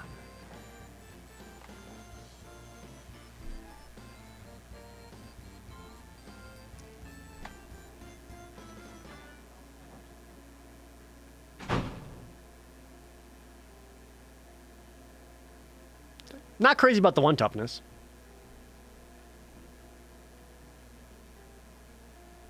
Yeah, I do wish he made a counter herself. Still is kind of okay, I think. Man, like, it seems like blue-white really does want counters, and you'll likely be having plenty of counters for that. So I think there's enough payoff there that you're going to be able to draw a card. She's probably a B-. I'm going to go with B-, which is probably a little more generous than it should, but card engine? I like that. Next, we get into Demir. Aven Heartstabber, a rare bird assassin, blue-black for a 1/1 flyer. As long as there are 5 or more mana values among cards in your graveyard, it has +2/+2 and Death Touch. And then when Aven Heartstabber dies, mill 2 cards, then draw a card. Yeah. That's pretty good. 1/1 flyer for 2 mana isn't awesome, but like I said earlier, blue-black kind of has like the self-mill theme a little bit. And if you can get yourself a 2/2, 3/3 flyer with Death Touch, that's awesome. And then when the Aven Heartstabber dies, you're going to get a card out of it. That's pretty good. B+.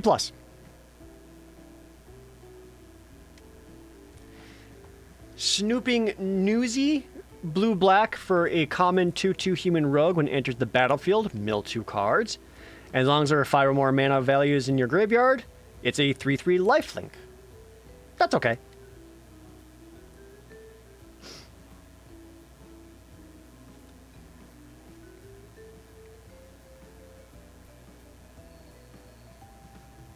Probably still just a C for Snooping Newsy.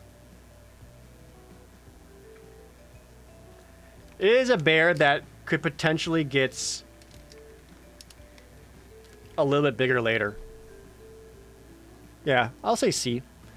Tainted Indulgence, blue-black, uncommon instant, draw 2 cards, then discard a card unless there are 5 or more mana value among cards in your graveyard. Ooh. Ooh, fuck yeah, dude. That rules. A 2-mana instant speed, draw 2? Sometimes you have to discard a card, but who gives a shit? That seems super fucking good. C+.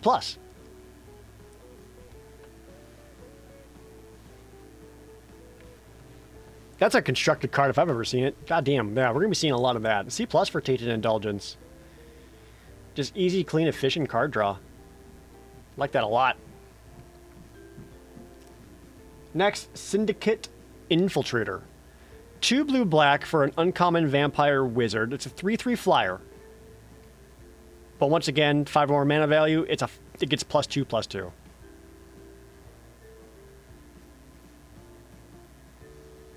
At 4 mana? That's a good rate for it. B. B for Syndicate Infiltrator. Not wondering if Dimir decks will want to play 40 more than 40 card decks. I was honestly thinking the exact same thing just now. With how much self-mill there is. It reminds me a lot of which was it? Throne of Eldraine.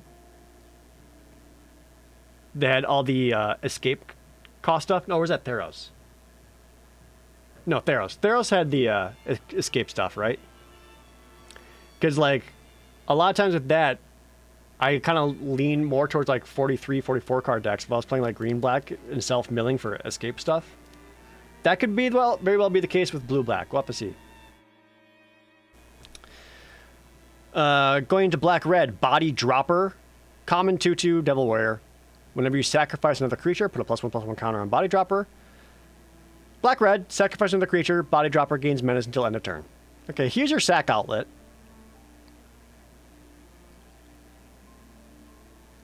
It's okay. Yeah, another C card. 2/2 for 2. Every now and then you can make him a little bit bigger. Does combo well with Blitz.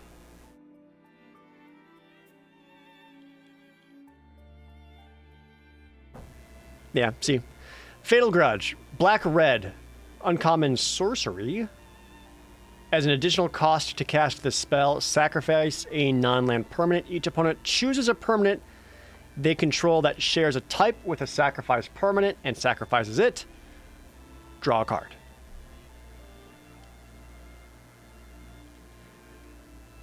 That reads really, really clunky.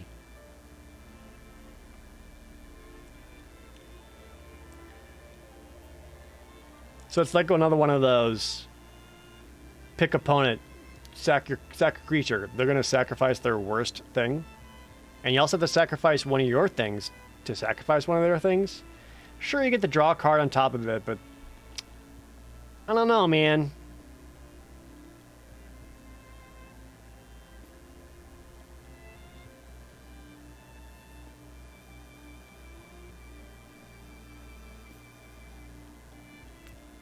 It's still like your opponent gets to choose their worst thing to sacrifice.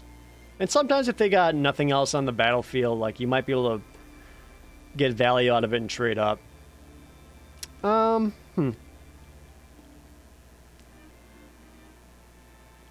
It reads like a C- to me. I wonder if it'll be better than that.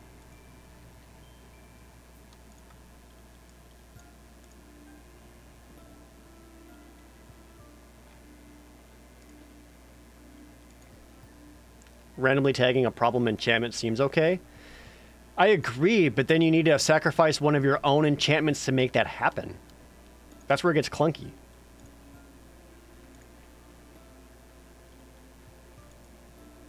You know what I mean?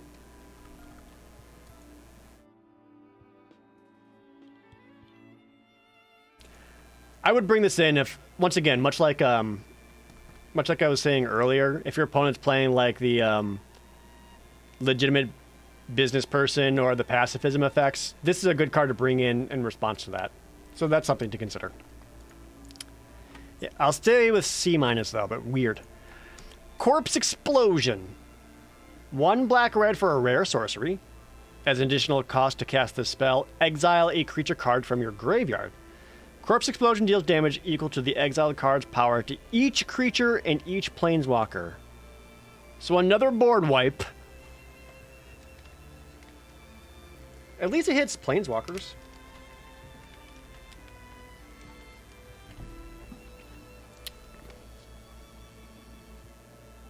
Sorcery speed. Gotta exile your guy.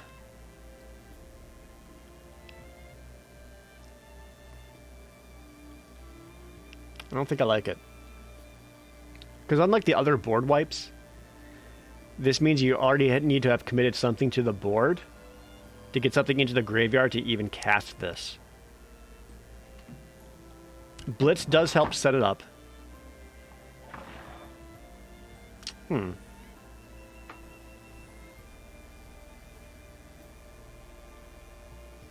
Yeah, I feel like the best way to actually make this work is you basically blitz a creature that has high power, let it die, draw a card off of it, and then you Corpse Explosion it, because you have to have some creature into the graveyard to even cast this spell.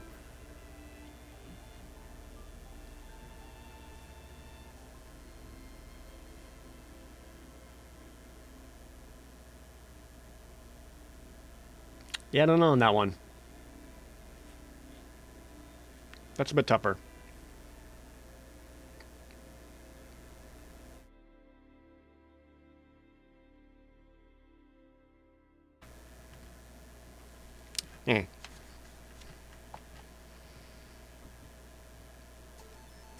What would you grade that?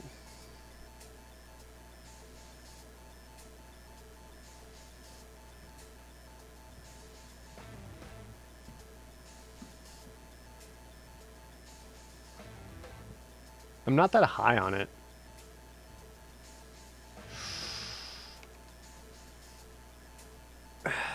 Again, it's like a B minus if you've got the blitz for it. Or even connive or something, because you got to find some way to get your own creatures into the graveyard. Because if you don't have it,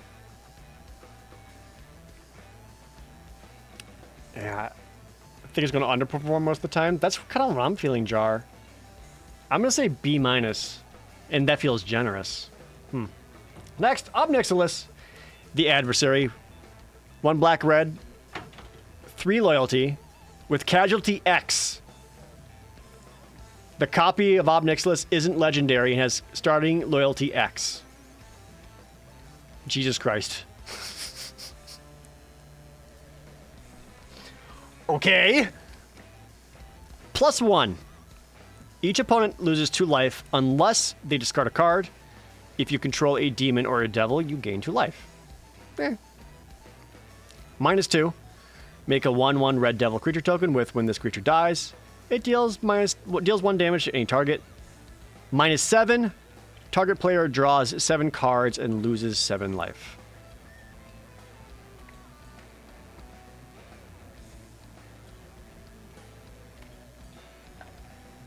Huh.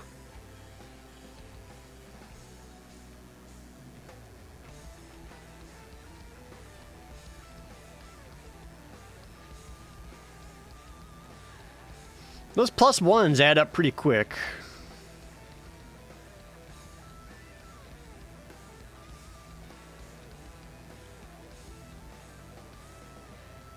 If you got 2 of them going.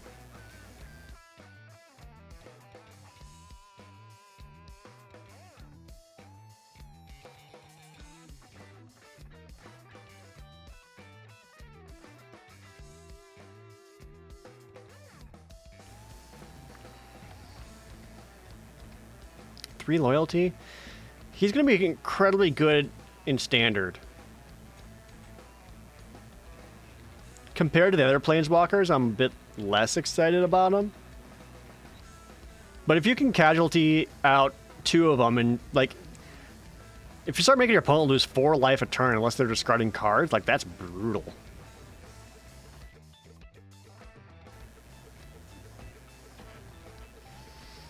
Can't you casualty a 7x and immediately -7? You sure could. I mean, you're also sacrificing your 7 power creature, so really how worth it is it?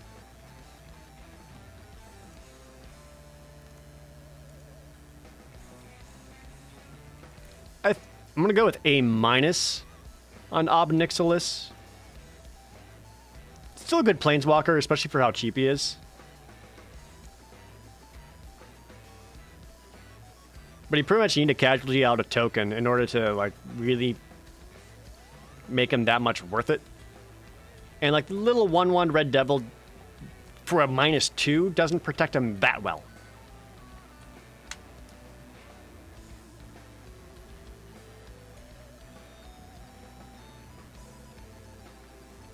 A- for Ob Nixilis. Forge Boss. 2 black red for an uncommon human warrior, 3/4. Whenever you sacrifice 1 or more other creatures, deals 2 damage to each opponent. This ability triggers only once each turn. This has to be sacrifice 1 or more other creatures, so you can't just sacrifice your treasures to it. Damn. And only once a turn. He's still a 4 mana 3/4, which is great. Solid, C+. Black Market Tycoon, red and a green for 2/2 rare Cat Rogue. At the beginning of your upkeep, Black Market Tycoon deals 2 damage to you for each treasure you control. But you can tap to make a treasure token.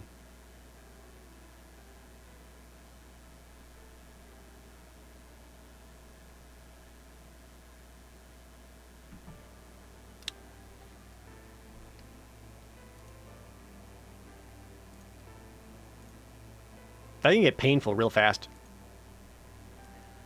Or not really at all, so long as you're spending out your treasures right away. No, that seems very good. That's a B+. I don't think it's ever really going to get to the point where you have like 6 treasures out or something, and they're like, "Oh, better not cast this." Like, no, then you just use your treasures. No, he's good. B+. Jetmir's Fixer. Green and red for a common 2/2 Cat Warrior. You can also play red and a green to give it +1/+1 till end of turn. But if you use a treasure for this ability, it gets a +1/+1 counter instead.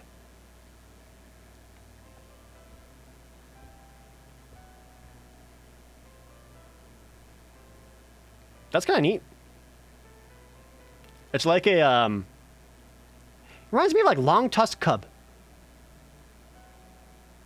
If y'all remember that from Kaladesh, same vibes.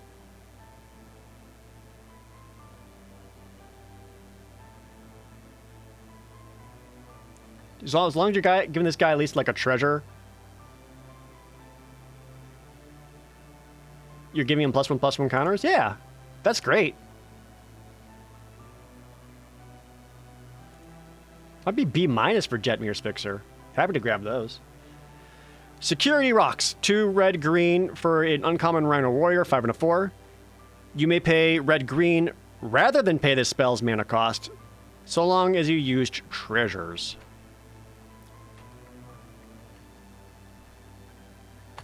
That seems great. Spending 2 treasures for 5/4? Solid.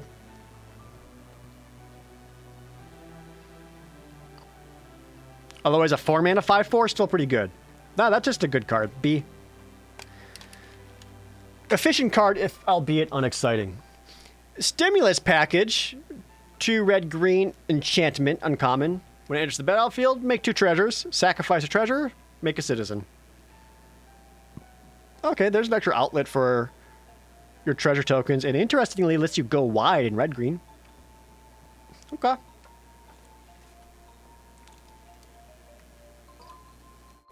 So if you drop a stimmy, people show up.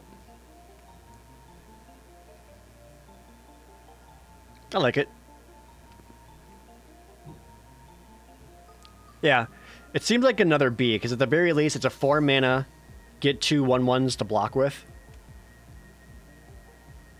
Should you really need it?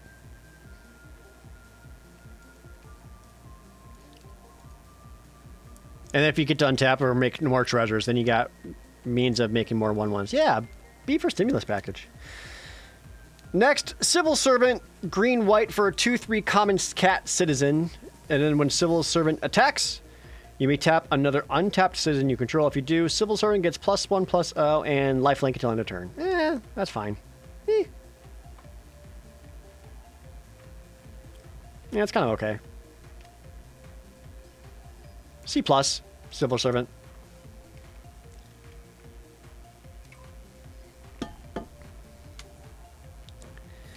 2 mana, 3/3 lifelink is decent. Only when it's attacking. And only if you have another citizen.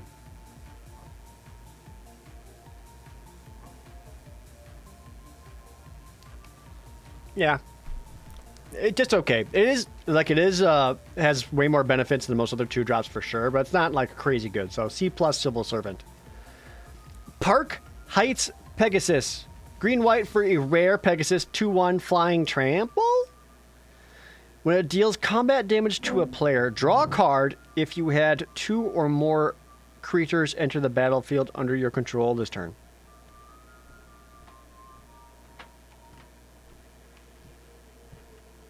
So it's an alliance payoff. I mean, 2 mana, 2/1 flying trample is interesting at the very least. But you kind of don't want to attack with it unless you get to draw a card. Well, I guess I should rephrase that. You only want to attack it into, like, being blocked by a 1/1 flyer if you can draw a card.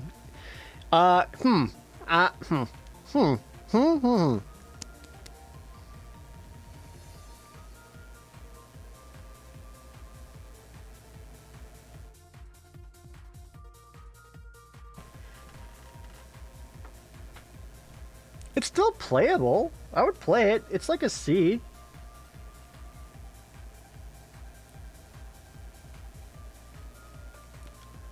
Like, ignore like the draw card part of it for a second.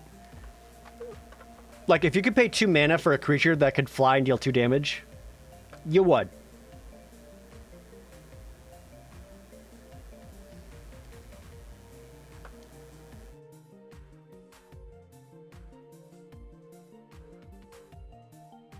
Yeah, it's a C. Were you happy seeing it at rare, though? It doesn't matter. The rarity part doesn't matter. It just, is the card good enough to play in your deck? Yes, C.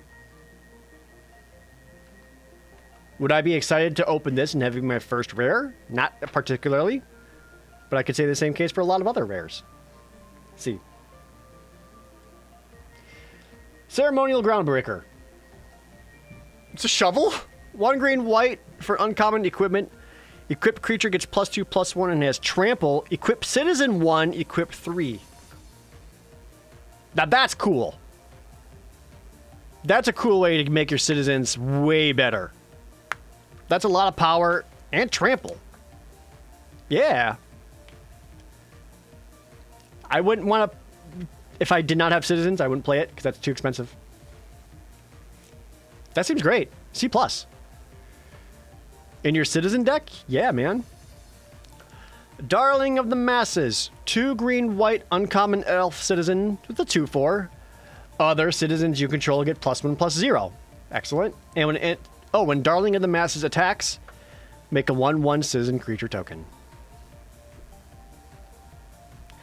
That's a good citizen payoff. Just a give them all +1/+0. Token or otherwise. Solid. B. I like her.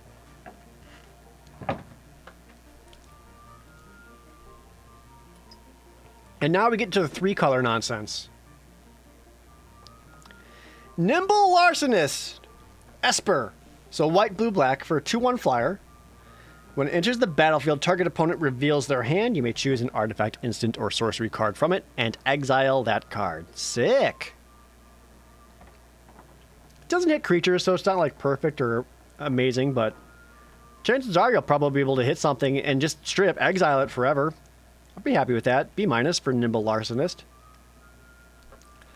Obscura Ascendancy, white, blue, black for a rare enchantment. Whenever you cast a spell, if its mana value is equal to 1 plus the number of soul counters on Obscura Ascendancy. Put a soul counter on Obscura Ascendancy, then create a 2/2 white spirit creature token with flying. If there are 5 or more soul counters on Obscura Ascendancy, spirits you control get +3/+3.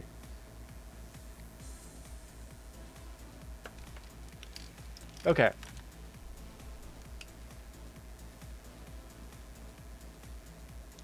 So when you get Obscura Ascendancy down, it has 0 soul counters.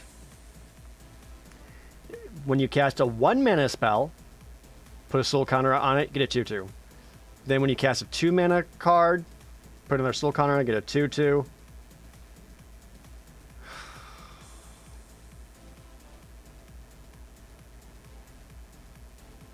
This isn't good.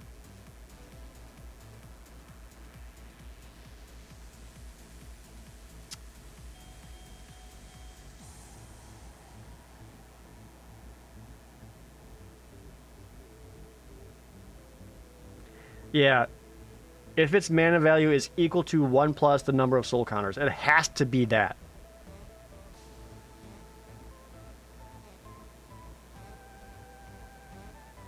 If it doesn't, if the mana value of the spell cast isn't equal to 1 plus the number of soul counters, it does nothing. So you have to go 1, 2, 3, 4, 5. That sucks. F. Fuck that. No. No, no, no, no. That's an F. No. Obscura Charm, however, white, blue, black, uncommon instant. Choose one. Return target multicolored permanent card from with mana value 3 or less from your graveyard to the battlefield tapped. Or counter target instant or sorcery spell. Or destroy target creature or planeswalker with mana value 3 or less. This is excellent. This I like a lot. B+. It has pretty much every situation you could possibly want. Kill something, counter something, bring something back. You untap with that, you're going to have a target for something. That seems great. B+ for Obscura Charm. Next, Raffined Scheming Seer. White, blue, black for an mythic legendary Sphinx Demon. It's a 1/4, flying with ward 1. Whenever you attack, target attacking creature connives X, where X is the number of attacking creatures. Draw X cards, then discard X cards.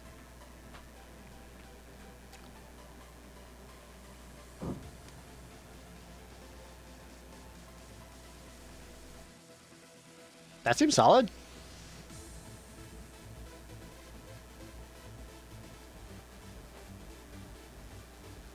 So if nothing else... Oh, because then when it connives, you can still get the +1/+1 counter on it. So if you get Raffine attacking with multiples, you make Raffine connive like 2. Draw 2, discard 2, potentially get the +1/+1 counters on Raffine. That seems neat.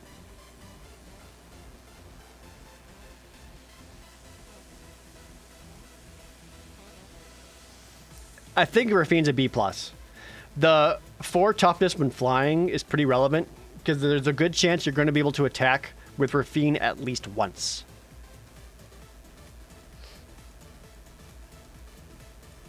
And you could choose to connive like one of your ground creatures if you're attacking with it to make it bigger. Yeah, I like it. B+. Next, Toulouse, Clever Conductor. White or blue, blue, blue or black. Jesus, okay. When Toulouse, Clever Conductor enters the battlefield, it connives. It's a 3/1 rare human rogue, by the way. Whenever you discard one or more cards, exile them from the graveyard. And then when Toulouse dies, put the cards exiled with it into their owner's hands.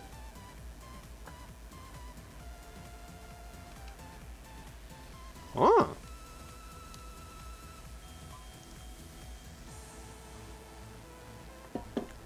So she makes you exile all your... she makes you exile all your discarded cards, but then when she dies, all your exiled cards go back to your hand.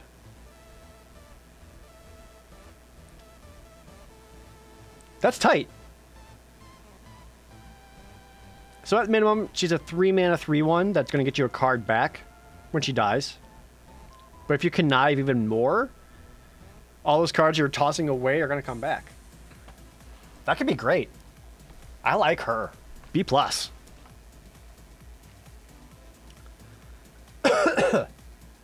Next, Void Rend. White, blue, black. Rare instant. This spell can't be countered. Destroy target non-land permanent. B+. Okay. Unconditional. Just get rid of it. Hello, constructed card forever.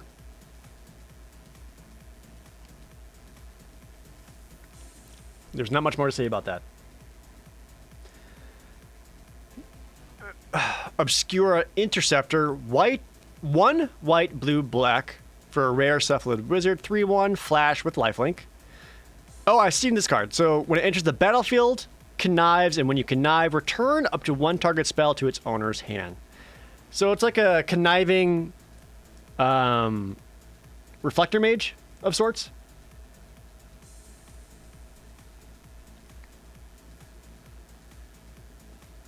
So it's a tempo play, a lifelinker, and some card advantage. That's great. I like her. A-. Ooh, Spell Queller. That's the one I was thinking of. Quasar, Augur of Agonies. 1 white, blue, black, uncommon 3/4.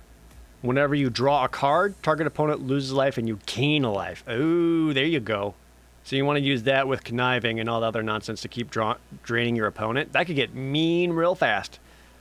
Worst comes to worst, you're picking them for 1 a turn. B. Shattered Seraph. 4 white, blue, black for Common Angel Rogue. That's a 4/4 flyer. When it enters the battlefield, gain 3 life. Okay. You can pay 2 and exile Shattered Seraph from your hand. Target land gains tap. Add white, blue, or black until Seraph is cast from exile. You may cast Shattered Seraph for as long as it remains exiled. That is fascinating.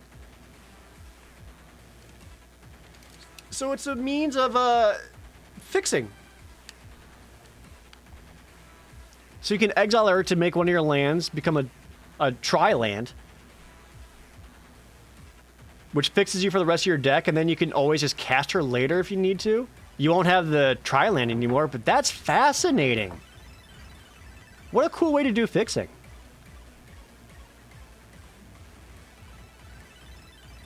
Still a 7 mana card, but the 3 life is tight. I'm going to say C+, but honestly, I really like the fixing ability. That's cool. I'm going to assume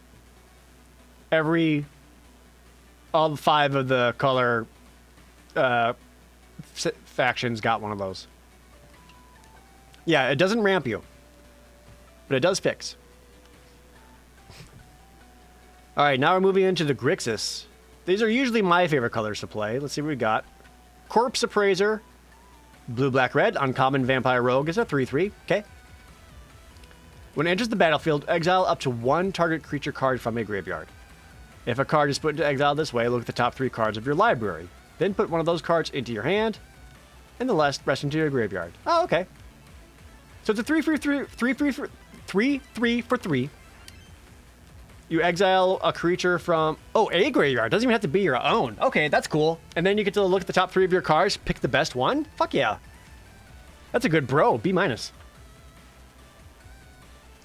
Super solid. I like that a lot. Next is Maestro's Ascendancy. Let's see are you dumb? The blue, black, red for a rare enchantment. Once during each of your turns, you may cast an instant or sorcery spell from your graveyard by sacrificing a creature in addition to paying its other costs. If a spell cast this way will be put into a graveyard, exile it in instead. That's better. The Obscura one is unplayable. This one's better.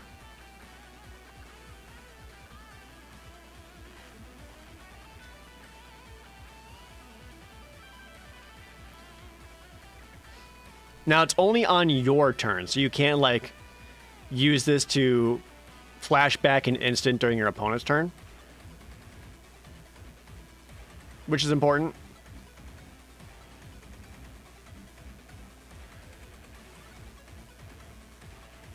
That seems okay, though. I could see some, like,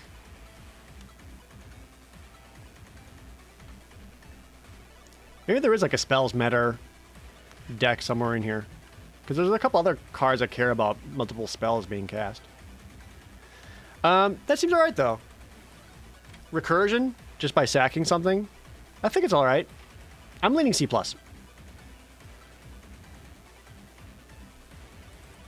I think there's going to be enough stuff to sacrifice. Whether it's your 1/1s or your tokens or whatever.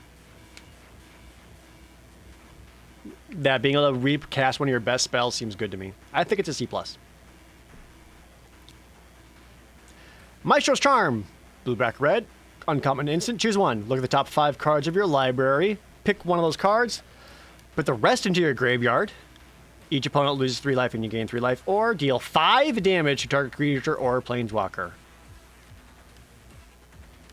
Solid.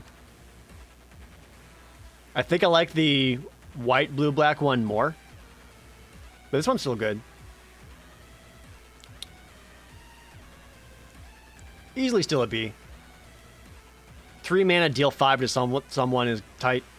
And then you can either drain them in case you need some life, or you can just pick the best card of the top 5 cards of your library. Yeah, I like Maestro's Charm, B.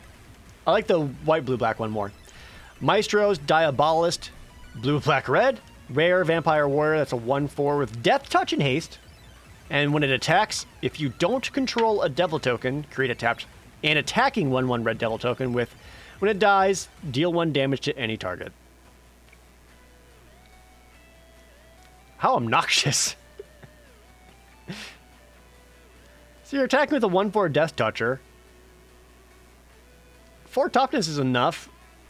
So you want to block it, but then you get Death Touched. But there's also a red devil coming in. So you want to block the devil. If you block the devil, you're going to take a damage anyway. That's funny. I don't think it's crazy super powerful or whatever. But again, this is like another means of making like your little 1/1 tokens to have sacrifice outlets for the Ascendancy. It's not bad. B-. Not crazy exciting, but B-. Carmella Glamour Thief. 1 blue, black, red. Uncommon legendary vampire rogue is a 2/4 with haste. 1 tap, add blue, black, red. Spend this mana only to cast instant or sorcery spells. When Carmella Glamour Thief dies, return up to 1 target instant or sorcery card from your graveyard to your hand.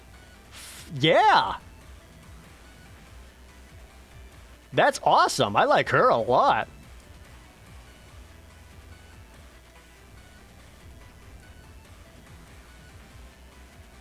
B+ for Carmella? That's cool. Helps you fix for or ramp for whatever instant you got coming up. Or helps you save on mana. And then if she dies, you just get a spell back. That's super good. I like her. B+ for Carmella. And our last Grix 6/1. Evelyn the Covetous. 2 blue, black, black, black, red. For a 2/5 legendary vampire rogue with flash. When it enters the battlefield, or another vampire enters the battlefield under your control, exile a top card of each player's library with a collection counter on it. Once each turn, you may play a land card from exile with a collection counter on it, if it was exiled by an ability you controlled, and you may spend mana as though it were any color to cast it.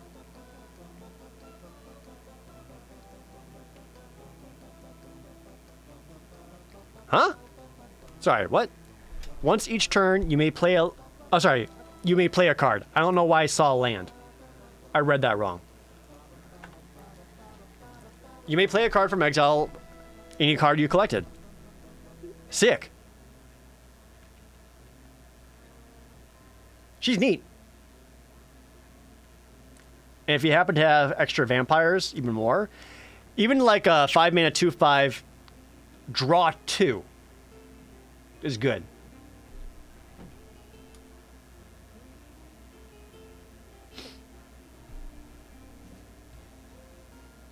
She's cool. I think I'm going to have fun with her. A-. That's a lot of card advantage.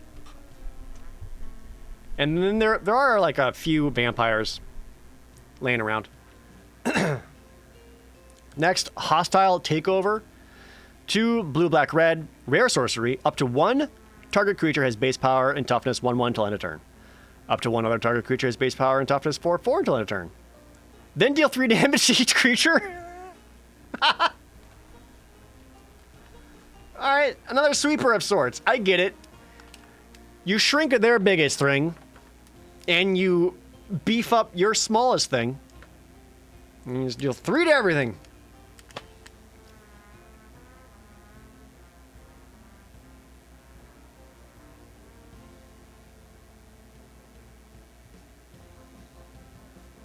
C.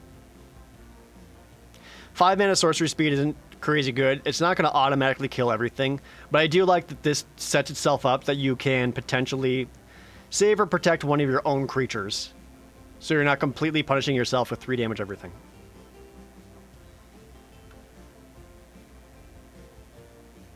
Maybe C+. Somewhere around there. Not crazy good, but playable. Next, Glamorous Outlaw 3, blue, black, red, common, vampire rogue. Gets a 4/5. When it enters the battlefield, deal 2 damage to each opponent, and you scry 2. Okay. But it also... Oh, this is the other fixer. Yeah, pay 2, exile it, Grixis fixing. I like that scry 2 a lot. Just a free 2 damage, and you get to scry. And at 6 mana, in the late... That's a late enough in the game that the scry 2 is more or less worth like a card draw. Because if you see a land and put that on the bottom... It's like just as efficient. I like her. I'll stick with a B- because it's not so crazy powerful. It's going to win you the game, but I like this the deal 2, scry 2, and that mana fixing ability is cool.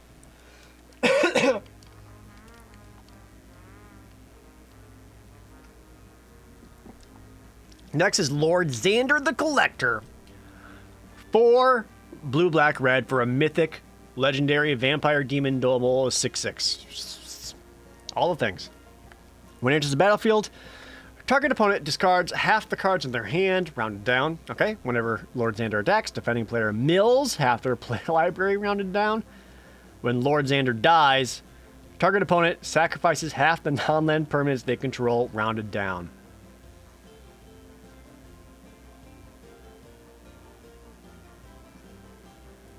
Is this the ultimate feels bad card? As in, when your opponent casts this, you just kind of go, oh.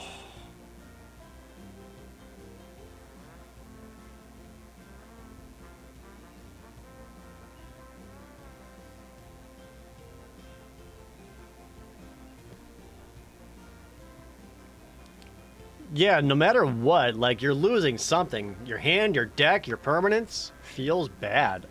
Frick. It's probably still an A.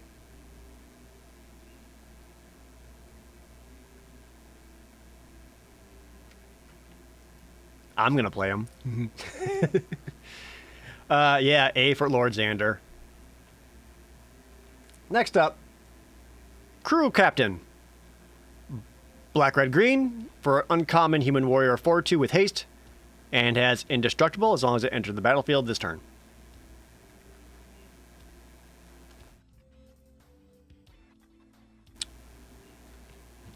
So not a shield counter, but is indestructible for the 1 turn? Because otherwise it'd, what, be too good for 3 mana?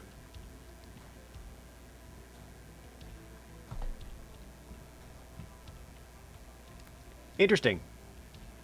Interesting that they didn't give it the shield counter. Yeah, seems fine. You're basically going to pay 3, attacking for 4. Your opponent's not really going to block it. You'll deal 4 damage to something.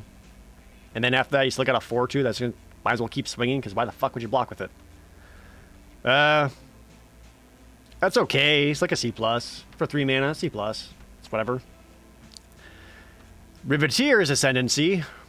Black, red, green for the rare enchantment.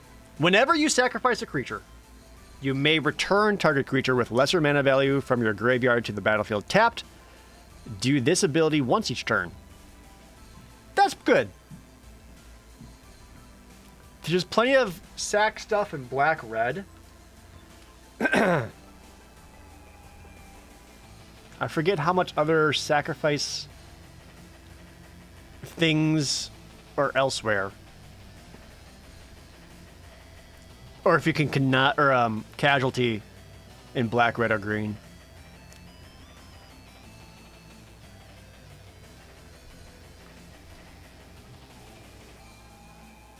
That seems cool. I like that. It's like a C plus for your sack decks. Excuse me.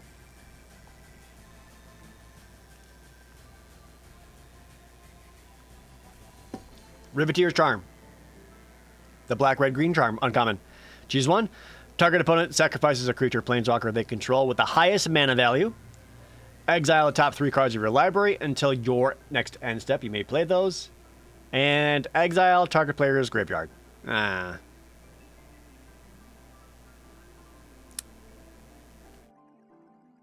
Well, the exile target player's graveyard will actually probably end up being super relevant in this format.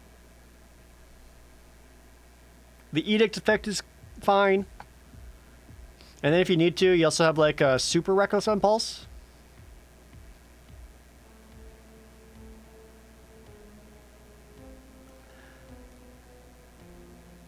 Less exciting charm compared to the other ones, but still okay.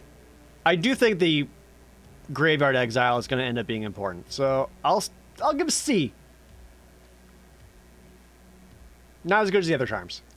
Mr. Orfeo the Boulder, 1 black, red, green, uncommon Rhino Warrior, legendary 2/4. Whenever you attack, double target creature's power until end of turn. Neat. So he himself can attack as a 4/4, but he doesn't have to attack. Just any attacking creature gets to double their target creature's power. Neat. That's fine. C+.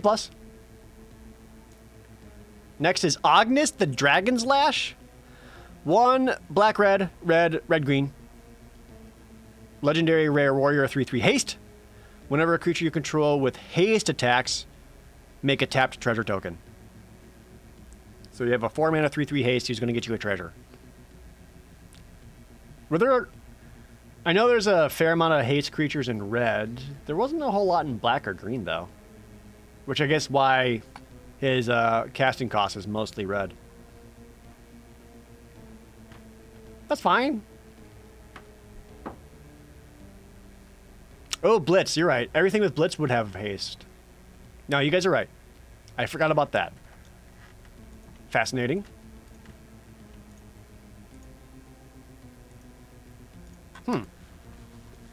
How to get you extra value out of your Blitz cards then? Still kind of reads as like a C+ card to me.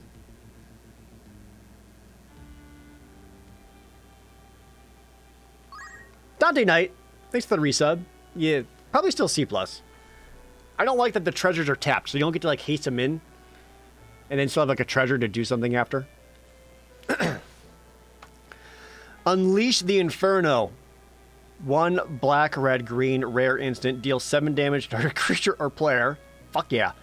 When it deals excess damage to this way, destroy target artifact or enchantment an opponent controls with mana value less than or equal to the X amount of excess damage. That's a cool card. So you deal 7 to a creature, and if you got a little bit of juice left over, you can pop one of their things. That's neat. Did I say player? I meant planeswalker. Sorry. I've been talking for like 5 hours straight, and my sinuses have been drained. That's cool, though. I like that card. Easy, B+. And if they have an artifact creature, they get really cute. Take 2 things out with it. That's cool. B+ for Unleash the Inferno. Ziatora's Envoy, 1 black, red, green, rare Viashino Warrior, 5/4 trample. God damn. When it deals combat damage to a player, look at the top card of your library. You may play a land from the top of your library or cast a spell with mana value less than or equal to the damage dealt from the top of your library without paying its mana cost. If you don't, put that card into your hand.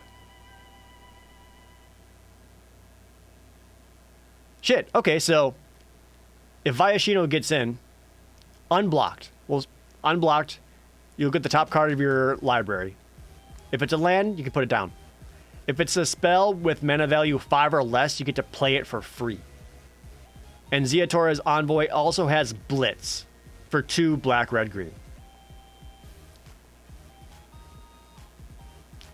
So then, like, if they block Ziatora and some damage still tramples through, yeah, so it's either like it's card advantage regardless. You're gonna land down, a card into your hand, or a free spell to cast. That's cool. Ziatora is neat. A for Ziatora's Envoy. That's really cool. Next, Masked Bandits, 3 black, red, green. Common Raccoon Rogue, 5/5 with Vigilance and Menace. Oh, it's the Mana Fixer. Okay, yeah. Pretty much the same as the other. See? Vigilance, Menace, 5/5, Mana Fixing. That's cool. Oh, there's also Ziatora the Incinerator, who is a Demon Dargon. Okay. 3 black, red, green, Mythic 6/6 flyer. At the beginning of your end step, you may sacrifice another creature. When you do, Ziatora the Incinerator deals damage equal to that creature's power to any target. And you make 3 treasures?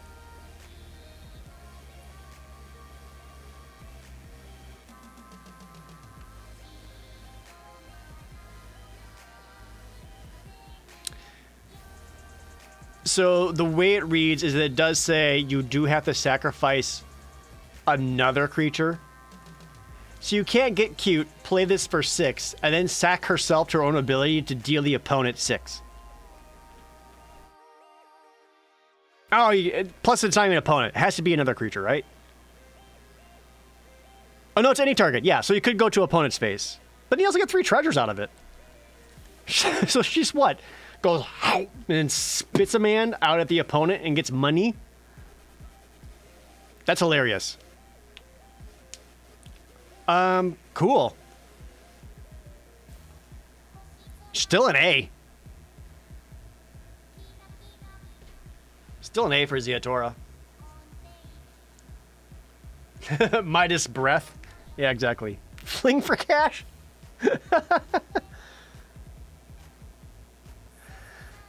Alright, this is our last color pair, right? Yeah, okay. Last color pair. Brazen Upstart. Red, green, white. Uncommon Elf Shaman, that's a 4/2 with Vigilance. When the Brazen Upstart dies, look at the top 5 cards of your library. You may reveal a creature card from among them and put it into your hand. Put the rest in the bottom. Why Vigilance?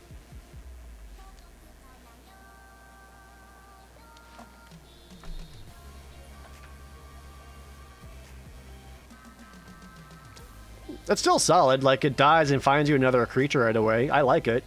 C+. 'Cause white. I guess haste or trample or anything else would be too good. Cabarati Ascendancy, red, green, white, rare enchantment. Beginning your upkeep, look at the top card of your library. If it's a creature or planeswalker card, you may reveal it and put it to your hand. If you don't, put it on the bottom. You may put it on the bottom of your library. Red, green, white card draw advantage? What the heck? So if this turns out right, you can use this to draw 2 cards a turn. Or basically scry to the bottom and then draw something else. You met me at PAX South. That was very nice. Oh, thank you.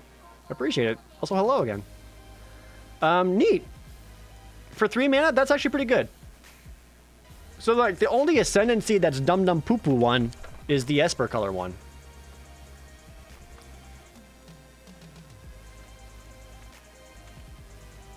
I kind of lean B- for it. Especially if you can get this down on turn 3. Cabaretti Charm. Red, green, white, uncommon instant. Choose one. Deal damage equal to the number of creatures you control to the target creature or planeswalker. Okay. Creatures you control get +1/+1 and trample until end of turn. And make 2 1/1 citizens.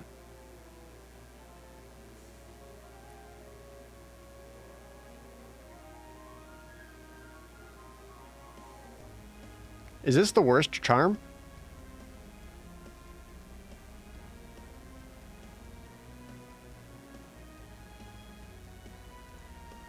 It's not like awful, but it's not a great charm.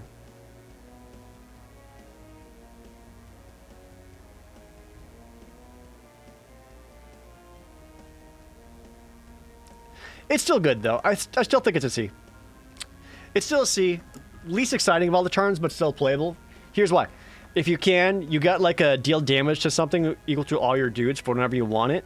And then in the late game, when you're wide and you wanted to get in there for attacks, then you got a board pump, but also more importantly gives your creatures trample. Compared to like the other green one that we saw. And then when it's early in the game, you also have make 2 1/1s in case you need some trump blockers or for some alliance activations. I do think it's the least exciting charm, but still good and you'll still want to play it. See. Next, Incandescent Aria. Red, green, white. Rare sorcery. Deal 3 damage to each non-token creature. Jesus Christ. Is that our 5th sweeper?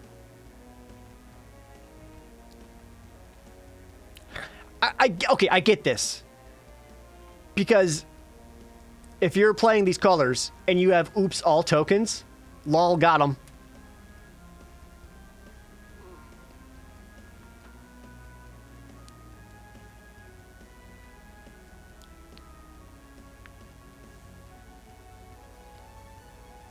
Yeah. I mean, 3 mana, sorcery, deal 3 to everything. You'll play it.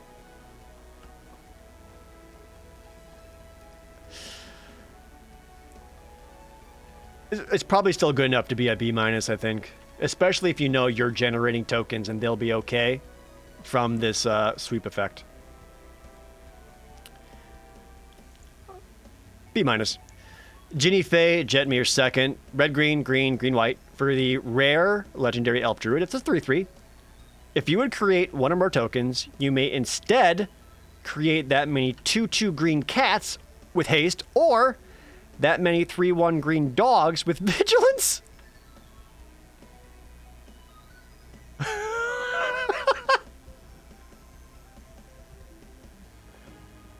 Yeah.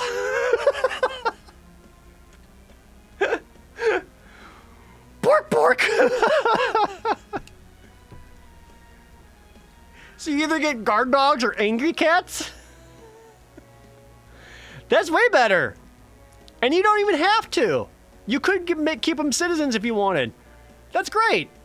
3 mana, 3/3 that improves your token generating?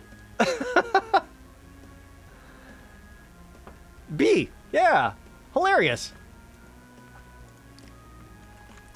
Guard dogs and zombie cats. Exactly. That's a good time.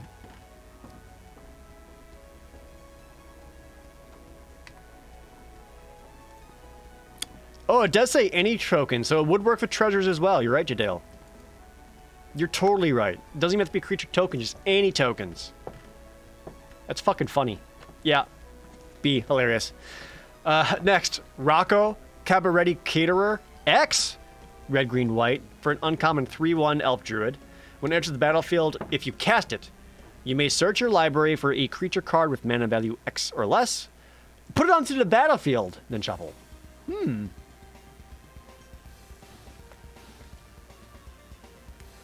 That's actually alright to me. It's an early game 3/1 for 3, which, you know, helps you block. Not a great attacker or whatever. But then if like the game is going late and you've got like 8, 9 lands or 6 lands with some treasure, you play this guy out, get a guy, and then find something else out of your deck and get it right onto the battlefield. That's solid.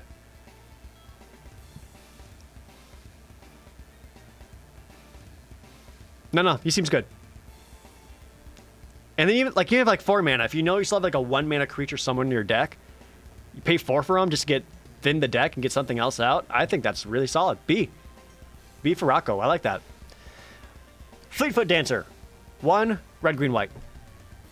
Rare Elf Druid, that's a 4/4 trample lifelink haste. Just all the things. Just all the things red, green, and white wants to see. Yeah, B+. 4 mana, 4/4, fuck you up. B+. And Jetmir, Nexus of Rebels. 1 red, green, white for a mythic cat demon, 5/4. Oh boy, okay. So creatures you control get +1 and +0 and have vigilance as long as you control 3 or more creatures. Okay. Creatures you control also get +1, +0 and have trample as long as you control 6 or more creatures. And they get +1, +0 and also have double strike as long as you have 9 or more creatures.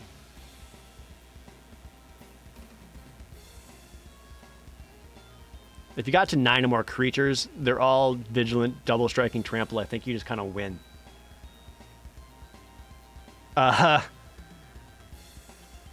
Bare minimum, it's a 4 mana 5/4, which is great.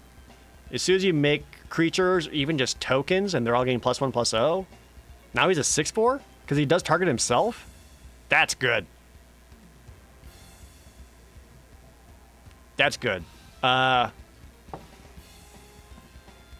Yeah, I think Jetmir is just an A. That's a very good statted card for its mana cost with some pretty big upside for your go wide strategy. Next, Rakish Revelers, 2 red, green, white.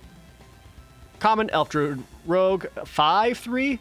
Oh, but when it enters the battlefield, you get a 1/1 citizen with it, and then it's the mana fixer. Okay. C for that guy. Oh, there's one color pair left. I'm sorry. All right, final faction. Broker's Ascendancy. Green, white, blue. Rare enchantment. At the beginning of your end step, put a +1/+1 counter on each creature you control and a loyalty counter. What the fuck? Fuck you? Just all your creatures get a +1/+1 counter and your planeswalker get a loyalty?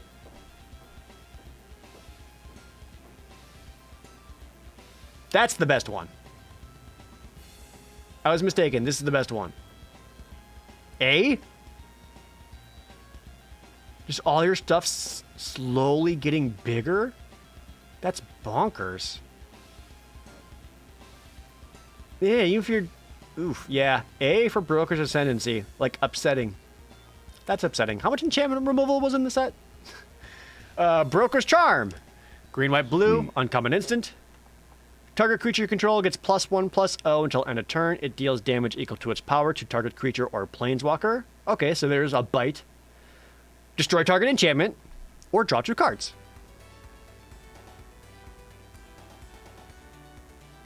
That's good. Yeah, I like that one. That's an easy B. Pump something up just to be able to bite one of your opponent's thing is solid. Destroy target enchantment is the most narrow of all the effects, but also, like, at some point, you're probably going to need that. And then, for nothing else, 3 mana instant speed, draw 2 is right where you want to be. Broker's Charm's good. B. Hey, Pro Gamer, thanks for the Twitch Prime resub. Next up. Disciplined Duelist. Green, white, blue for an uncommon 2/1 human citizen with double strike, and it enters the battlefield with a shield counter on it. What makes this guy super fascinating is that he is double strike. So because he gets his damage in first, it's possible for him to be able to take out a blocker and maintain his shield counter. So like if he's back at a 2/1 and he's blocking and he blocks a 2/2, he'll kill the 2/2 and keep his shield counter. That's cool. This guy's good. B-. And if you start pumping him, yeah, if you pump him or equip him up to help his shield counter really stay away or stay around, yeah. Yeah, B- for Disciplined Duelist. Maybe B. Endless Detour, green, white, blue, rare instant. The owner of target spell, non-land permanent or card in a graveyard puts it on the top or bottom of their library. Fascinating. So you can make a spell your opponent casts go on the top or bottom of their library. You can bounce one of their creatures to the top or bottom of their library, or You can make a graveyard card in their graveyard or your own and put it on the top or bottom of your library. Neat. At 3 mana instant speed, that's cool. B+ for Endless Detour.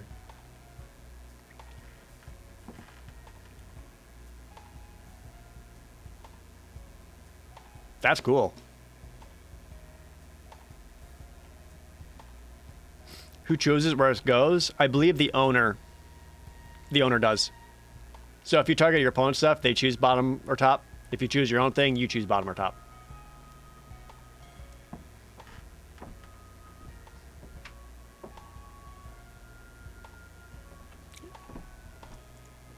If it plays out like any other card that had the similar effect, yeah, the owner of the card, pretty sure the way it reads, the owner of the card chooses where it goes. Still good. You think if the owner chooses, it's expensive at 3? It's still good regardless, because even if they choose to put it back on top, then you're tempo playing them. It's not always a good thing to put it back on top. Next, Lagrella the Magpie.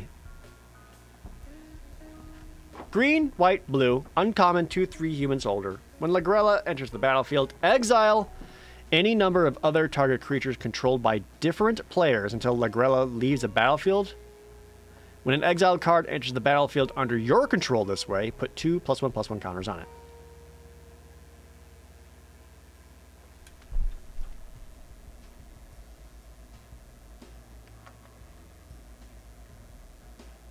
What?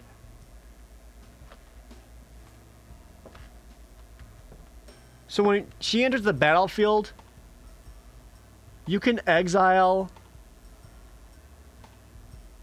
any number of other target creatures controlled by different players?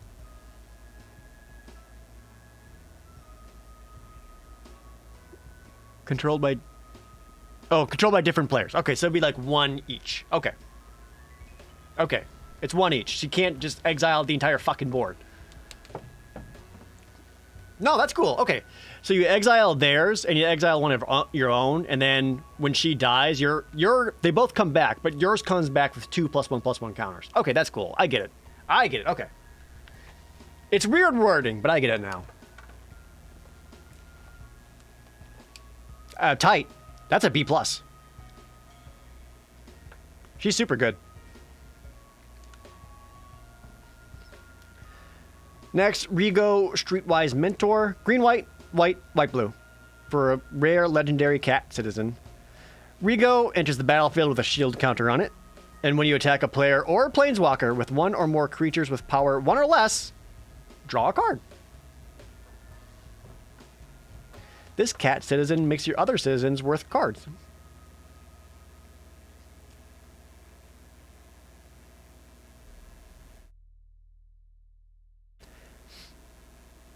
Yeah, the way Lagrella reads is that any number of players. So if you're playing Commander, you could exile 1 creature each. Or none. You could choose none. It's up to.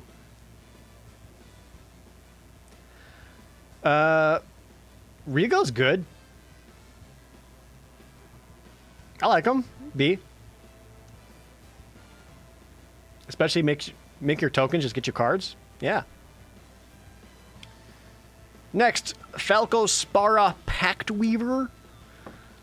1 green, white, blue for a mythic bird demon. Bird demon? 3/3. Flying trample. Enters the battlefield with a shield counter on it. You may look at the top card of your library at any time. You may cast spells from the top of your library by removing a counter from a creature in addition to paying their other costs. Oh, that's cool. Yeah, that's cool. I like that. 3/3 flying trampler that can get you some card advantage or even just like extra information. Did someone mention the static noise? Yeah, I've got a little space heater next to me, keeping me warm. Sorry.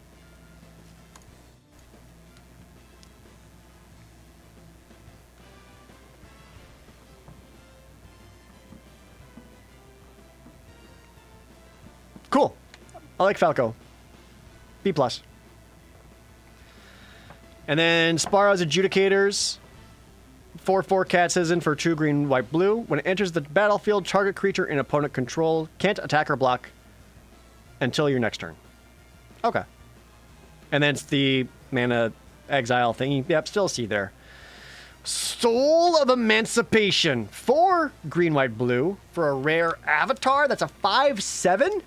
And when it enters the battlefield, destroy up to 3 other target non-land permanents. For each of those permanents, its controller creates a 3/3 white angel creature token with flying.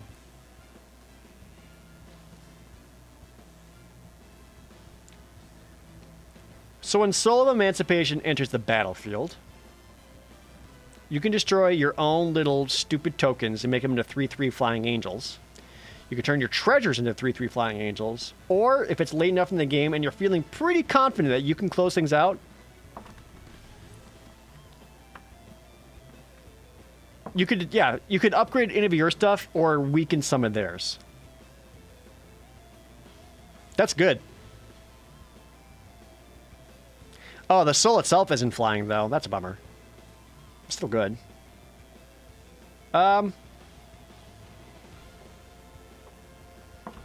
Yeah, I think it's an A- for Soul of Emancipation. It's on the expensive side, but the threat of that upgrade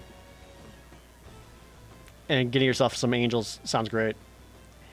And you could also destroy nothing. It says up to. So you can just choose 2 of your own things, 1 of your own things, or none. But yeah, weakening theirs or improving yours, that's awesome. Meeting of the 5. 3 white, blue, black, red, green. Mythic sorcery. Exile the top 10 cards of your library. You may cast spells with exactly 3 colors from among them this turn. Add white, white, blue, blue, black, black, red, red, green, green. Spend this mana only to cast spells with exactly 3 colors. Don't do it. You're basically spending 8 mana to mill yourself 10. F.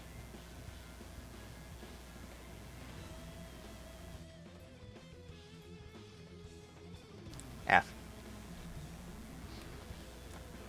But also, like, I hope some fucker does it. And you better either pop off or kill them. That's funny.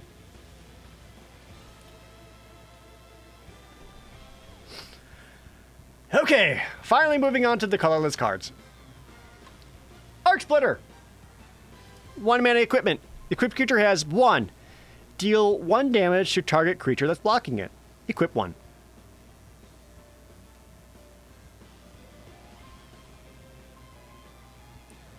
That's awesome.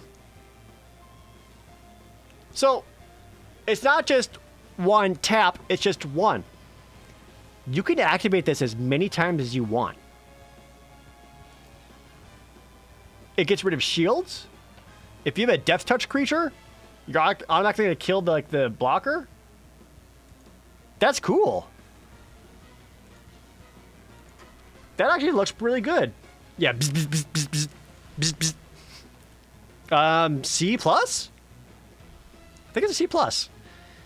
Next, Cement Shoes. 1 uncommon equipment. Equipped creature has +3/+3, and at the beginning of your end step, tap this creature. Equipped creature doesn't untap during its controller's untap step. Equip cost is 2.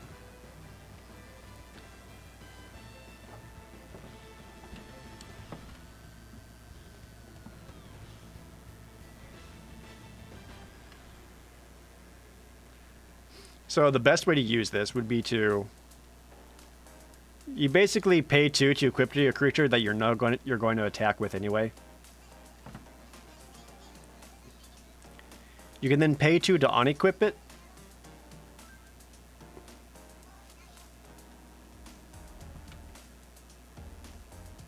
Nah, this is dumb, right?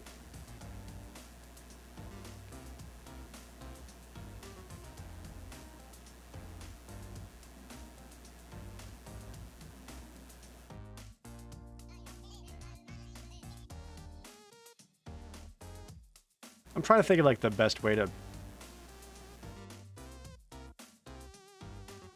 make that work, and I can't.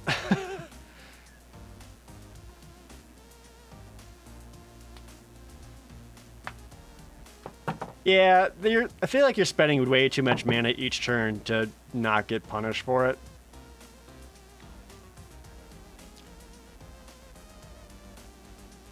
Yeah. It's a lot of mana to do it. Put on 1/1 you're going to sacrifice anyway. Yeah.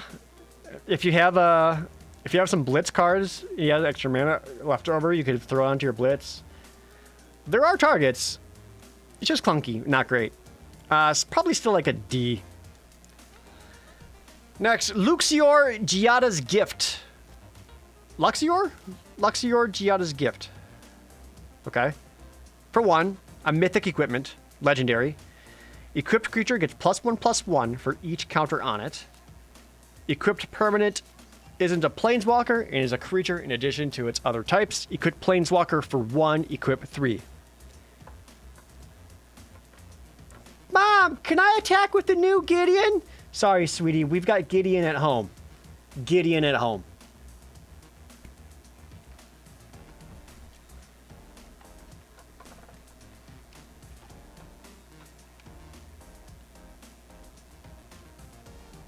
That's cool.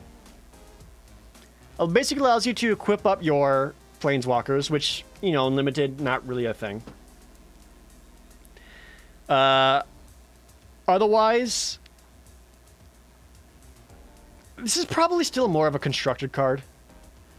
Because, like, you're probably going to be paying 3 mana to, at most, give something like +2/+2, usually.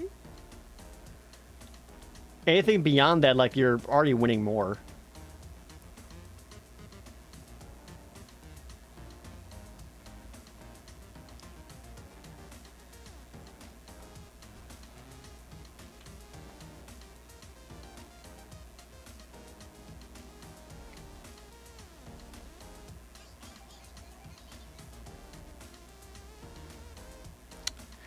Yeah, I don't think it's a...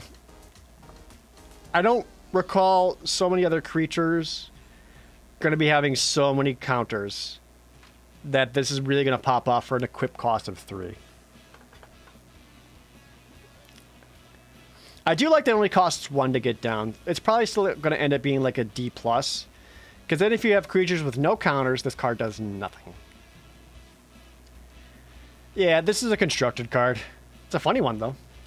Ominous Parcel, a 1-mana artifact that's common. You can pay 2, tap, sacrifice it, search your library for a basic land, put it onto the battlefield. Cool. Or for 5 mana, tap it, sacrifice it, deal 4 damage to target creature. Oh, that's cool. My first thought was like, I want this in my sealed pool because that's like the kind of sealed card I like to see. You could sacrifice that to get whatever basic land you need. And in the late game, it's an option to take out a creature. That's actually pretty solid. I like that. See. Oh, yeah, the land does go into your hand and not the battlefield, which is a bummer. That's good, though. See. Next. Gilded Pinions. 2 mana, common artifact equipment. When it enters the battlefield, make a treasure token. Equipped creature has flying. Equip cost 2. Kind of like Cobbled Wings. Only get a treasure out of it? That's alright. This is like another secret fixer. Because you get a way to make your creatures flying, but for 2 mana you're also getting a treasure token to help you fix. And since it's an artifact, you can use any mana to get it down. Something to consider. That's okay. D+. Halo Scarab, that's a pretty card. Another 2 artifact creature. Common, 2/1. You can also pay 2 to exile it from your graveyard to make a treasure token. Neat. I like that one too. It's okay. Like D+. Suspicious Bookcase. A 2 mana artifact wall, uncommon. That's a 0/4 with Defender. And you pay 3. Target creature can't be blocked this turn. Yeah. I guess.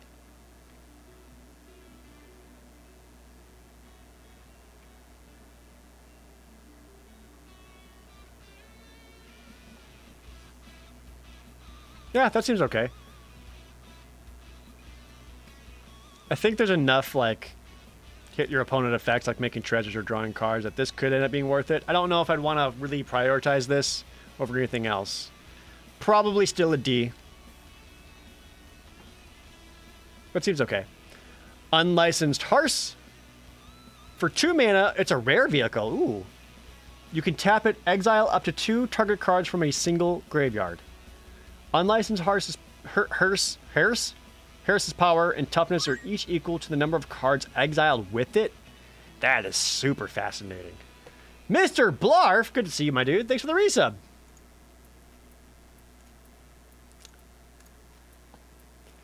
So you can actually use this, hit it down. You can tap it right away because it's not a creature, so you don't have to worry about summoning sickness. And you can use this to exile cards out of your opponent's graveyard. And this thing starts getting bigger and bigger. This actually might be like secretly super good. Yeah, there might be enough stuff that the graveyard hate is going to matter. And it's just going to get bigger. That's pretty cool. And the crew cost is only 2. It may end up being something like a B. I want to play it. I'll have to find out. First thought is B, though. Next. Chrome Cat. A common 3-mana artifact creature. It's a 3/2 when it enters the battlefield. Scry 1. It sure is. D+. Getaway Car. Another rare vehicle for 3. It's a 4/3 with haste. And when it attacks or blocks, return up to 1 target creature that crewed it to its owner's hand. Crew cost is 1.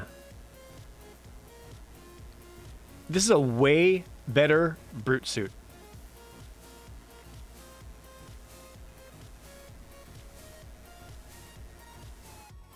So what makes this actually pretty good is that if you've got powerful ETB effects, being able to bounce something back to your hand to replay it can be super strong. And once again, if you've got like pacified creatures or whatever, being able to tap them to crew the vehicle and then bounce them back to your hand is also pretty good. This seems solid. Yeah, it also says up to 1, so you never have to.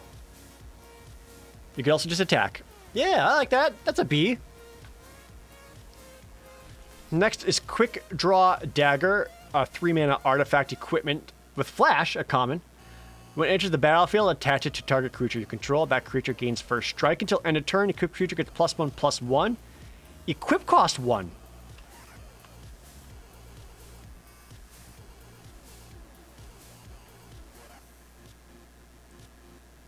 I like this. Is it weird that I like this? So the first strike is only when it enters the battlefield until end of turn. It's not just like the equipped creature gets it. So you can play it as like a combat trick. But after that, it's just a short sword. I like that. This card, I think this card is going to be like actually good. I'm going to say B- for Quick Draw Dagger. That's cool. I like that one. All right, couple cards left. Scuttling Butler. A 3-mana uncommon construct that's a 4/1 at the beginning of combat on your turn if you control 2 or more multicolored permanents. Scuttling Butler gains double strike until end of turn. That probably won't be too hard to make happen. It is an aggressive card because you only get the double strike on your turn. But it is 4 power for 3 mana. That seems cool. C-. Next, Brass Knuckles. For 4 mana, uncommon artifact equipment. When you cast this spell, copy it. Okay, so you get 2. Okay. Equipped creature has double strike as long as 2 or more equipment are attached to it. Equip cost 1. That is hilarious. So you equip both Brass Knuckles to one of your creatures. Boom. Double strike. That's funny. And then I guess if you have a lot of equipment, you can like spread the Brass Knuckles around. I can't tell if that's good or not. But the design I think is fun. I'll say C, because the initial cost is high, but the equip cost is cheap. And finally, Paragon of Modernity. 4 mana for a flying angel warrior at common 2/2. You pay 3. Paragon of Modernity gets +1/+1 until end of turn. If exactly 3 colors of mana were spent to activate it, put a +1/+1 counter on it instead. Yeah, and that's just kind of okay. Again, 3 mana is asking for a lot, and there's going to be, I feel, better places for you to sink your mana. That's just kind of okay. That's a D. Coreflex with 100 bits. And a booster pack opening. Chat, in case you don't know, hang out here in the chat and redeem your points for different rewards, such as a booster pack of your choosing. We got one from Mr. Blarf who says, random? Oh, do I've got random cards for you. Check this shit out.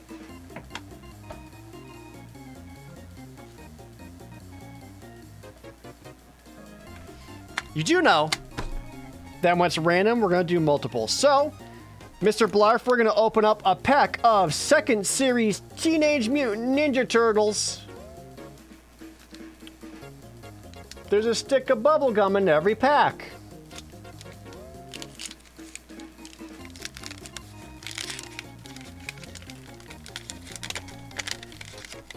Holy shit.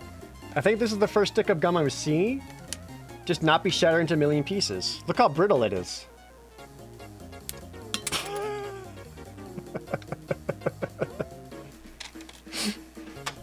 Uh-huh.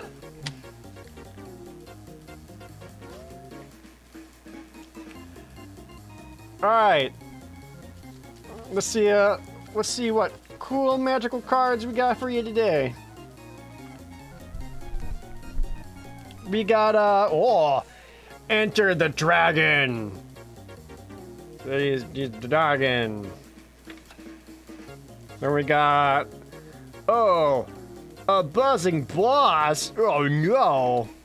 A buzzing Baxter. Buzzing tribal. Rabbit Transit. What's this guy's name again? Usagi? And a new caper. And Leonardo's like, oh no, what are we gonna do? And then we got a Raphael card that's part of a bigger card in the back.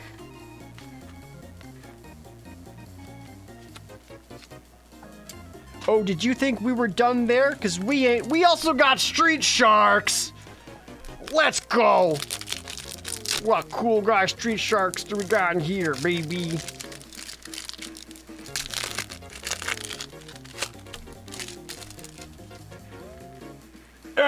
Yeah, first off, escape to the lake. Yeah. Whoa, what's that? What time is it? Shark time. Another one. Mr. Paradigm gets his man. We've seen this card before. What about Dr. Paranoid starts ordering his troops? Damn, dude. Whoa. Bruh. Primo wheels. It's so foil. Oh, fuck. That's awesome. Wait a second. Anybody hungry? It's the Street Sharks before they became Street Sharks. Piranha DNA for Benz.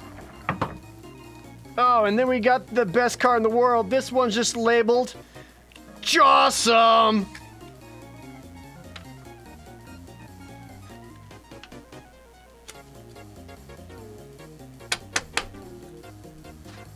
Oh, did you think we were done there?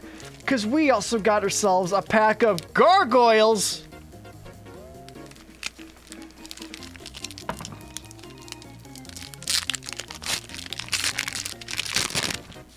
You want random, right?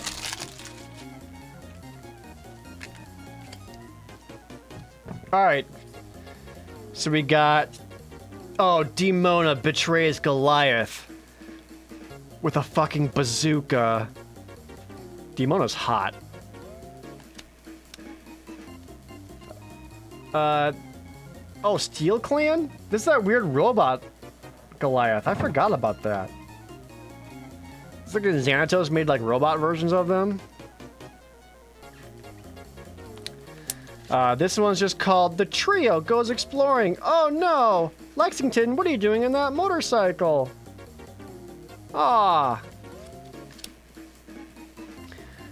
Goliath captures dragon. Well, Eliza fights for her life in the hospital. This one's just called Lexington Arranges a Meeting. And Goliath looks pissed about it.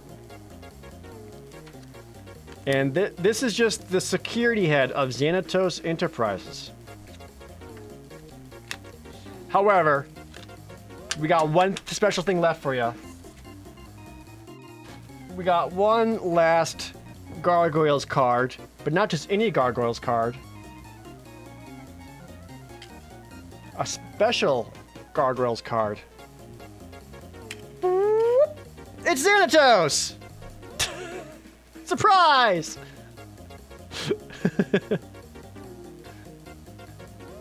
Ah? Ah, pretty cool, right?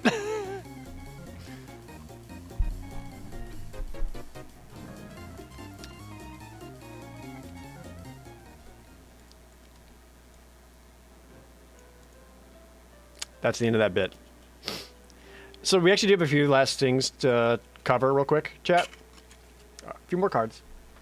Is that besides all the basic lands, there are also dual lands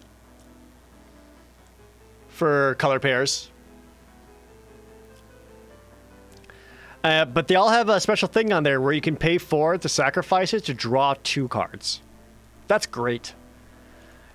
And I think mana fixing is going to be pretty primo, to borrow a Street Shark's word, in this set, that you want as many of these as you can. Plus, you can always cash them in later for cards. And there's also the Tri-lands, the new Triomes. Draw 1 card? Oh, it is 1 card. Oh, well, still. So the other cycle of Triomes are coming out. Complete with cycling still. Oh, there's also a couple other colorless lands. What are these? Broker's Hideout.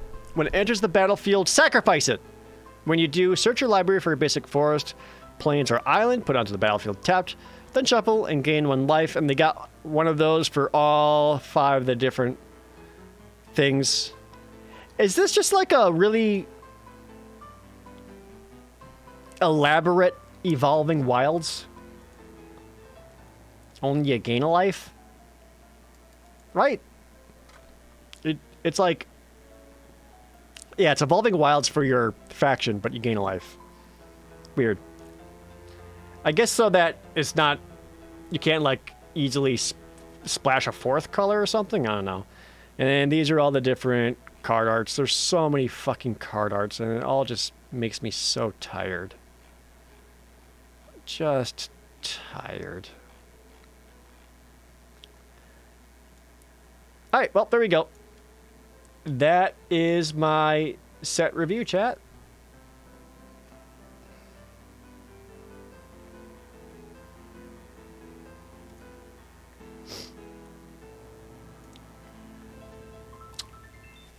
Overall thoughts? I don't know.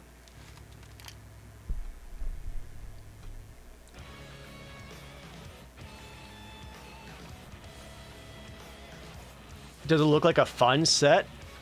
Maybe. I think people are looking at this. It's like, oh yeah, we need to make my 3-color deck is this, yeah. But the more I look at it, it is possible just to go like 2 colors and like splash in like a 3rd and a 4th. I think that might be the way to play it. If I had to pick a pre-release guild, which one? So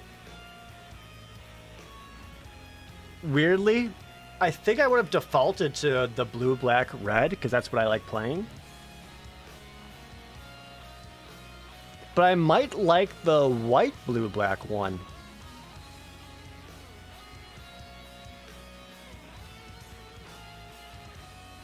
Just because, like, I think the gold cards in white were cooler and probably a little bit more my speed versus the black, red ones.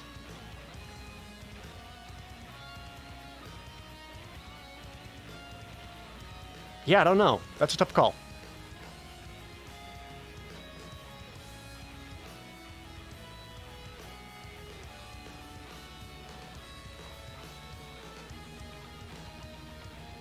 Yeah, I don't know, chat. I'm doing my pre-release on Friday, so we'll have to see how that goes. I have no idea how this is going to set out. I have no idea if it's going to be a fast format, if it's going to be a slow format, if it's going to be aggressive or what. I have no idea. We'll have to see.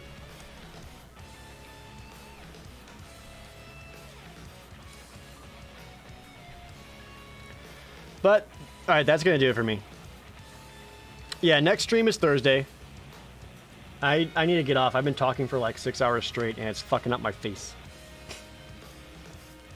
Ever thought of live streaming a pre-release? That's kind of hard to do. Yeah, 6 hours straight, just constant talking. So, yeah, I'm going to be taking off. Thank you guys for joining me with the set review. If nothing else, like, it certainly helped inform me a lot about the set, and maybe you got to learn a little bit too.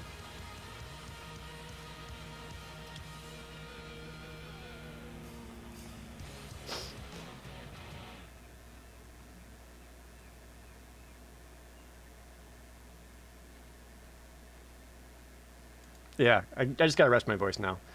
But thank you guys, I really appreciate it. Have a good rest of your night. I'll see you all on Thursday for the next stream, if not over in the Discord.